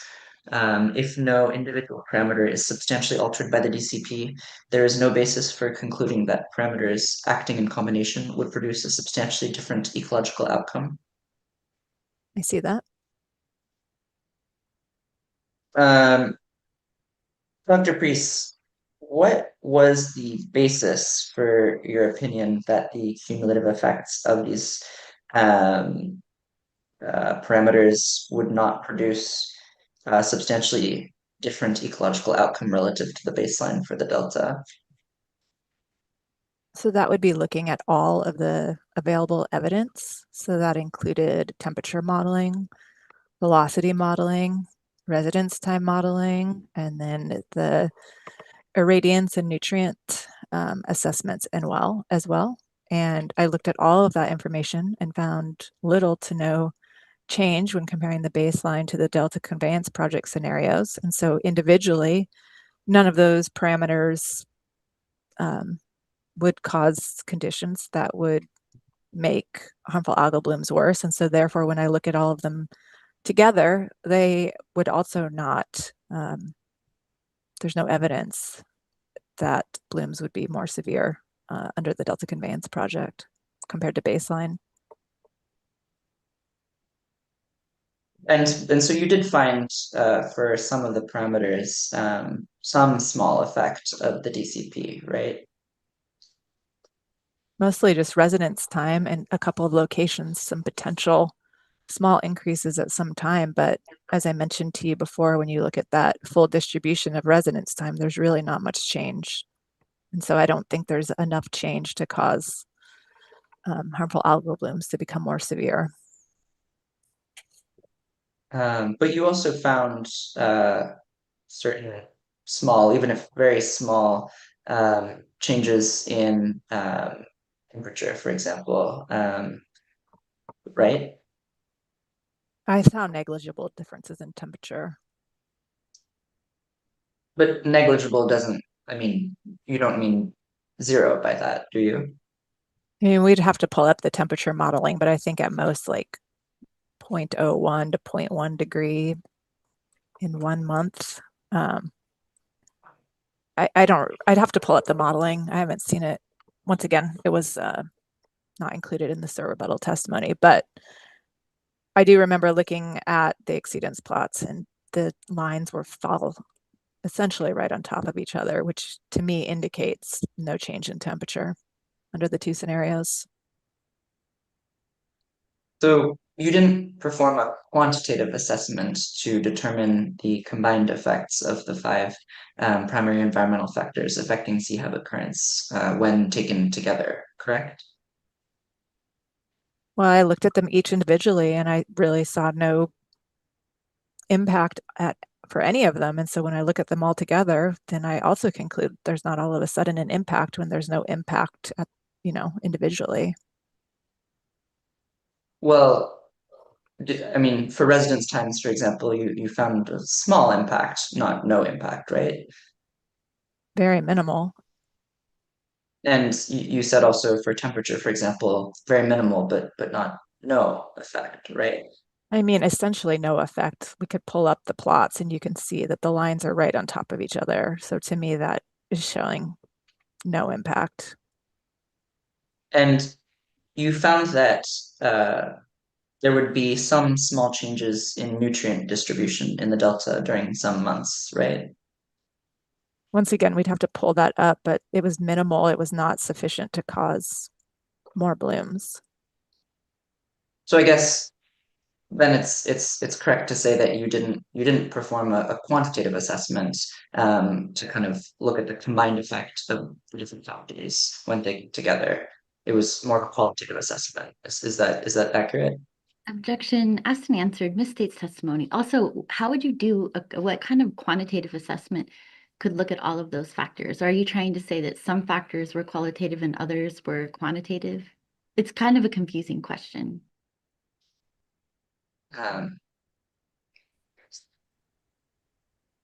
Your question, Mr. Sandler-Berbier, your question was whether Dr. Priest had conducted a quantitative analysis of which factors? Of the combined effects of the five environmental factors that she studied, whether that I believe there's an integration findings section, for example, where these factors are looked at in concert. And so I'm just asking whether there was any quantitative analysis that went into looking at the factors' impacts together, or if it was purely qualitative. Well, those are not necessarily, wait, that might not be mutually exclusive. Are you asking whether any element of it was quantitative? If there was or whether all of the elements were qualitative, which aren't necessarily the same thing?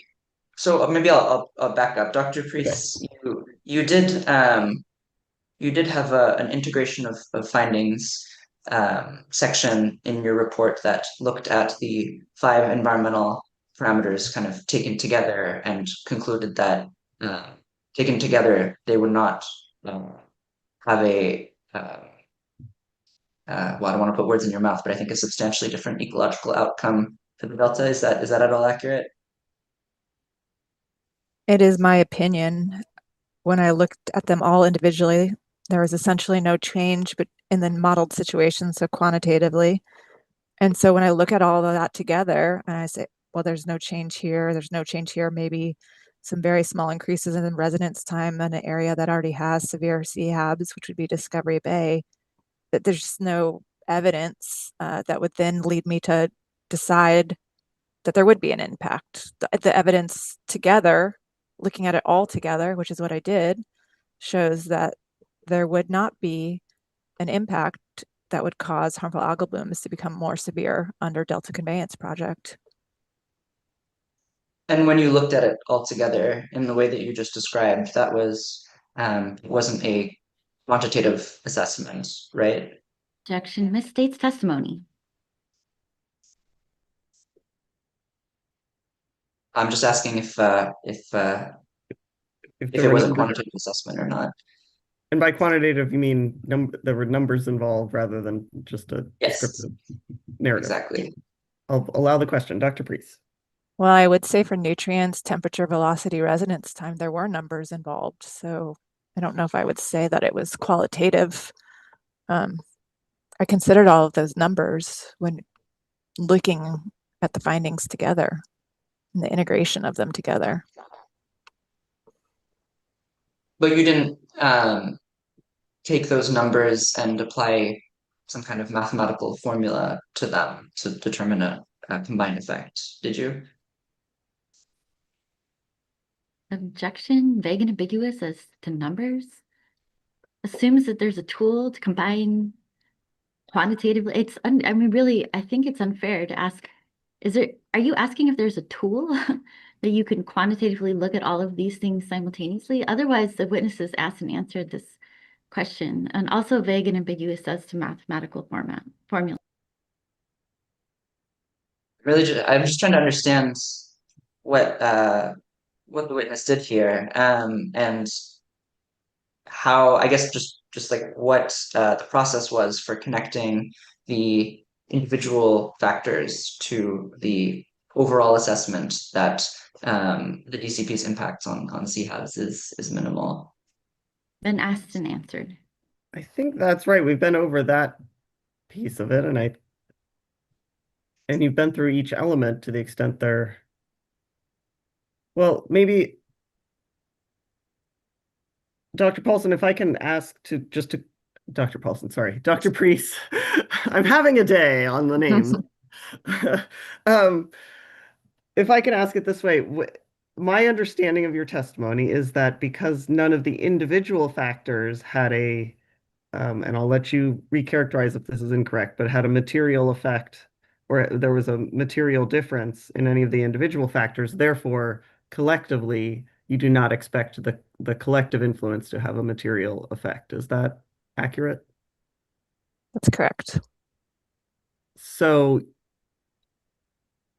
you did not, is it correct to say that you did not conduct an analysis of the collective factors because conducting an analysis of the individual factors, in your opinion, was sufficient?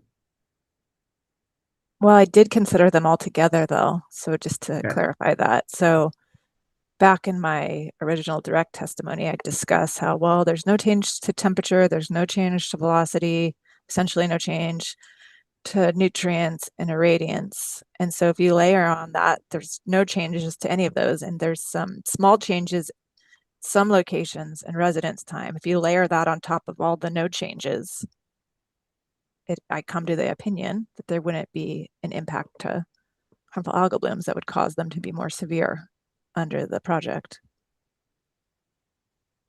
So, Mr. Saint-Lambert-Bier, I don't know if you want to follow up further. I'm not sure if that's a quantitative or qualitative assessment in the sense that 0 is 0. But well, I'll leave it. Yeah, I guess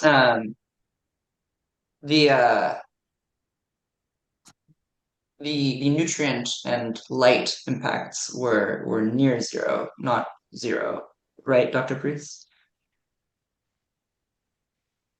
They were very small. So I guess when you were connecting the dots between various very small and no effects, you didn't apply a particular formula, for example, to add the very small effects together in some way. or the no or very small effects. You kind of looked at them holistically, and qualitatively is the word that I would use, but please correct me if that's not the word you would use. Is that fair to say? And I also considered the delta is an extremely dynamic environment. So in any one location on any given day, you're going to have nutrient pulses and fluctuations. You're going to have different changes in light going through the water column, depending on, is it a cloudy day or a sunny day? What time of year are you at? How strong is the sunlight penetrating into the water column? There's all of these dynamics that are, it's not a static environment. And so I considered that. So if there's a small change in nutrients, and it was very small, is my recollection, it's just not going to have an impact along with these other things that I looked at and looking at all of the evidence, because we're in this highly dynamic environment that's constantly undergoing these very small changes. It's not held static. Did you consider the possibility that various very small changes acting in concert could produce a combined effect that was large? Objection, vague and ambiguous as to very small changes in concert and combined effect and large. Well, let's see. Dr. Priest, I think the question is a good one, and I'd like to know the answer, uh, although maybe it's self-evident. In your experience, uh, as a professional and you're based on your qualifications, is there a situation in which very small changes in these factors could have an impact on HABs that's more significant than a very small change, that these very small changes would compound, or is that not not based on your experience? I mean, maybe it'd be most helpful to, for example, look at the temperature plots so that you can see that there's no, everyone can see that there's no change in the temperature, for example. Like there is no change. A fraction of a degree, maybe, I can't remember off the top of my head because it was essentially no difference between the two scenarios. And then similar with the nutrients, and in some cases it was like less nutrients, depending on the assessment location. And once again, when it was more, it was like this very small incremental change. And so I did consider that, and I looked at these differences, and just to me, I don't think it would cause blooms to be more severe. There's no evidence suggesting that these like very, very minor, if any, changes would lead to more severe blooms. Thank you, Dr. Priest. Yes, thank you, Dr. Priest. Thank you, Officer Kinsey. I appreciate that. Let's change the subject. If we could scroll up to PDF page 4, looking at lines 17 through 19, Ms. Mullen, that would be great. Mr. Sanlu Berbier, could I ask how much more time do you think you have? It's currently 2:47, and I want to make sure we have enough time for Mr. Schwartz. Yes. I anticipate uh, another half hour or less. Does that work with the scheduling? It should work because I think Mr. Schwartz, we don't anticipate a lot of questions from Mr. Moore. But it makes me wonder if we should take a 10-minute break at this point. Is this a convenient breaking point from your shifting gears? This would be a very convenient point to take a break. That would work. And Ms. Carroll, do you have concerns about timing in addition? It seems to me we should be able to get this all done, but I understand. I want to get it done. I'm with you. No, I appreciate that. I just want to also remind you that I think we have a brief redirect that we'll need to do also. So it's not just Mr. Moore. So thank you. Correct. You're right. Thank you. Let's go ahead and take 10 minutes. We'll be back at 2:58. Thank you all.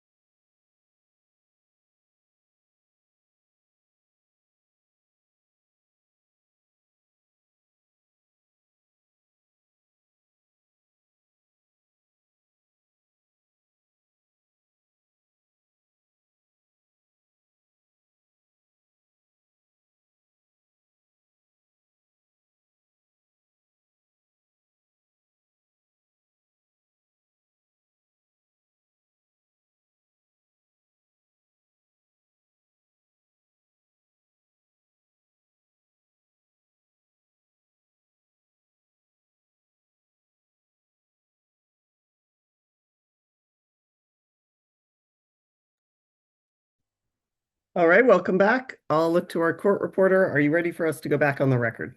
I am Hearing Officer Kinsey. Great, thank you. And we have Mr. Saint-Leberbier, we have Ms. Carroll, and I think we just need Dr. Priest.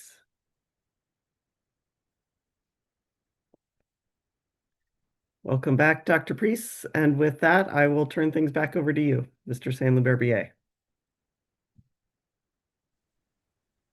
Excellent. Thank you very much. Let's see. I think Ms. Mullen, we were at DWR 563, PDF page 4, lines 17 through 19. Perfect. Dr. Priest, do you see where it says, quote, furthermore, he did not quantify the DCP's incremental effect on any of these factors, and he did not identify a specific threshold for these factors above which DCP operations would produce a substantially different ecological outcome relative to baseline? I see that. And you were referring to the 5 primary environmental factors that we were discussing earlier, right? I was, but I don't believe he provided quantitative analysis of the 5 primary factors or anything else.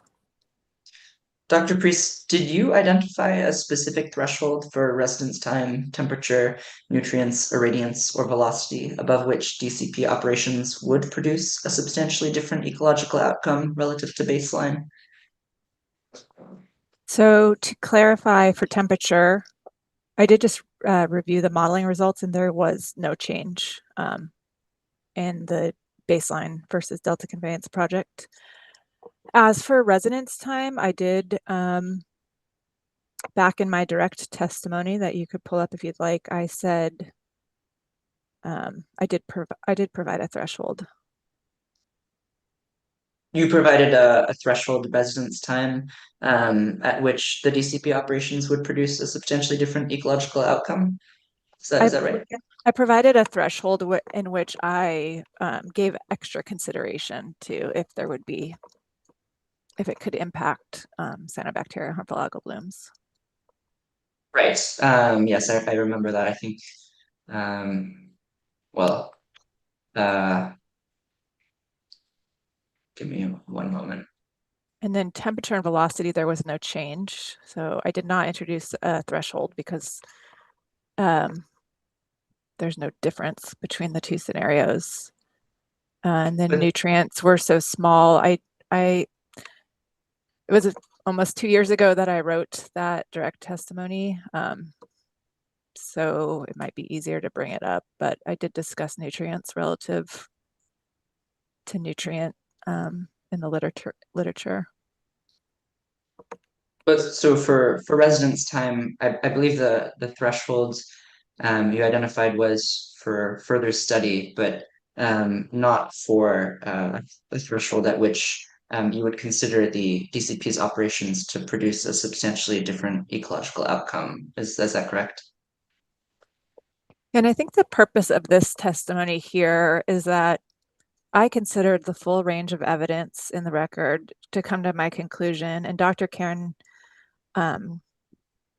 rebutted that and pulled out a few numbers to say that I didn't consider all of the evidence, but then when criticizing my approach, he didn't then produce some threshold or number that indicated that it would cause an impact. And I think that was the purpose of this. Right. And so I'm just trying to clarify that you also did not provide a threshold for any of these variables at which the DCP operations would produce a substantially different ecological outcome, right? Well, there was no change in some of the parameters. So if there had been, I would have considered what a threshold was, but there was no change in them. And then in residence time, I did pay special attention to certain increases. But I looked at all of the evidence, which I don't know that Dr. Karen was able to look at all of the evidence. It's just why he pulled out specific statistics to criticize my approach. But looking at all of the evidence together, I stand by my opinion. I don't think there would be an impact to cyanobacteria harmful algal blooms. Sure. I appreciate that, but I guess So just to make sure I'm getting this kind of clean on the record, you did not establish any such thresholds either, correct? Asked and answered. Just to confirm, Dr. Priest, please. Well, as I mentioned, I did have some thresholds that I used in my direct testimony for the residence time. And no thresholds for what would constitute an ecological, or excuse me, a substantially different ecological outcome for anything other than residence time? Well, there were no changes, so in the temperature, velocity, or radiance. So no, is that a no? I didn't propose a threshold in my direct testimony.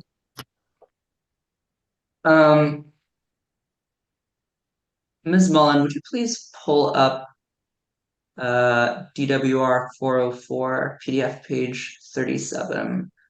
I just want to really make sure we get clarity on this residence time point. Could we pull up the correct report, please? Because this is the outdated residence. Oh, The sure. new modeling is 514R, as we mentioned before. Right. I'm not asking about the modeling. I'm just I think this will be clear momentarily, but it was there a revised version of this particular report? Are you just looking at the text, or are you actually Just the looking at the text. Okay. Then I And think specifically, I is the if we could scroll down just a little bit, Ms. Mullen, um, uh, Dr. Priest, kind of at the bottom there, do you see that less than or equal to 51 hours threshold? Is that the threshold you were referring to just now? no, that's not what I was referring to. Okay. In that case, I would you think be it's able? below. Look at line 34. Ah, great. Thank you. I appreciate that. So that's the 24 hours. So are you saying that you established a residence time of 24 hours as a threshold above which DCP operations would produce a substantially different ecological outcome relative to baseline? Objection, misstates testimony. I Yeah, think and if if you you can clarify, Dr. Priest. Well, could you scroll down, please?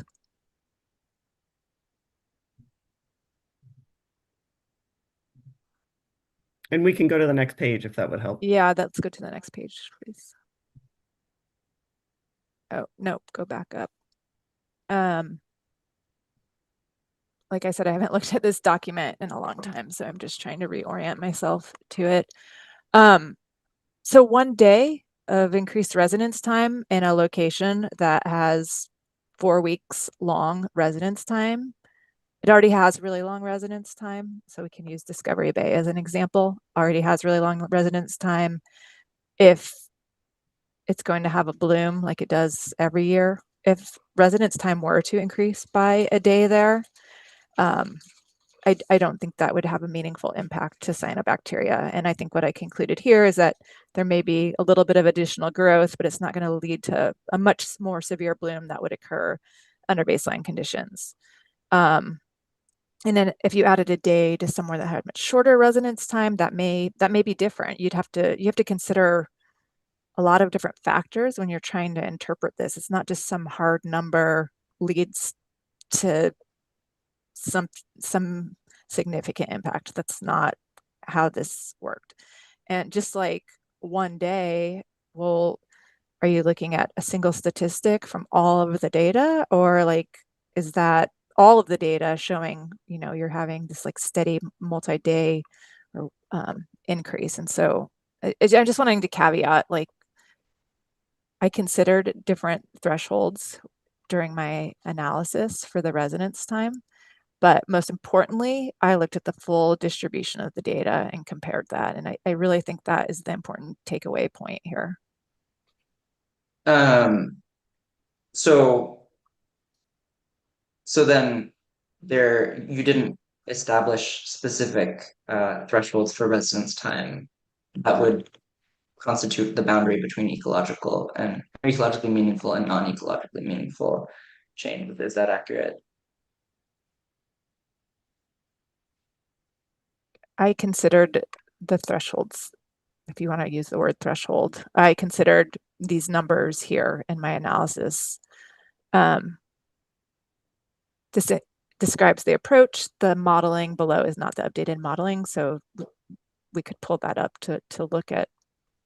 So I could show you how the two box plots essentially are identical to each other. And so that, I think, to any scientist looking at that, if they look at the full distribution of two box plots and they don't see a difference between the two or very minimal, they would come to the same conclusion as me, that there would be no change. And so I guess I'm really just trying to tease out the differences in your approach compared to Dr. Karen's approach, because you say that Dr. Karen didn't identify a specific threshold for these factors, right, above which the DCP operations would produce a substantially different ecological outcome relative to baseline. And I guess I'm just asking, did you do that for residence time? The thing that you're saying that he did not do, did you do that thing? Well, I think I explained what I have here in my direct testimony, which, as I also mentioned, I haven't looked at because I was focused on the rebuttal testimony for this. But this describes my methodology and what I did consider. And Dr. Karen did not look, it didn't appear that he looked at the full distribution of the box plots, because I think if he had, he would have come to the or similar conclusion to me. He looked at a single statistic to state that there was going to be a day or two more of increased residence time. He also seemed to think that I didn't consider the dry and critical years when CHABs are most likely to be severe, and that was incorrect because I did consider those years. And so he was coming to this conclusion, it seems like, with perhaps not considering the full weight of evidence. Let's transition to DWR 561, please, Ms. Mullen, PDF page 5, lines 4 through 9.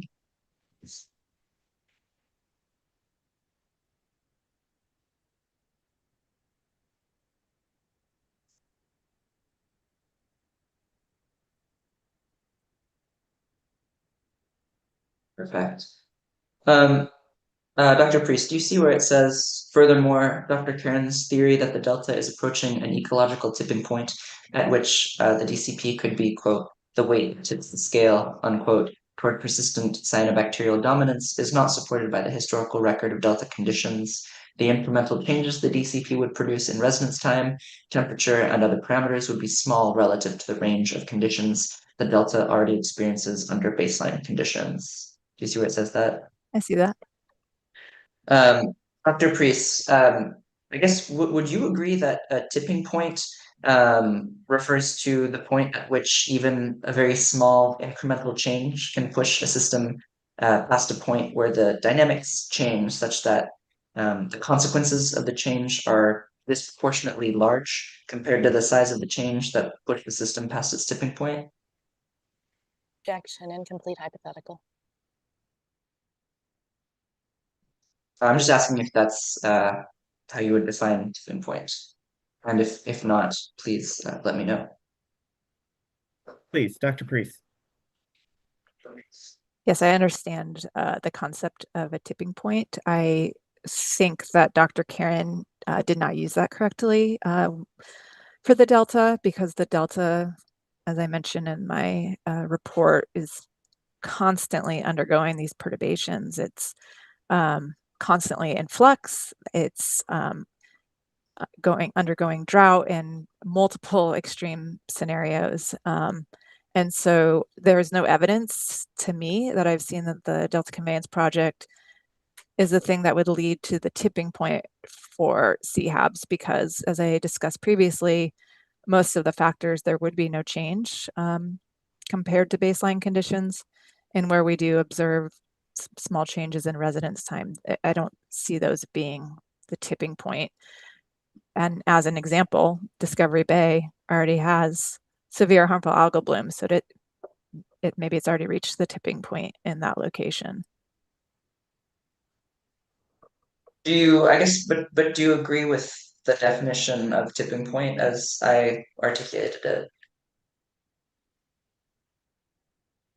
Just The as a weight, kind of definitional point. I don't remember how you defined it.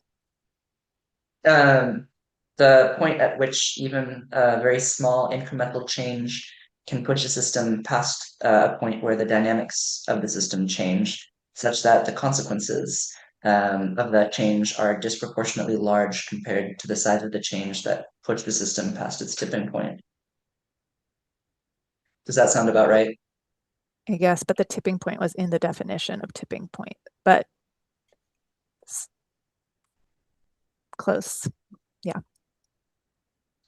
And you say later on lines 12 through 14 on this page, Dr. Karen himself acknowledges the DCP, quote, is not the cause of the Delta's problems, unquote. And then you cite to DTEC 101. Do you see that? Yep, I see that. Ms. Mullen, would you please pull up DTEC-101, page 17, lines 15 through 16?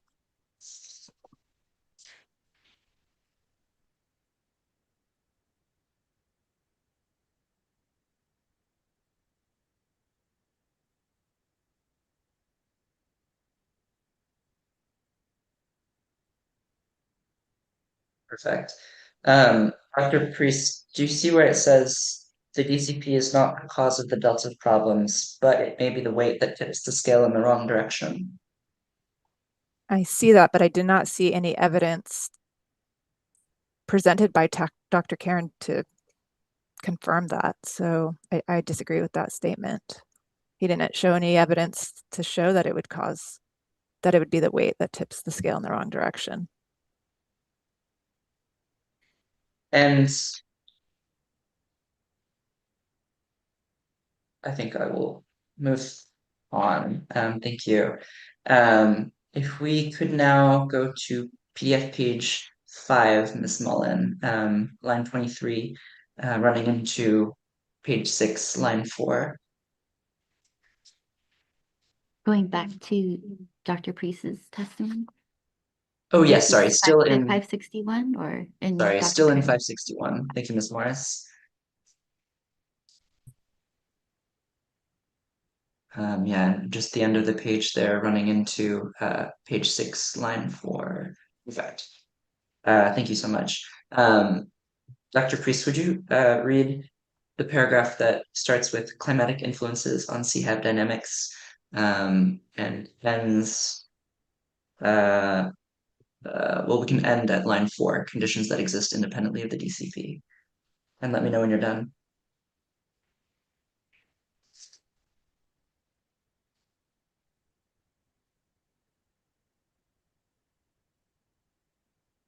Yes, done. Dr. Priest, the word or the phrase dominant driver of CHAB dynamics as used in your testimony doesn't mean only driver of CHAB dynamics, does it?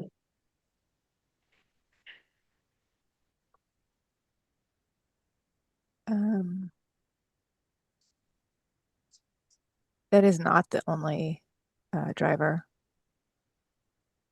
And but it was the dominant driver looking at all of the data that was considered for that paper. Thank you. Isn't it true that in drier years, there is a lower flow of water through the delta? Well, I guess it would depend. It's not kind of a hypothetical.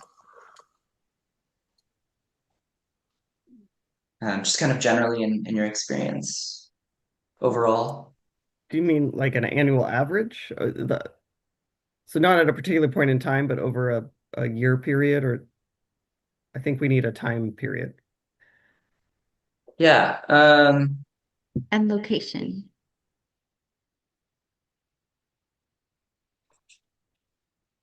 I guess over the course of any given year, if that year is a drier year, then you would expect the the flow of water through the delta as a whole to be lower, correct?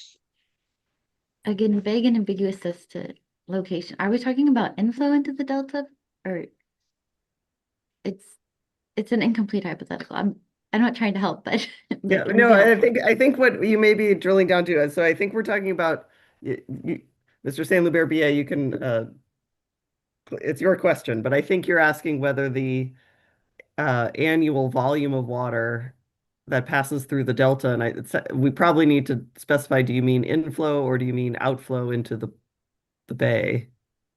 To the extent that matters. And then we'll see if we Yeah. get another objection, which might be fair, but I think we'll at least tighten that down. I guess I mean I'm referring to inflow specifically. So annual average inflows in a dry year Yes, as compared to a compared to a non-dry year, or normal or wet, or yeah. precisely. And the location? It was Inflow at what equal location? inflows. Yeah, but some people might consider inflow to be different than Freeport. Mr. Stanley Barbier, are we talking about Freeport location? Maybe I'll try a different tack. And if this doesn't work either, we can move on. For drier years, looking at that annual, water. No, you know what? Scratch that. I am going to move on just to, I think if we're on PDF page 6, lines 6 through 8, if you would please, Ms. Mullen, scroll down just a little bit. Perfect.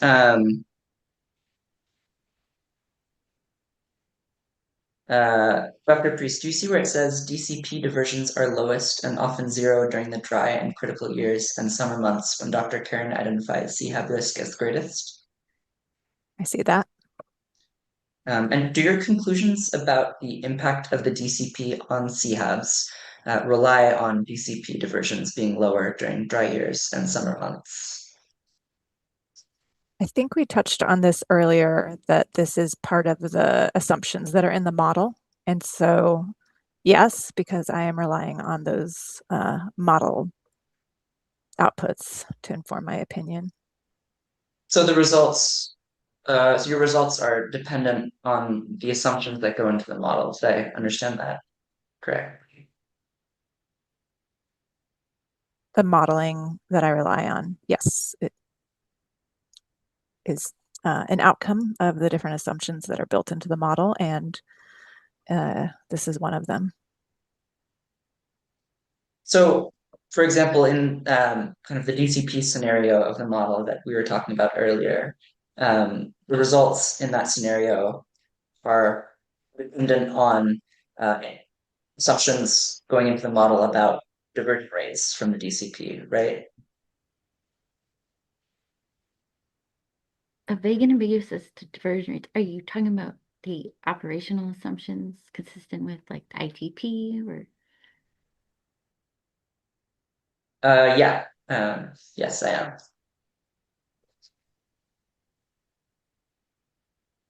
I apologize. I don't know what the question is. Let me see if I can rephrase.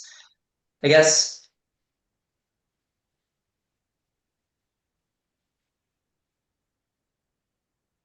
maybe so sticking with these assumptions for the model, if the assumptions for the model are wrong, then is the difference that we were talking about earlier between the DCP and no DCP scenario also inaccurate?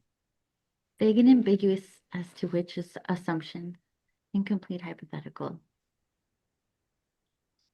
I'll rephrase. Is the difference that we were referring to earlier between the DCP and no DCP scenarios, is that difference sensitive to the assumptions of the DSM that go in, sorry, not of the DSM, but that go into the model?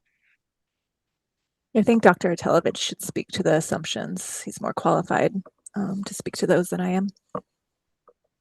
Sure, Dr. Atelovich, if you're on, and I guess I'm not necessarily asking about the specific assumptions, but really just the narrow question of whether the differences, the calculated differences between DCP and no DCP scenarios, if those differences are, let's say, if they rely for their accuracy on the assumptions that go into the modeling.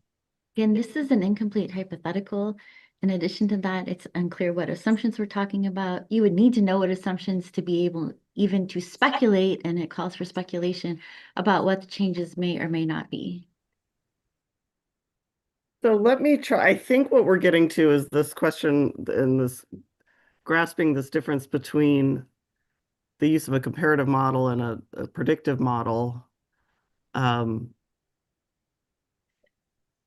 So let me see if I can ask some questions, and I will hand things back over because it would be helpful to sort these things out. But my understanding, and either Dr. Priest or Dr. Telovich, whoever wants to jump in or is most qualified, my understanding of the use of a comparative model is that even if there are certain assumptions that result in biases one way or the other, as long as the assumptions are the same,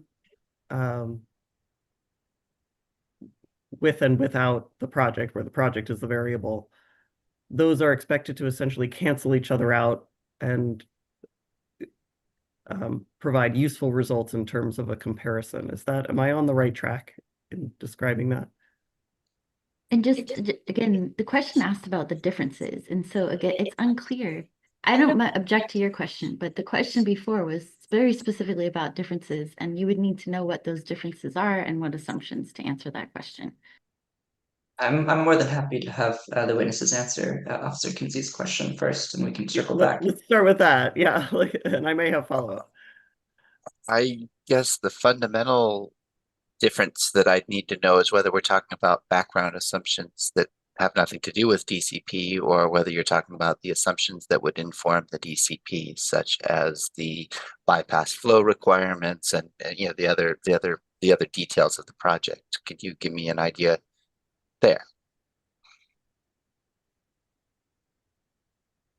Well, wait, I think the HO's question was the background assumptions, and that's why. I wasn't thinking that until the moment that you said that. That's why I guess I'm asking. So you're asking about the background assumptions, is that right?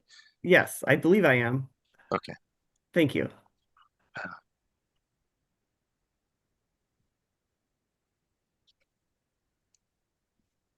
Yeah, I'm trying to think.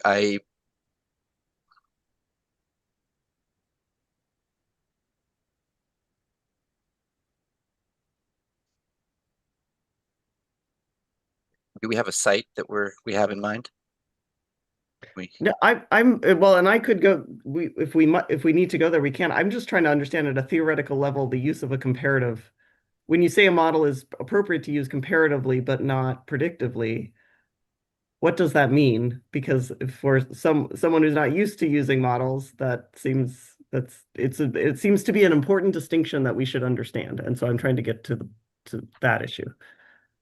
Well, I think, to sort of at the most basic level, we're talking about a very long hydrology that's supposed to represent a variety of conditions under various levels of development. So there is no particular date that we have in mind. I would think that prediction would require details and would require a prediction date or something along those lines. I think these are things that are not generally available, but what we can do is talk about representative hydrology and run the delta through its paces under that hydrology and come up with differences. There's a bit of there are a lot of things that are not very sensitive to assumptions. I think the answer would depend. I don't think I can give a blanket answer to all answers. There are some things. So for instance, a good example is the one that we've been talking about with Discovery Bay. That's a pretty isolated water body where the only thing affecting it is the tides that come in and out. And then there's a small background flow change, let's say on Old River, as I said, whisking some of that, the sort of reducing the residence times a little bit. That's going to be very insensitive to a change in assumptions. So that's an example of a case where I think you can be pretty sure that it wouldn't be sensitive to particular assumptions.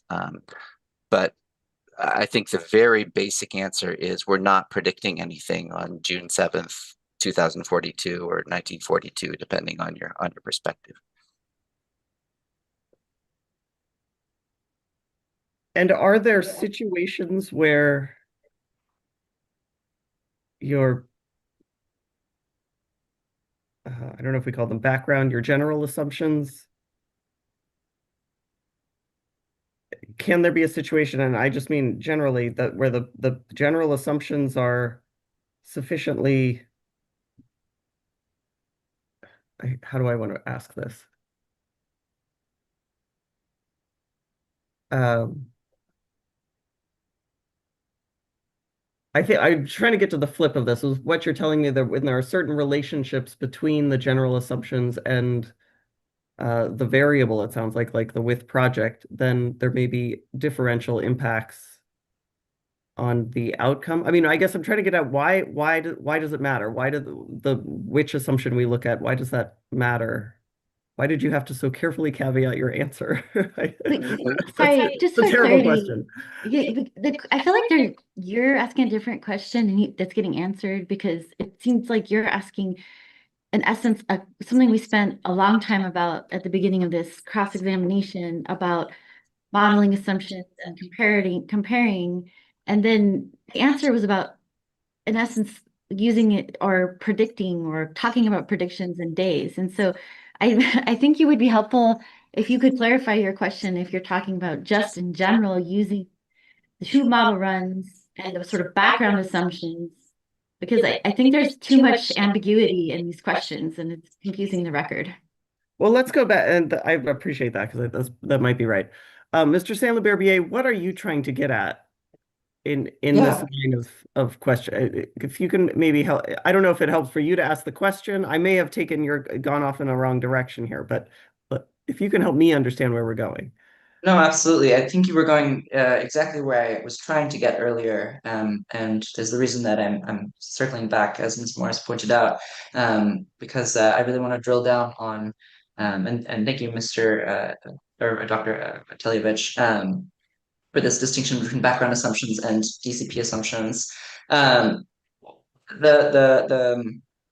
reason I'm asking this goes back to Dr. Priest's rebuttal testimony, where she says, quote, any modeling uncertainty in the modeled residence times affects both scenarios equally and does not bias the difference between them. Now, I just heard from Mr. Telyevich, or Dr. Telyevich, I just heard from you that for certain background assumptions, the difference is not sensitive to the potential inaccuracies in the background conditions. But is it accurate that for some of those background assumptions, if they are inaccurate, then that difference that we're interested in will also be inaccurate? It's vague and ambiguous as to differences.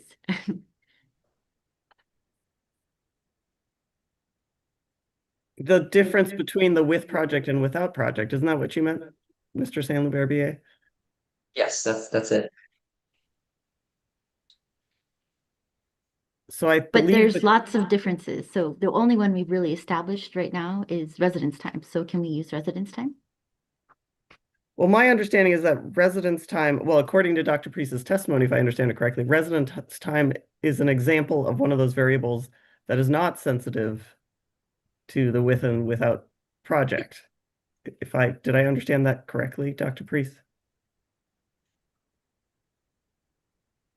There were some small changes at some locations in residence time, but they're so small that looking at the full distribution of data, I don't think it will lead to like a meaningful impact to CHABs compared to the baseline.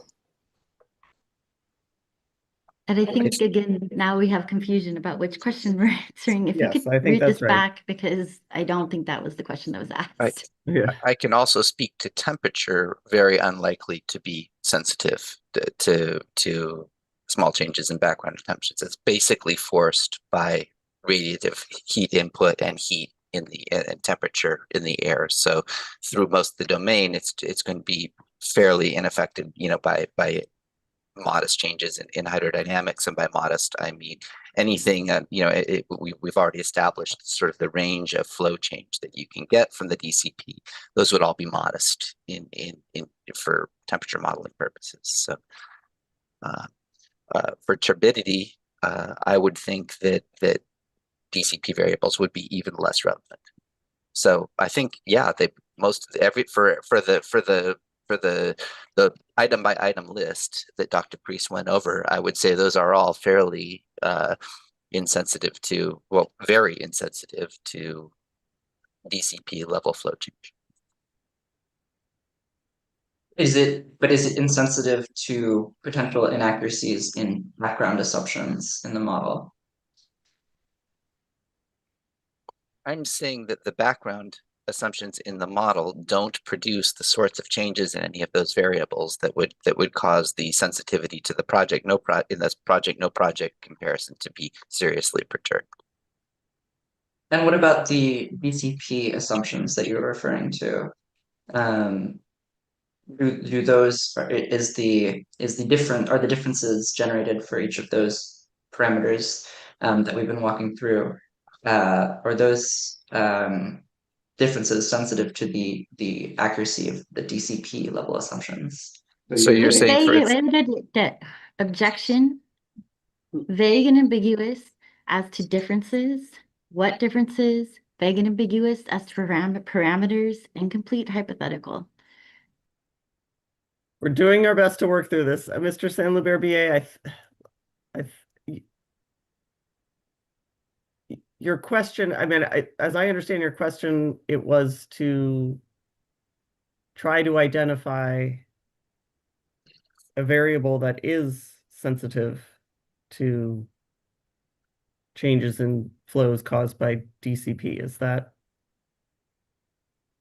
where you're going, or are you going somewhere else? Yes, this question is Maybe.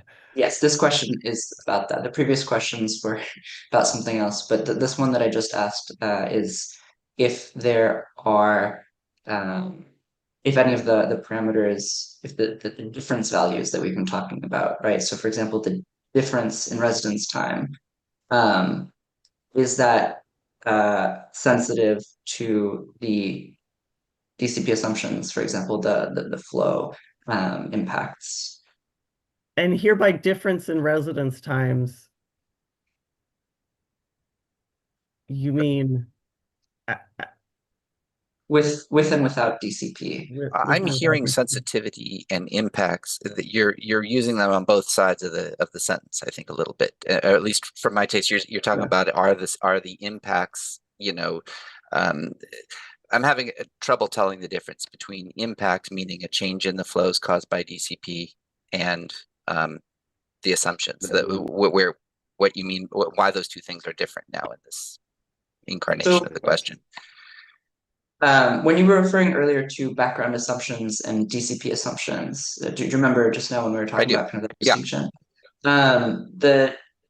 Is the flow, the changes in flow rate caused by the DCP, those would be an example of the DCP assumptions that you're referring to, right? Those would be not background to me. That's the project.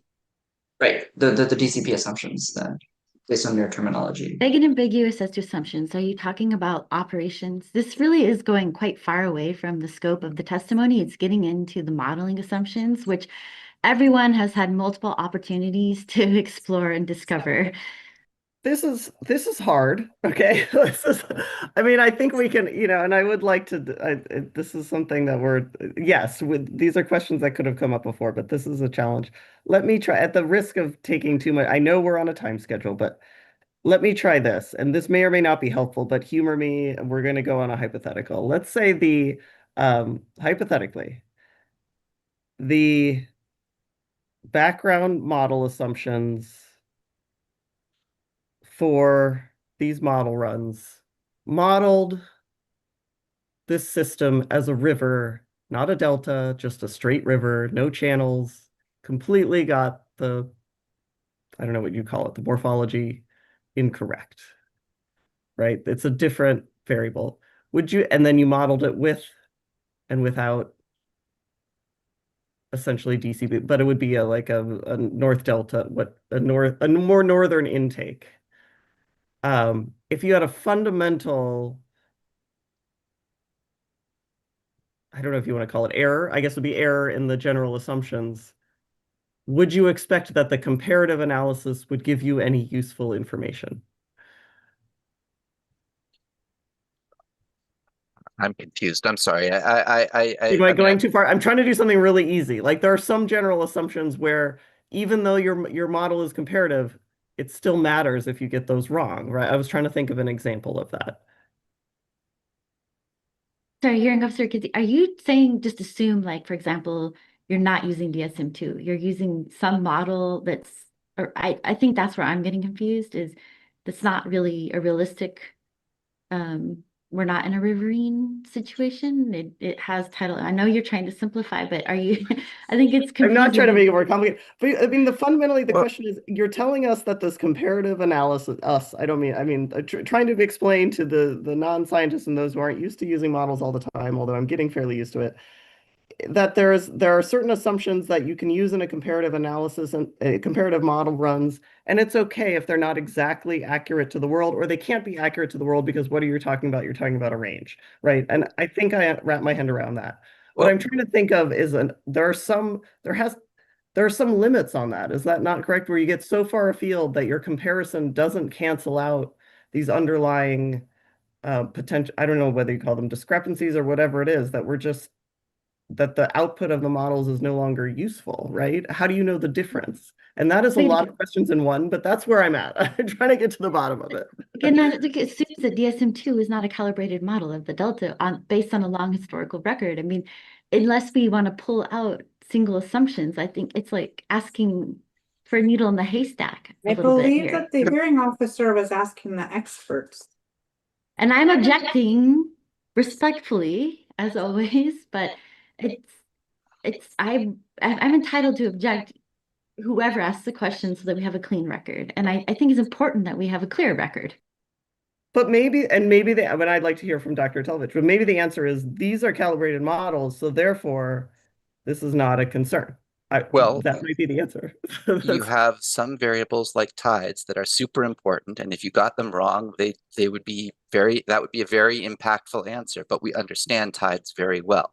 We can predict tides for decades, even a century, pretty accurately. We know all the properties of the tides. It's a pretty well understood science. So on that side, you've got something that would be important, but we understand it pretty well, and we could do a very credible job of projecting. And that part would be predictive. On the other side, you might have something like the very particulars of channel depletions, where we think that, based on remote sensing, that we're probably right within about 15%, but because of the quantity and the distributed nature of the variable, it just doesn't have very much of effect on differential answers. So I think there's those two cases kind of bracket where you could have something that's important but well understood and even predictive, or you could have something that is subject to some error, but we do a pretty good job, and the rest of it doesn't seem to have any impact on any, the very, very fine details don't sway studies if they're applied equally to both the with and without project case. That was extremely helpful. Thank you. Thank you for that. That's where I was trying to go. And you managed it from my inartful questions. Mr. Saint-Luber, to you, if you'd like to go from there. Yeah, most appreciated. That is where I was trying to, that's the direction I was trying to go, but that was very helpful. I'll just ask one more question about this, and then I will move on topics. When it comes to these non-background parameters, I don't want to call them assumptions, but just whatever word would make sense to you, Dr. Taljevich. For example, the changes in flow caused by the DCP, if hypothetically those were modeled incorrectly, or those were not modeled incorrectly, if those were not accurate to reality, then the differences in residence time, etc., would also be incorrect in the difference between the DCP and no DCP scenario, right? That I can't, I don't have a good sense of what the sort of the mode of incorrectness would be or anything like that. So I'm not quite sure what you mean. So I guess, for example, if hypothetically there were diversions during extreme dry years, significant diversions, something that is not reflected in the model. But if that were to happen, then the difference, for example, in residence times between the DCP and no DCP scenarios discussed by Dr. Priest, that difference would not be reflective of reality, correct? Objection, that misstates the testimony. The testimony on page 6 that we've been focused on and now are way out of scope is that DCP diversions are lowest and often zero during the dry and critical years and summer months when Dr. Karen identifies C have risk as greatest. Plus, I think it's an incorrect hypothetical to assume that the modeling assumptions based on the ITP permit are incorrect. I think, and Mr. Sandler-Berbier, I'll give you a chance to try to rephrase the question if you want to, but I think you've made your point. I mean, I think we've explored this. It may be as far as we can get productively. And to cut my expertise to the quit, I can't say whether operationally, saying that suddenly there would be large flows in summer months of very dry years, I don't have the experience to say that would correspond to the DCP operating, rules and other aspects of the project. So I wouldn't be able to go much further with it anyhow. Okay. I think we can move on in that case, and we can change topics. And I apologize, this has gone longer than I expected, but we are almost through the rest of my questions. If we could, Ms. Mullen, switch to DWR 563, PDF page 12, lines 14 through 15.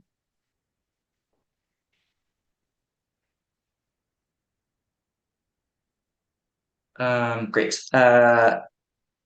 Dr. Priest, when discussing the RMA analysis, you testified that the definition of residence time used in that analysis was different from the definition of residence time used in your analysis, correct? Yeah, they used different model, different assumptions. It's just, and Dr. Atelovich can also speak to the RMA modeling versus the DSM-2 modeling, but they're not comparable, was the point of my testimony. You cannot compare what RMA did to what the DSM-2 modeled. And Dr. Priest, I am specifically interested in your answers for the time being. Did you review the RMA analysis in preparing your testimony? I did, and I spoke with the modelers about it. And in what way was the definition of residence time used in the RMA analysis different from the residence time definition used in your analysis? I can answer that if you'd like. The RMA. I'm sorry, Dr. Ateljevich. I will object to that. I would like to get Dr. Priest's answer first. I'm sorry. The whole reason this is a panel that we've already had to break up is so that Dr. Atelovich couldn't answer the modeling questions. Well, I'm interested in. Cross-examiner can ask Dr. Priest. If Dr. Priest doesn't know, that's a fine answer, but you can direct questions to a particular witness. So please, Dr. Priest. I worked closely with Dr. Atelovich to look at the difference between the RMA and DSM-2 models because I myself am not a modeler. And in speaking with him, it was clear that they used different modeling assumptions. I believe they used water age instead of what our modelers used for defining residence time with the DSM-2 model. And then it was not done as a comparative situation. It was used to answer a specific question. So there's just no way is it possible to compare the two models. And any further information on the modeling differences, I would have to defer to Dr. Televich because him and I worked closely on discussing this topic. So do you, based on just your knowledge, do you have an opinion on whether the residence times generated by the DSM-2 for Discovery Bay, the absolute residence times now I'm talking about, whether those more accurately represent actual absolute residence times in Discovery Bay than the residence times generated by the model in RMA's analysis? My opinion is that they're not comparable, and it wouldn't be correct for me to compare them.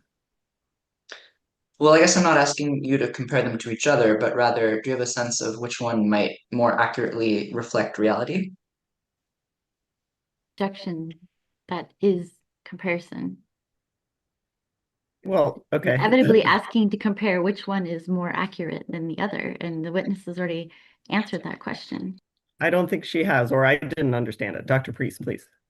So as I mentioned at the beginning of this discussion, DSM-2 is a one-dimensional model, and so it treats Discovery Bay as an open water body. And so there are some limitations to that. However, when I used it in a comparative fashion, like I did, which is to compare a baseline with the project, it is the appropriate approach. And I wasn't trying to define the exact amount of residence time in Discovery Bay in a given day. That wasn't the purpose of my analysis. I was trying to determine if the project was going to lead to increases in residence time in Discovery Bay, and I used the best available tool to do that.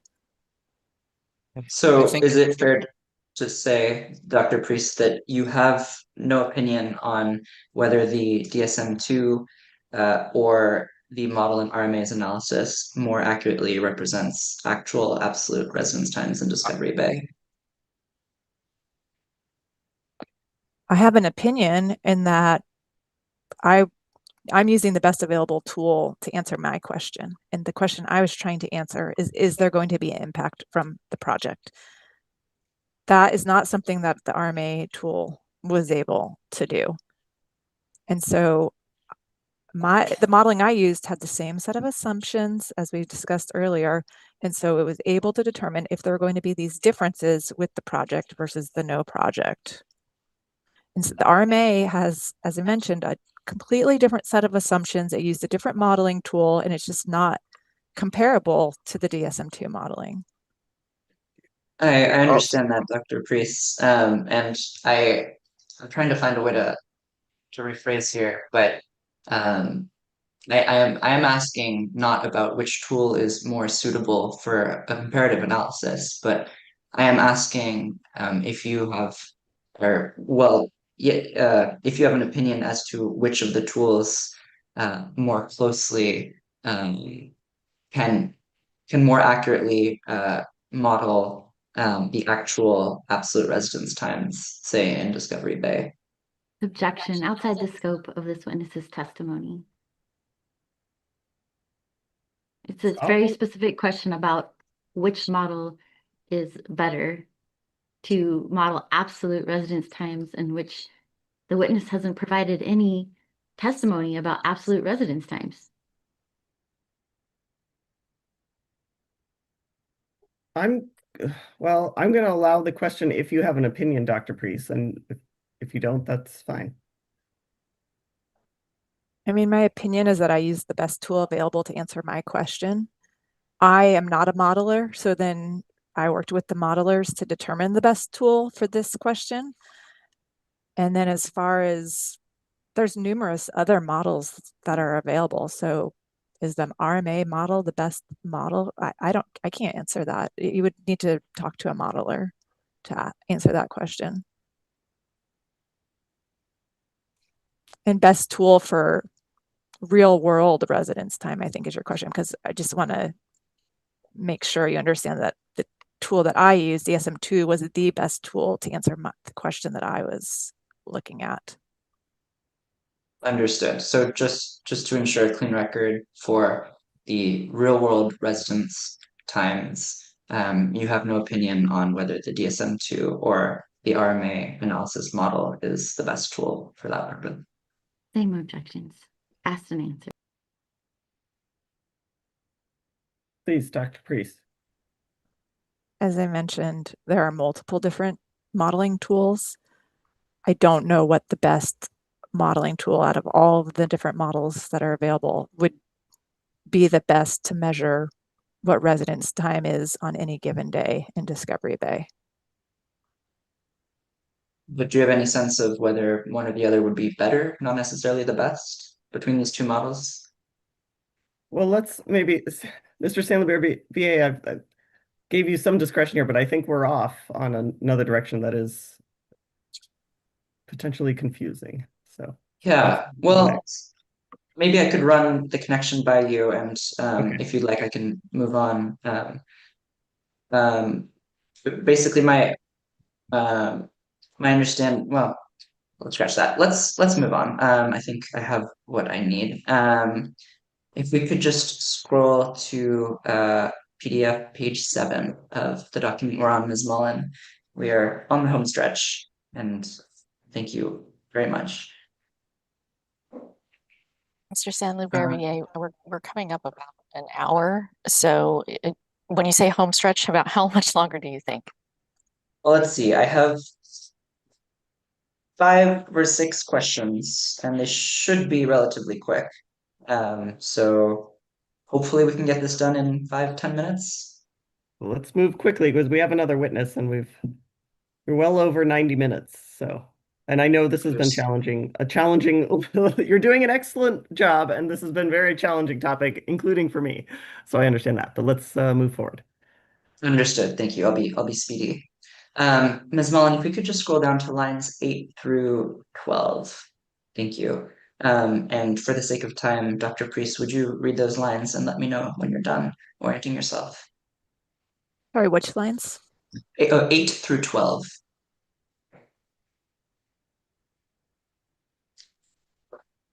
Yes, I read that. Thank you. And so just to confirm, your testimony did not include a quantitative assessment of the effect of residence time on the competitive balance between cyanobacteria and other phytoplankton, correct? I did not provide a specific number on that, but I think that Dr. Karen's argument about this is misguided, which is why I have the data here and a detailed explanation that there's not sufficient changes in residence time to create a change in the competitive balance between cyanobacteria and other phytoplankton or zooplankton. And your testimony didn't establish a threshold above which grazer deterrence would shift community composition at any assessment location, right? No, but I considered all grazers. Dr. Karen only mentioned zooplankton, but I considered clams and zooplankton as potential grazers of cyanobacteria. Great. Well, let's talk about clams actually. If we could turn to lines 13 through 18, and then again, I'll wait for you to orient yourself, Dr. Priest. I'm oriented. Dr. Priest, none of the studies you cited in this paragraph measured the overall quantitative impact of clam grazing relative to zooplankton grazing for phytoplankton populations across the entire delta, did they? I don't believe so because I don't think that data is available. So are you aware of any studies that do quantitatively measure the relative importance of clam and zooplankton grazing across the entire delta? No, I know that there's been clam grazing in some areas of the delta. There's been quantification of it, but not for the entire delta because the clams are depending where you go in the delta, there's different densities of clams. And Dr. Priest, the studies you cited in this paragraph all studied the impact of clam grazing on phytoplankton generally and not cyanobacteria specifically, right? That's correct. I provided the best available data that I could find. And so none of these studies measured whether clams graze on cyanobacteria at a different rate than phytoplankton generally? No, but I think this is kind of outside of the point that I'm trying to make in this paragraph, which is that there would be no changes in residence time that would shift the impacts of either the zooplankton or the clams grazing on cyanobacteria. That is the purpose of this here. Thank you. Last question now. Turning to lines 21 through 22, you say, quote, an argument about competitive grazing dynamics in the delta that does not account for clam grazing is incomplete. Do you see that? I see that, and the purpose of that sentence was that Dr. Karen critiqued my assessment for not including grazing pressures, and that's incorrect. And I included all potential grazing pressures in my analysis and assessment. He didn't mention clams in his. Sorry. Well, he's arguing that competitive grazing is very important, yet he left out one of the most important competitive grazing organisms in the delta. So I was just pointing that out here. And your original testimony in this matter didn't account for clam grazing, right? I am pretty sure that I acknowledged all of the different organisms that could graze on cyanobacteria. Did it quantify the impact of clam grazing on cyanobacteria? I think I already answered that question. I used the data that was available, literature that was available in the delta to look at that, and it is not available for the entire delta. And I do not think the project is going to change clam grazing, and so I didn't quantify that. I don't think there's no evidence there would be any impact to the clams from the project. So your answer is no then? To what? What's my answer no to? Whether your original testimony quantitatively assessed the impact of clam grazing. I don't think it's relevant to the question. I mean, considering that clams are grazing on cyanobacteria is relevant, it's not relevant because there would be no impact to conditions that would cause clams to increase or decrease due to the project. They're well established in the system and have been for many years. And so sorry. So the answer is that you did not conduct a quantitative analysis.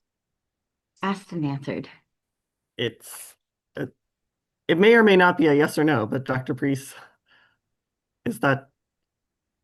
I considered the clam grazing from the literature that was available. I did not conduct my own calculation of clam grazing on cyanobacteria. That would be a research study. I have no further questions. Thank you very much, everyone. Thank you. And thank you all for hanging in there. Just to confirm that we do not have any additional questions for Dr. Priest. I think all the other parties had an opportunity to ask questions of Dr. Priest. Is that right? All right, then I will look to Ms. Morris or Ms. Carroll. Do you have redirect for Dr. Priest and Dr. Televich to the extent? We do not have any redirect for Dr. Priest. All right, thank you. We have Mr. Schwartz is ready. He's quick on the draw. Dr. Priest and Dr. Televich, thank you so much for hanging with us and doing your very best to answer our questions, which may have not been quite clearly articulated. I really appreciate your testimony and your patience with us and being with us today. So thank you, and you are excused. Thank you. And I'll look to the hearing team to please elevate Mr. Schwartz.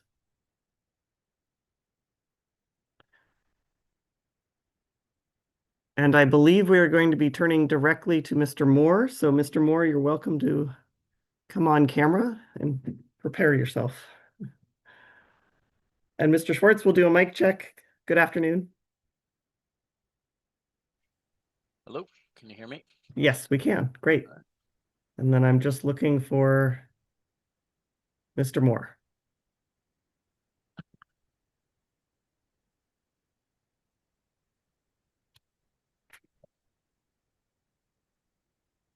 We wrapped up quickly, so we may have caught Mr. Moore by surprise.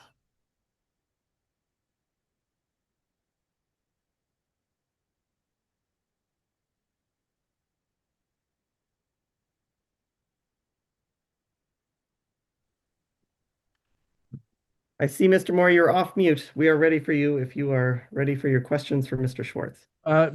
Can I be heard okay? Yes. Okay, I'm having a little trouble with the video. Well, here we go. Here we go. I need to ask a quick question. I really didn't want to have to ask. The last ones went a lot longer than I expected. Of course, I needed to be ready for whatever came. Um, uh, a challenge during the day is that a family member is having a medical procedure, and I just received a message about it. I fully expect that I can be back, but I think it would be a good idea, as much as I don't want to ask for this, to return the call very quickly and come back in about 5 minutes. I will do my best to keep my questions, which I did not expect to be long, as short as possible. So you're just asking for a 5-minute break. Is that That is exactly what I'm accurate? doing, and I probably should have done it in fewer words, but would that be okay? Yes, let's go ahead and do that. And we'll have a hard stop at 5 and we'll want to finish with Mr. Schwartz, but Thank you. let's go ahead and do that. And we'll come back at, we'll just say 4:10. Thank you.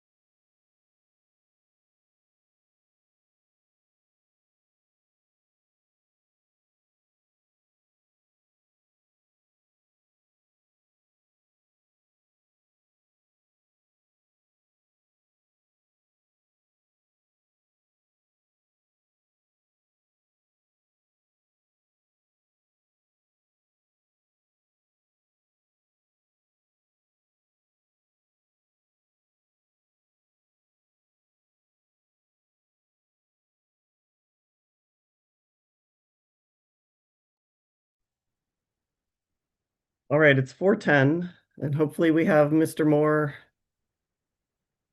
back with us. Let us know, Mr. Moore, if you're here, please. You are here. All right, I'll look to our court reporter. Are you ready for us to go back on the record? I am hearing Officer Kinsey. Thank you. And Mr. Moore, I hope all is well. And if you're ready, you may ask questions of Mr. Schwartz. All is well. I am back, and I really, really appreciate that opportunity. Thank you very much. It's Dr. Schwartz, correct? No, Mr. is fine. Oh, I'm sorry about that. Well, it's very good to have you back, and I appreciate you coming a second time.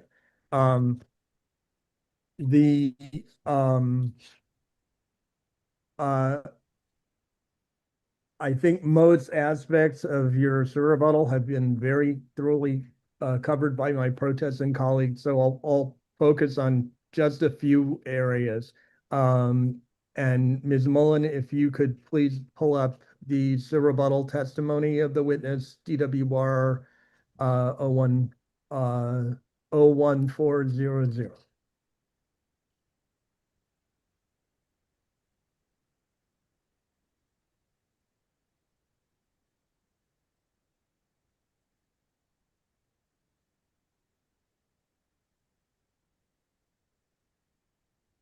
And let's first go to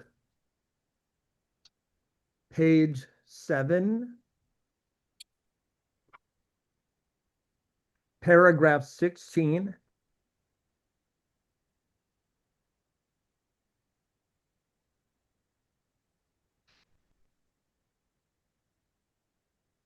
The second sentence in that paragraph on lines 10 to 11, a baseline in this context should reflect current conditions, not potential future conditions. Now, I expect, Mr. Schwartz, that from a technical perspective, you could probably do multiple laps around me and your knowledge of this subject. But I don't know what you mean here by current conditions, which could mean any number of things: current temperature, current regulations, current modeling, current hydrology. And you've reported something using the word should, which sounds normative. So can you explain what you mean here by should reflect current conditions? So when we use a baseline, and we have to have something that we're comparing all of these other studies to. And we usually, in this normative structure, we would take the current conditions. So all of the things you mentioned: current regulations, current infrastructure configuration, current operations, temperature, precipitation, or climate normals. That would be what the baseline would include.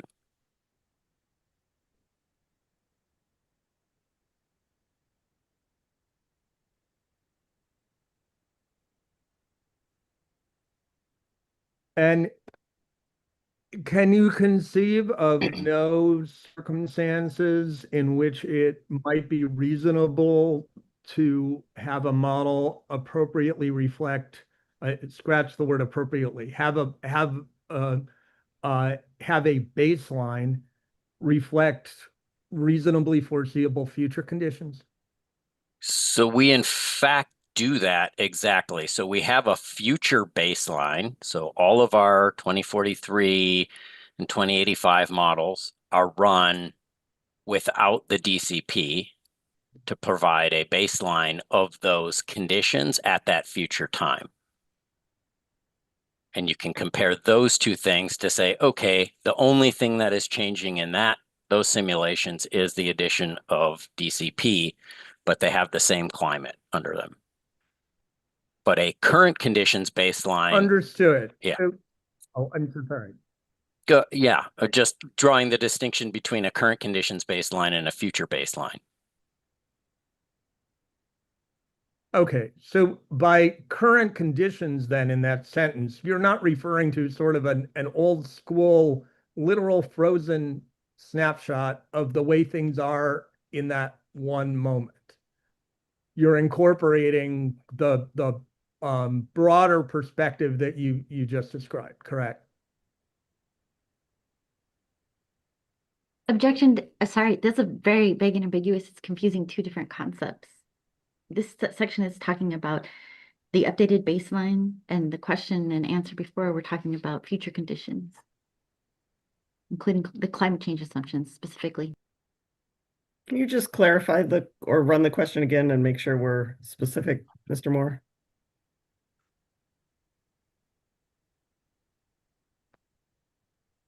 Well, I think the witness has already explained the context in which he was referring in the sentence to current conditions. So I think I'm going to move on because what I wanted to talk about coming out of that really relates more to something coming up later in the testimony. So let's just move ahead to page 12.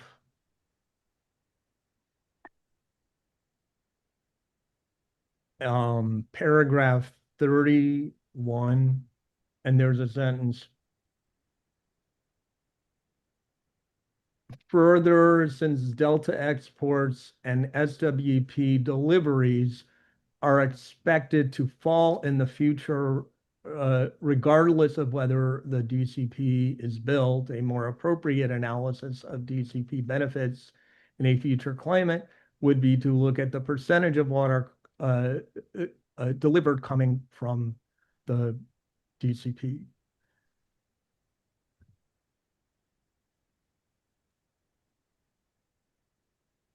Now, Mr. Schwartz, I think the answer that you just provided in the discussion on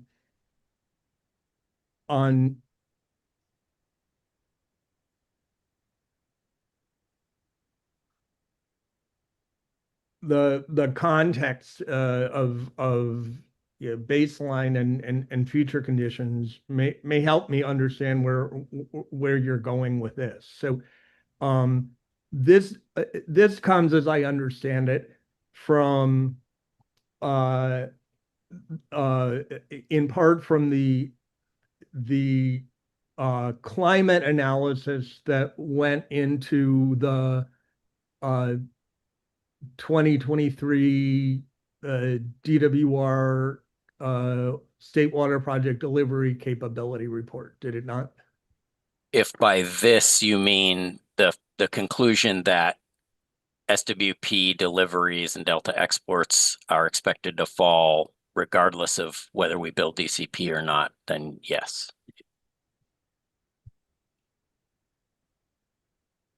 And I believe, I don't think that we need to pull it up because I think that you're quite familiar with it, but that's the report. Just so others can look at it if they want to. That's a DWR 0127.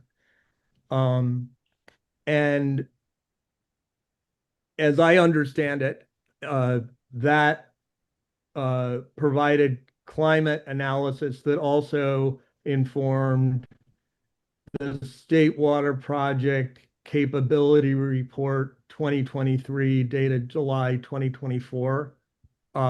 Which is DWR 00111. Is that correct?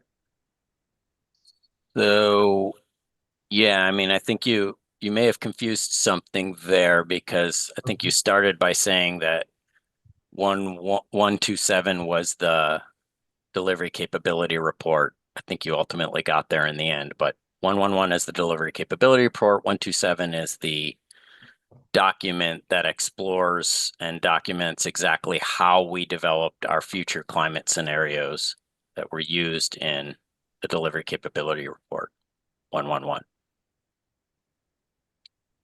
Thanks. Yes, that was what I intended to get across. Yeah.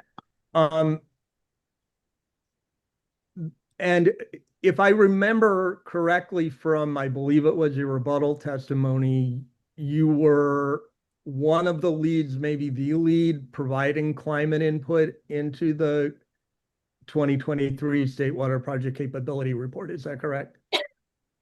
At that time, I was serving as the State Water Project Climate Action Manager. So we have a team of folks that provides input to that. But I guess you could say that I was playing a leadership role in that. Yes. And that report assumed the existing regulatory environment as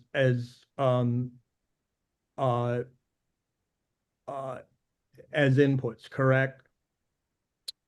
You didn't assume any changes in those things. Yeah, it was the regulatory framework and conditions at that time. That's correct. We do not ever assume future regulatory changes. That's what I thought. And I again, I think probably there's no need to spell it to pull up the report for now in the interest of time, but I see it in the 2023 report DWR 00111 in the discussion section starting on PDF 24. So application of that in part assumes that the existing regulatory requirements will be enforced, correct? Well, I think it's an exploration of, if we're talking about the 2023 delivery capability report. So it's an exploration of current conditions with those current regulations and current climate, what the overall delivery reliability of the State Water Project would be under those conditions, under a range of wet and dry year type conditions. And then we also explored 20 years into the future under a range of climate conditions, again, assuming no change in regulatory conditions, because essentially that's a parsimonious choice. We don't know what regulations would be. It would be completely speculative for us to decide what they might be if they're not what they are today. So we are, I would say, we stick to those, what we know of today.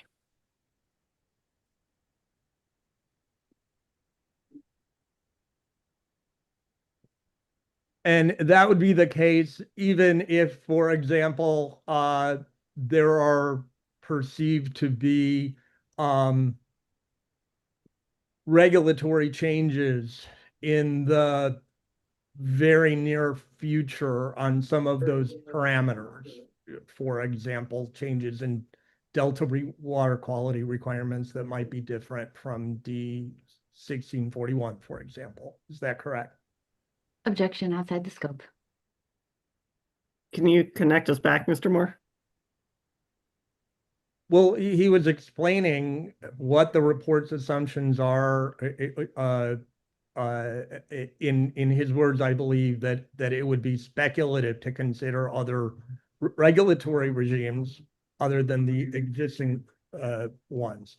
And so I was just trying to get a clarification that would remain the case even if there were, say, some projected decision point on one of those regulations coming up on a very short time frame. And it was in response to questions that were also outside the scope, which I didn't object to because I know we're on a tight time frame, but this is going far afield about the regulations and the assumptions. And these reports have been part of the testimony before and could have been asked before. This is outside the scope of this statement. That's what I was looking, Mr. Moore, for a tie back to Mr. Schwartz's written surrebuttal testimony, because we do have to stay within the scope of that. Well, it relates to the context in which Delta exports are projected to be reduced. All I was trying to get to is it assumes something about regulations being enforced.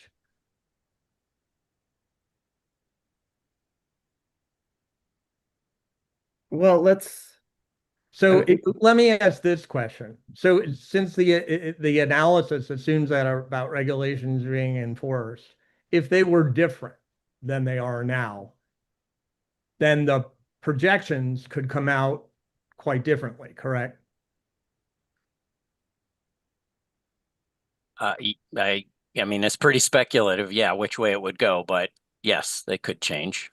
If, for example, instead of the requirements in D1641, there were, for example, some sort of rigorous flow requirement adopted, that might lead to a different set of numbers than the ones that were provided in the capability report. Objection calls for speculation, incomplete hypothetical. if you're able to answer the question, Mr. Schwartz. I mean, I have not done that analysis. I don't know how it would affect exports. But certainly if you were going to change key elements of the regulatory framework, it could have an impact on exports. Thank you. Now I wouldn't go to the sentence in the same paragraph, paragraph 32, that goes between 12 and 13. Further, DWR has thoroughly investigated a wide range of climate adaptation strategies and it identified the DCP as the single most effective strategy on its own, and so forth. And the citation DWR 0126 is, if I remember it right, to the 2025 State Water Project Adaptation Strategy. Is that correct? That's correct. Now, one thing that I don't see in your surrebuttal testimony is any addressing of some testimony that Seawind provided from Max Gomberg, who used to work at the state board on a number of climate matters, raising questions about the DCP's compatibility with the state's climate adaptation objectives. Am I correct from the lack of reference to it that you did not review that testimony in preparing your rebuttal testimony? Objection assumes facts not in evidence. Also, outside the scope, clearly, if it wasn't discussed, it can't be questioned on. Well, your question, Mr. Moore, was whether Mr. Schwartz had reviewed that testimony in preparing this testimony. That's all I was asking. Yeah, so that's Mr. Schwartz, please. I reviewed that testimony in the context of my first rebuttal, but not for this rebuttal, no. Did you conduct any independent review on of the conclusions that you quote in this paragraph drawn from the 2025 adaptation strategy?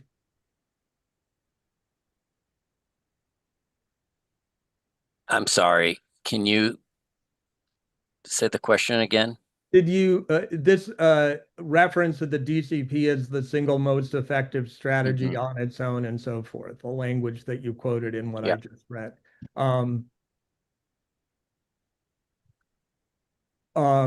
Was there any independent analysis or testing of that conclusion that you did before relying on it in your rebuttal testimony? So that statement is discussing the most effective strategy for the state water project. We've conducted the most comprehensive evaluation of different adaptation strategies for the state water project. I, having worked on the state water project now for over 5 years, with a team of folks that has over, I wouldn't even hazard how many combined years of experience we all have on the state water project, but it's dozens and dozens, would be I would say, the authority on state water project adaptation as opposed to any outside independent authority. I'm not sure who would even provide such an analysis.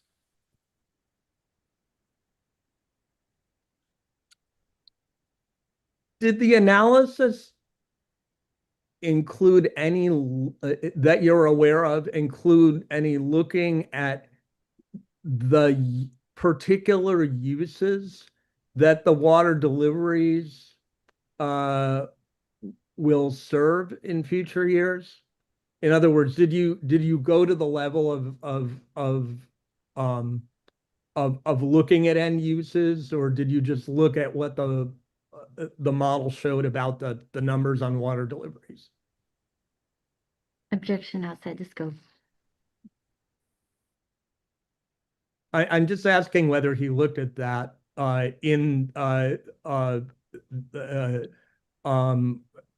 his relying on the conclusion that is directly quoted in his rebuttal testimony. I don't think it's outside the scope. I'll allow Mr. Schwartz. I think the adaptation strategy is pretty explicit in talking about the adaptation strategies that we looked at were confined to strategies that the state water project itself, the state of California, the Department of Water Resources component of the California Department of Water Resources, which owns and operates the state water project, would have the authority to implement. Okay, so if for example, and I realize this is a hypothetical, some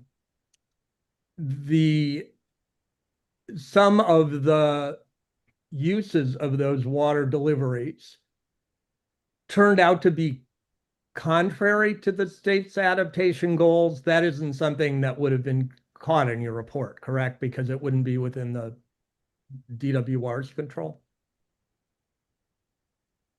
Objection as to scope and complete hypothetical. Will you just run the question again, please, Mr. Moore? Yeah, if there are end uses of some of those state water project deliveries that are contrary to the state's adaptation goals. I'm not saying that you have to conclude that there are. I'm just saying if there were, that isn't something that your that the analysis in the 2025 state water project adaptation strategy would have caught, correct? Because from what you have just described, the focus was on things that would be within DWR's control. Do I have that right? Can you be more specific about what type of water use would be contrary to the state's adaptation goals in this hypothetical that you're setting up?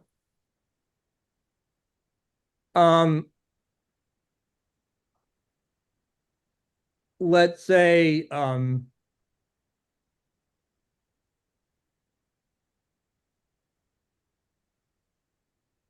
supporting permanent demand for an agricultural use that is unsustainable. Objection. This seems facts. I know it's a hypothetical, but I'm not sure that's a realistic hypothetical. These seems like legal arguments that Mr. Moore is trying to make through cross-examination.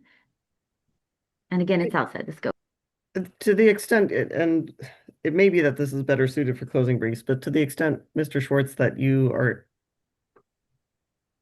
can answer the factual elements of this in terms of what you considered.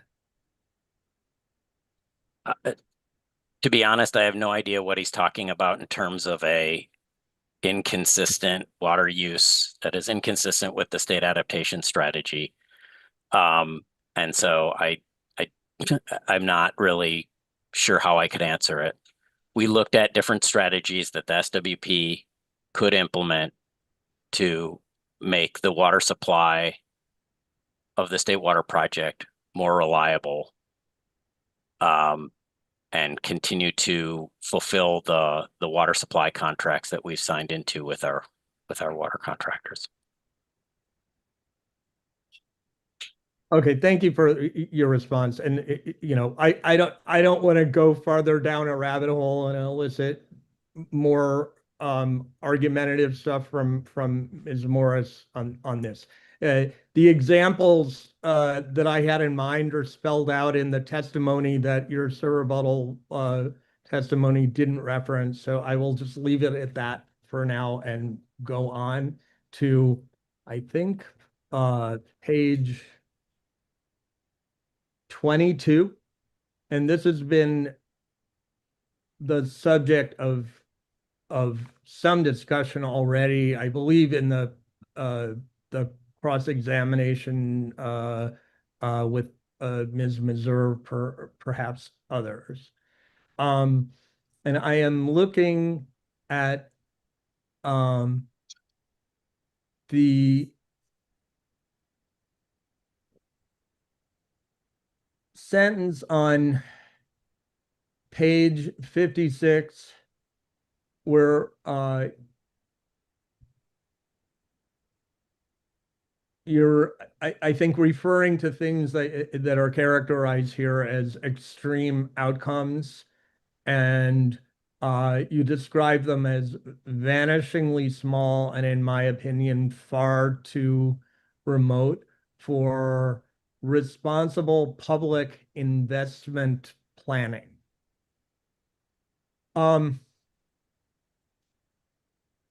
I'm trying to understand a little better than I did reviewing the transcript for what the context is in which you are referring to responsible public investment planning. I believe that you testified in response to Ms. Meserve that you were not testifying here as an expert in economics. Is that correct? That's correct. And I did see in your CV, DWR 1307, that there's a brief reference in your master's program, I think it was, to legal training. And I certainly know some people with masters in planning that are that know a fair amount about the law, but I'm correct in assuming, am I not, that you are not testifying here as a legal expert either? That's correct.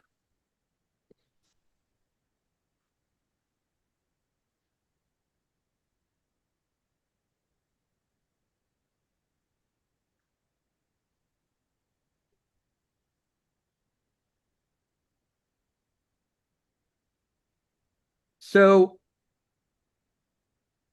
understanding that you have referred to some experience with planning, I'm going to ask you a little about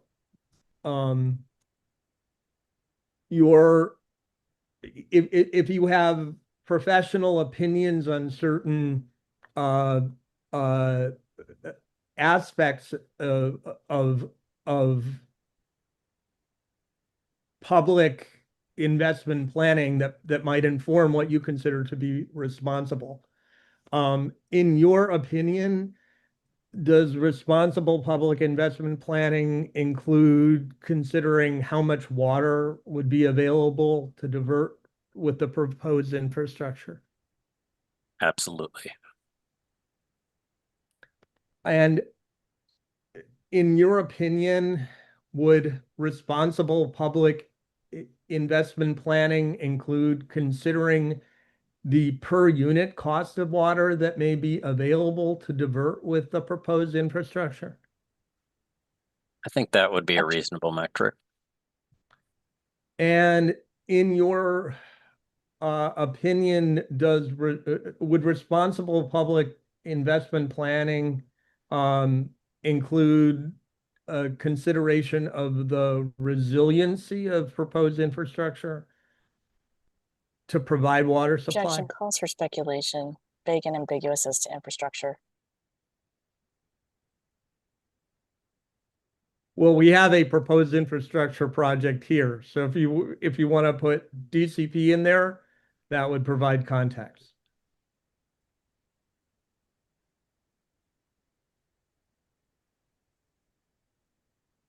You may need to. Assuming since you referenced the conclusions about climate resiliency, that your opinion would be that the resiliency of infrastructure to provide water supplies would be something you'd want to take into account. Am I wrong about that? I think resiliency is an important metric, yeah. If future diversions from the DCP were limited by drier periods than the ones that you refer to as extreme in figure 5 back on page 22 of your rebuttal,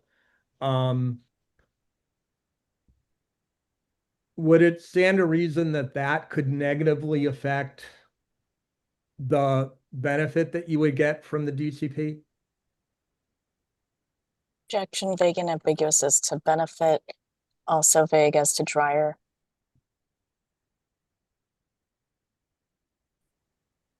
Can you be more specific, Mr. Moore? Well, he's referred, the witness has referred to certain conditions as I understand it, kind of too extreme to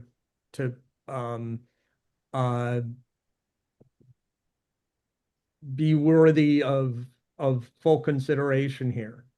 And I'm wondering if, and maybe I'm wrong about that. Maybe I've simply misunderstood what he's how he was using that reference earlier in his testimony. All I'm saying is, what if those extremes that just seem too extreme to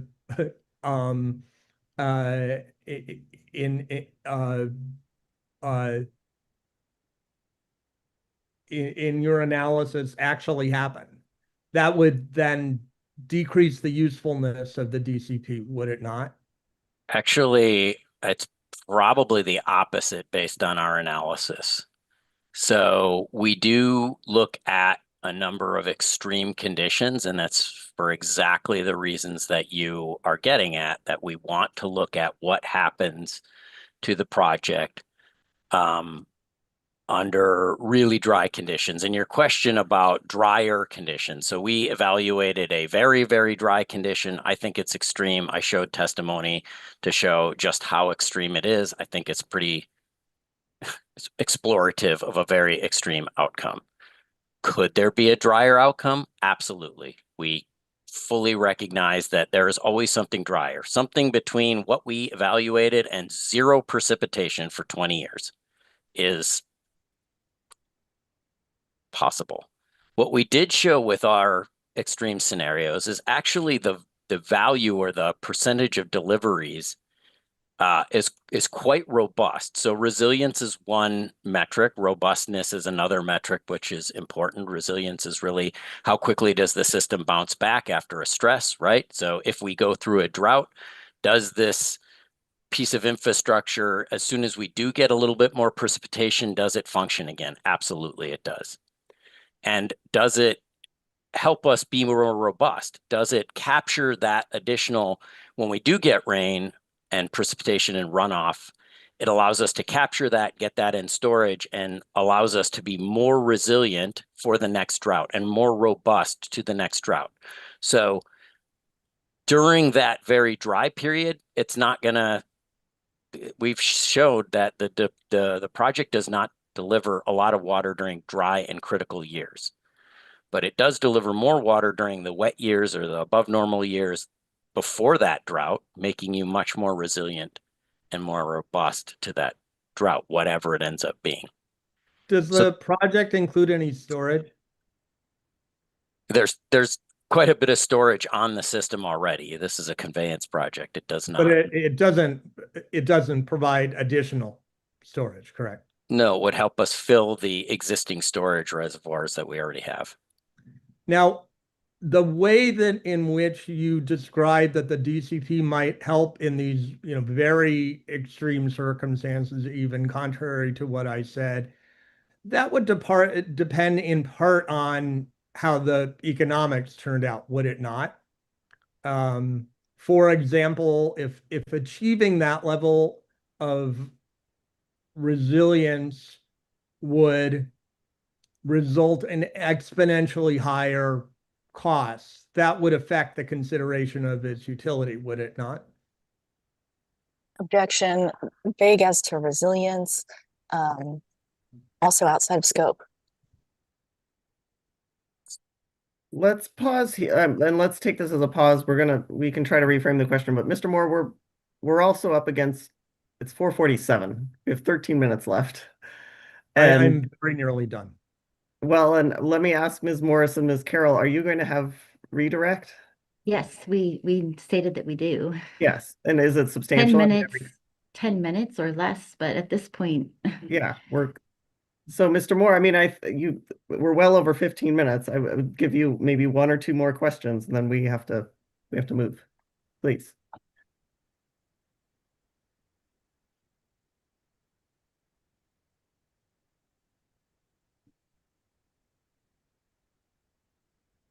So I don't know if you want to follow up on this one or if you have how you want to prioritize.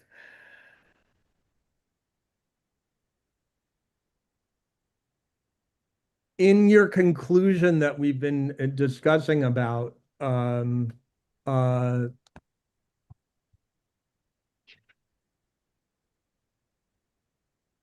with respect to responsible public investment planning, to what extent, if at all, did you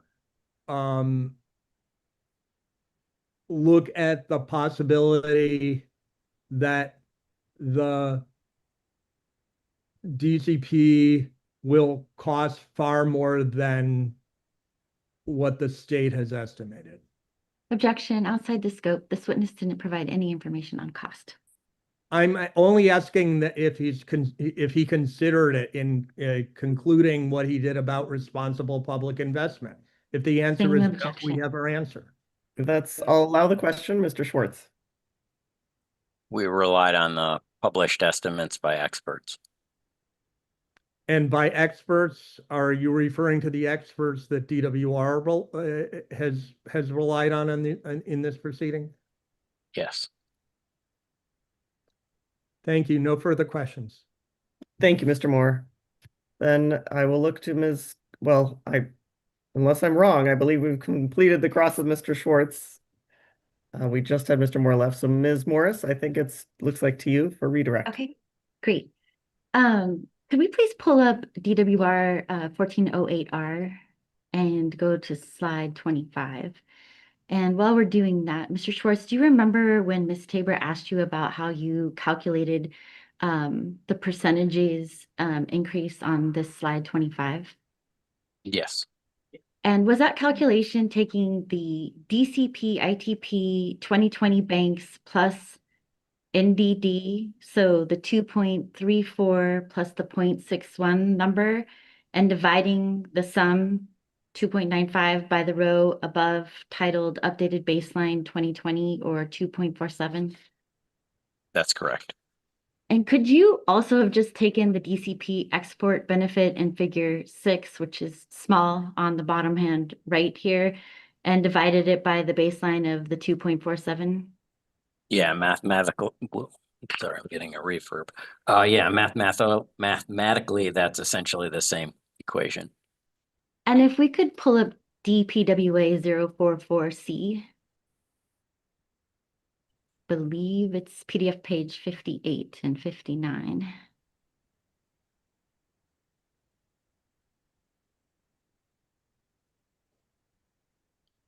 And if we could scroll down here, great.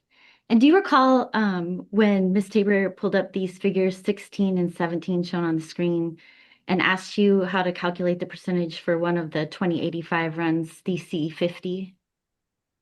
Yes, And that calculation was around 17%, correct? that's correct. And Mr. Schwartz, if we look at the CC 75, DCP, and ITP baseline, is the percentage of increase for the DCP approximately 19.78%? Approximately, yeah. And what does that indicate to you about the DCP performance under climate and under future climate scenarios? It indicates that can you mute? I'm getting a lot of refurb. Thanks. It indicates that there's some variability in how the different climate outcomes result in different DCP benefits. But in all circumstances we evaluated, we covered a wide range of different outcomes, as I've previously discussed. And really the benefits range from 17% to 21%. That's a pretty narrow range. And it suggests that the project benefits are really quite robust to the different climate outcomes. It also suggests that the project becomes even more important. It actually provides a higher percentage of benefits as climate becomes more extreme under the LOC 75 and LOC 95 scenarios. Thank you. I do not have any further questions. Yeah. Can I just add one more thing to that? Yes.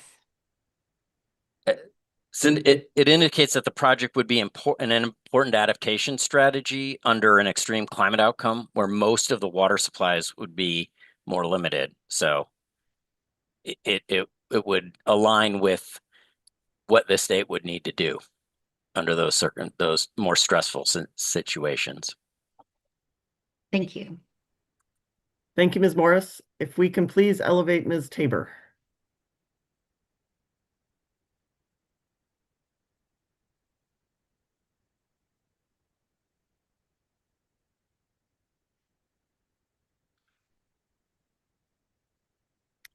And Ms. Tabor, you're welcome to make your appearance, and I anticipate you may have a question or two for Mr. Schwartz.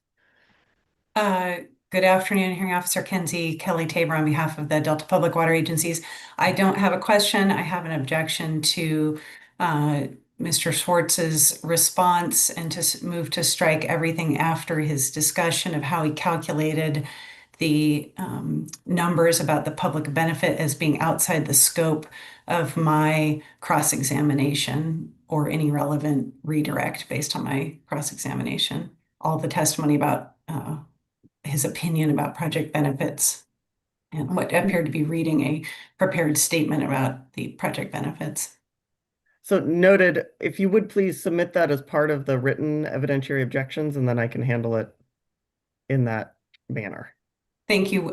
Just on that point regarding the written objections, we do not appear to have any of the DWR transcripts for surrebuttal. It's very challenging to prepare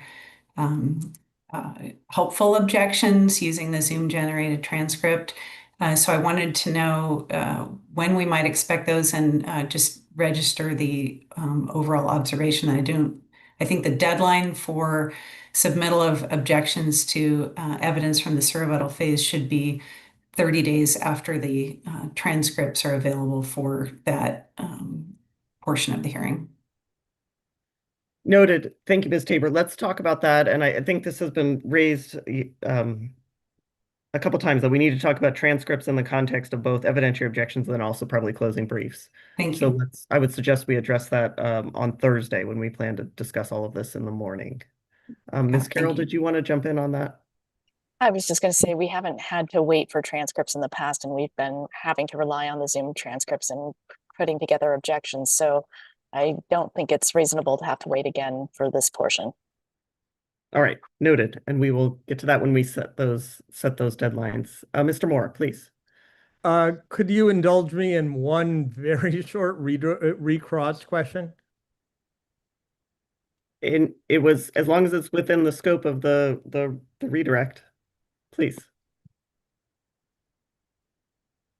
If the DCP goes forward, and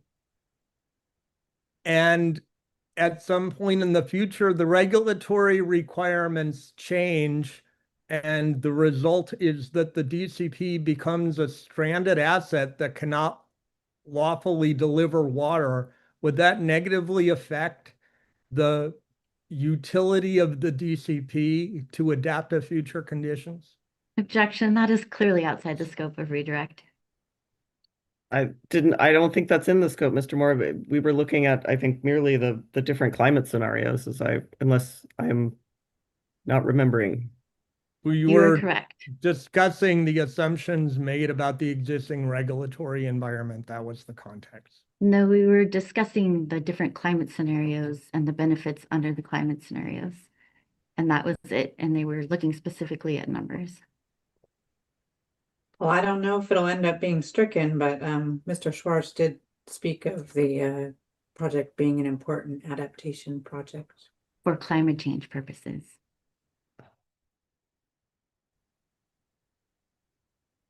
I think you made your point, Mr. Moore, about the future regulatory conditions. I understand your point there, and I think that would be better explored through closing briefs and that type of thing. So I will leave you to that.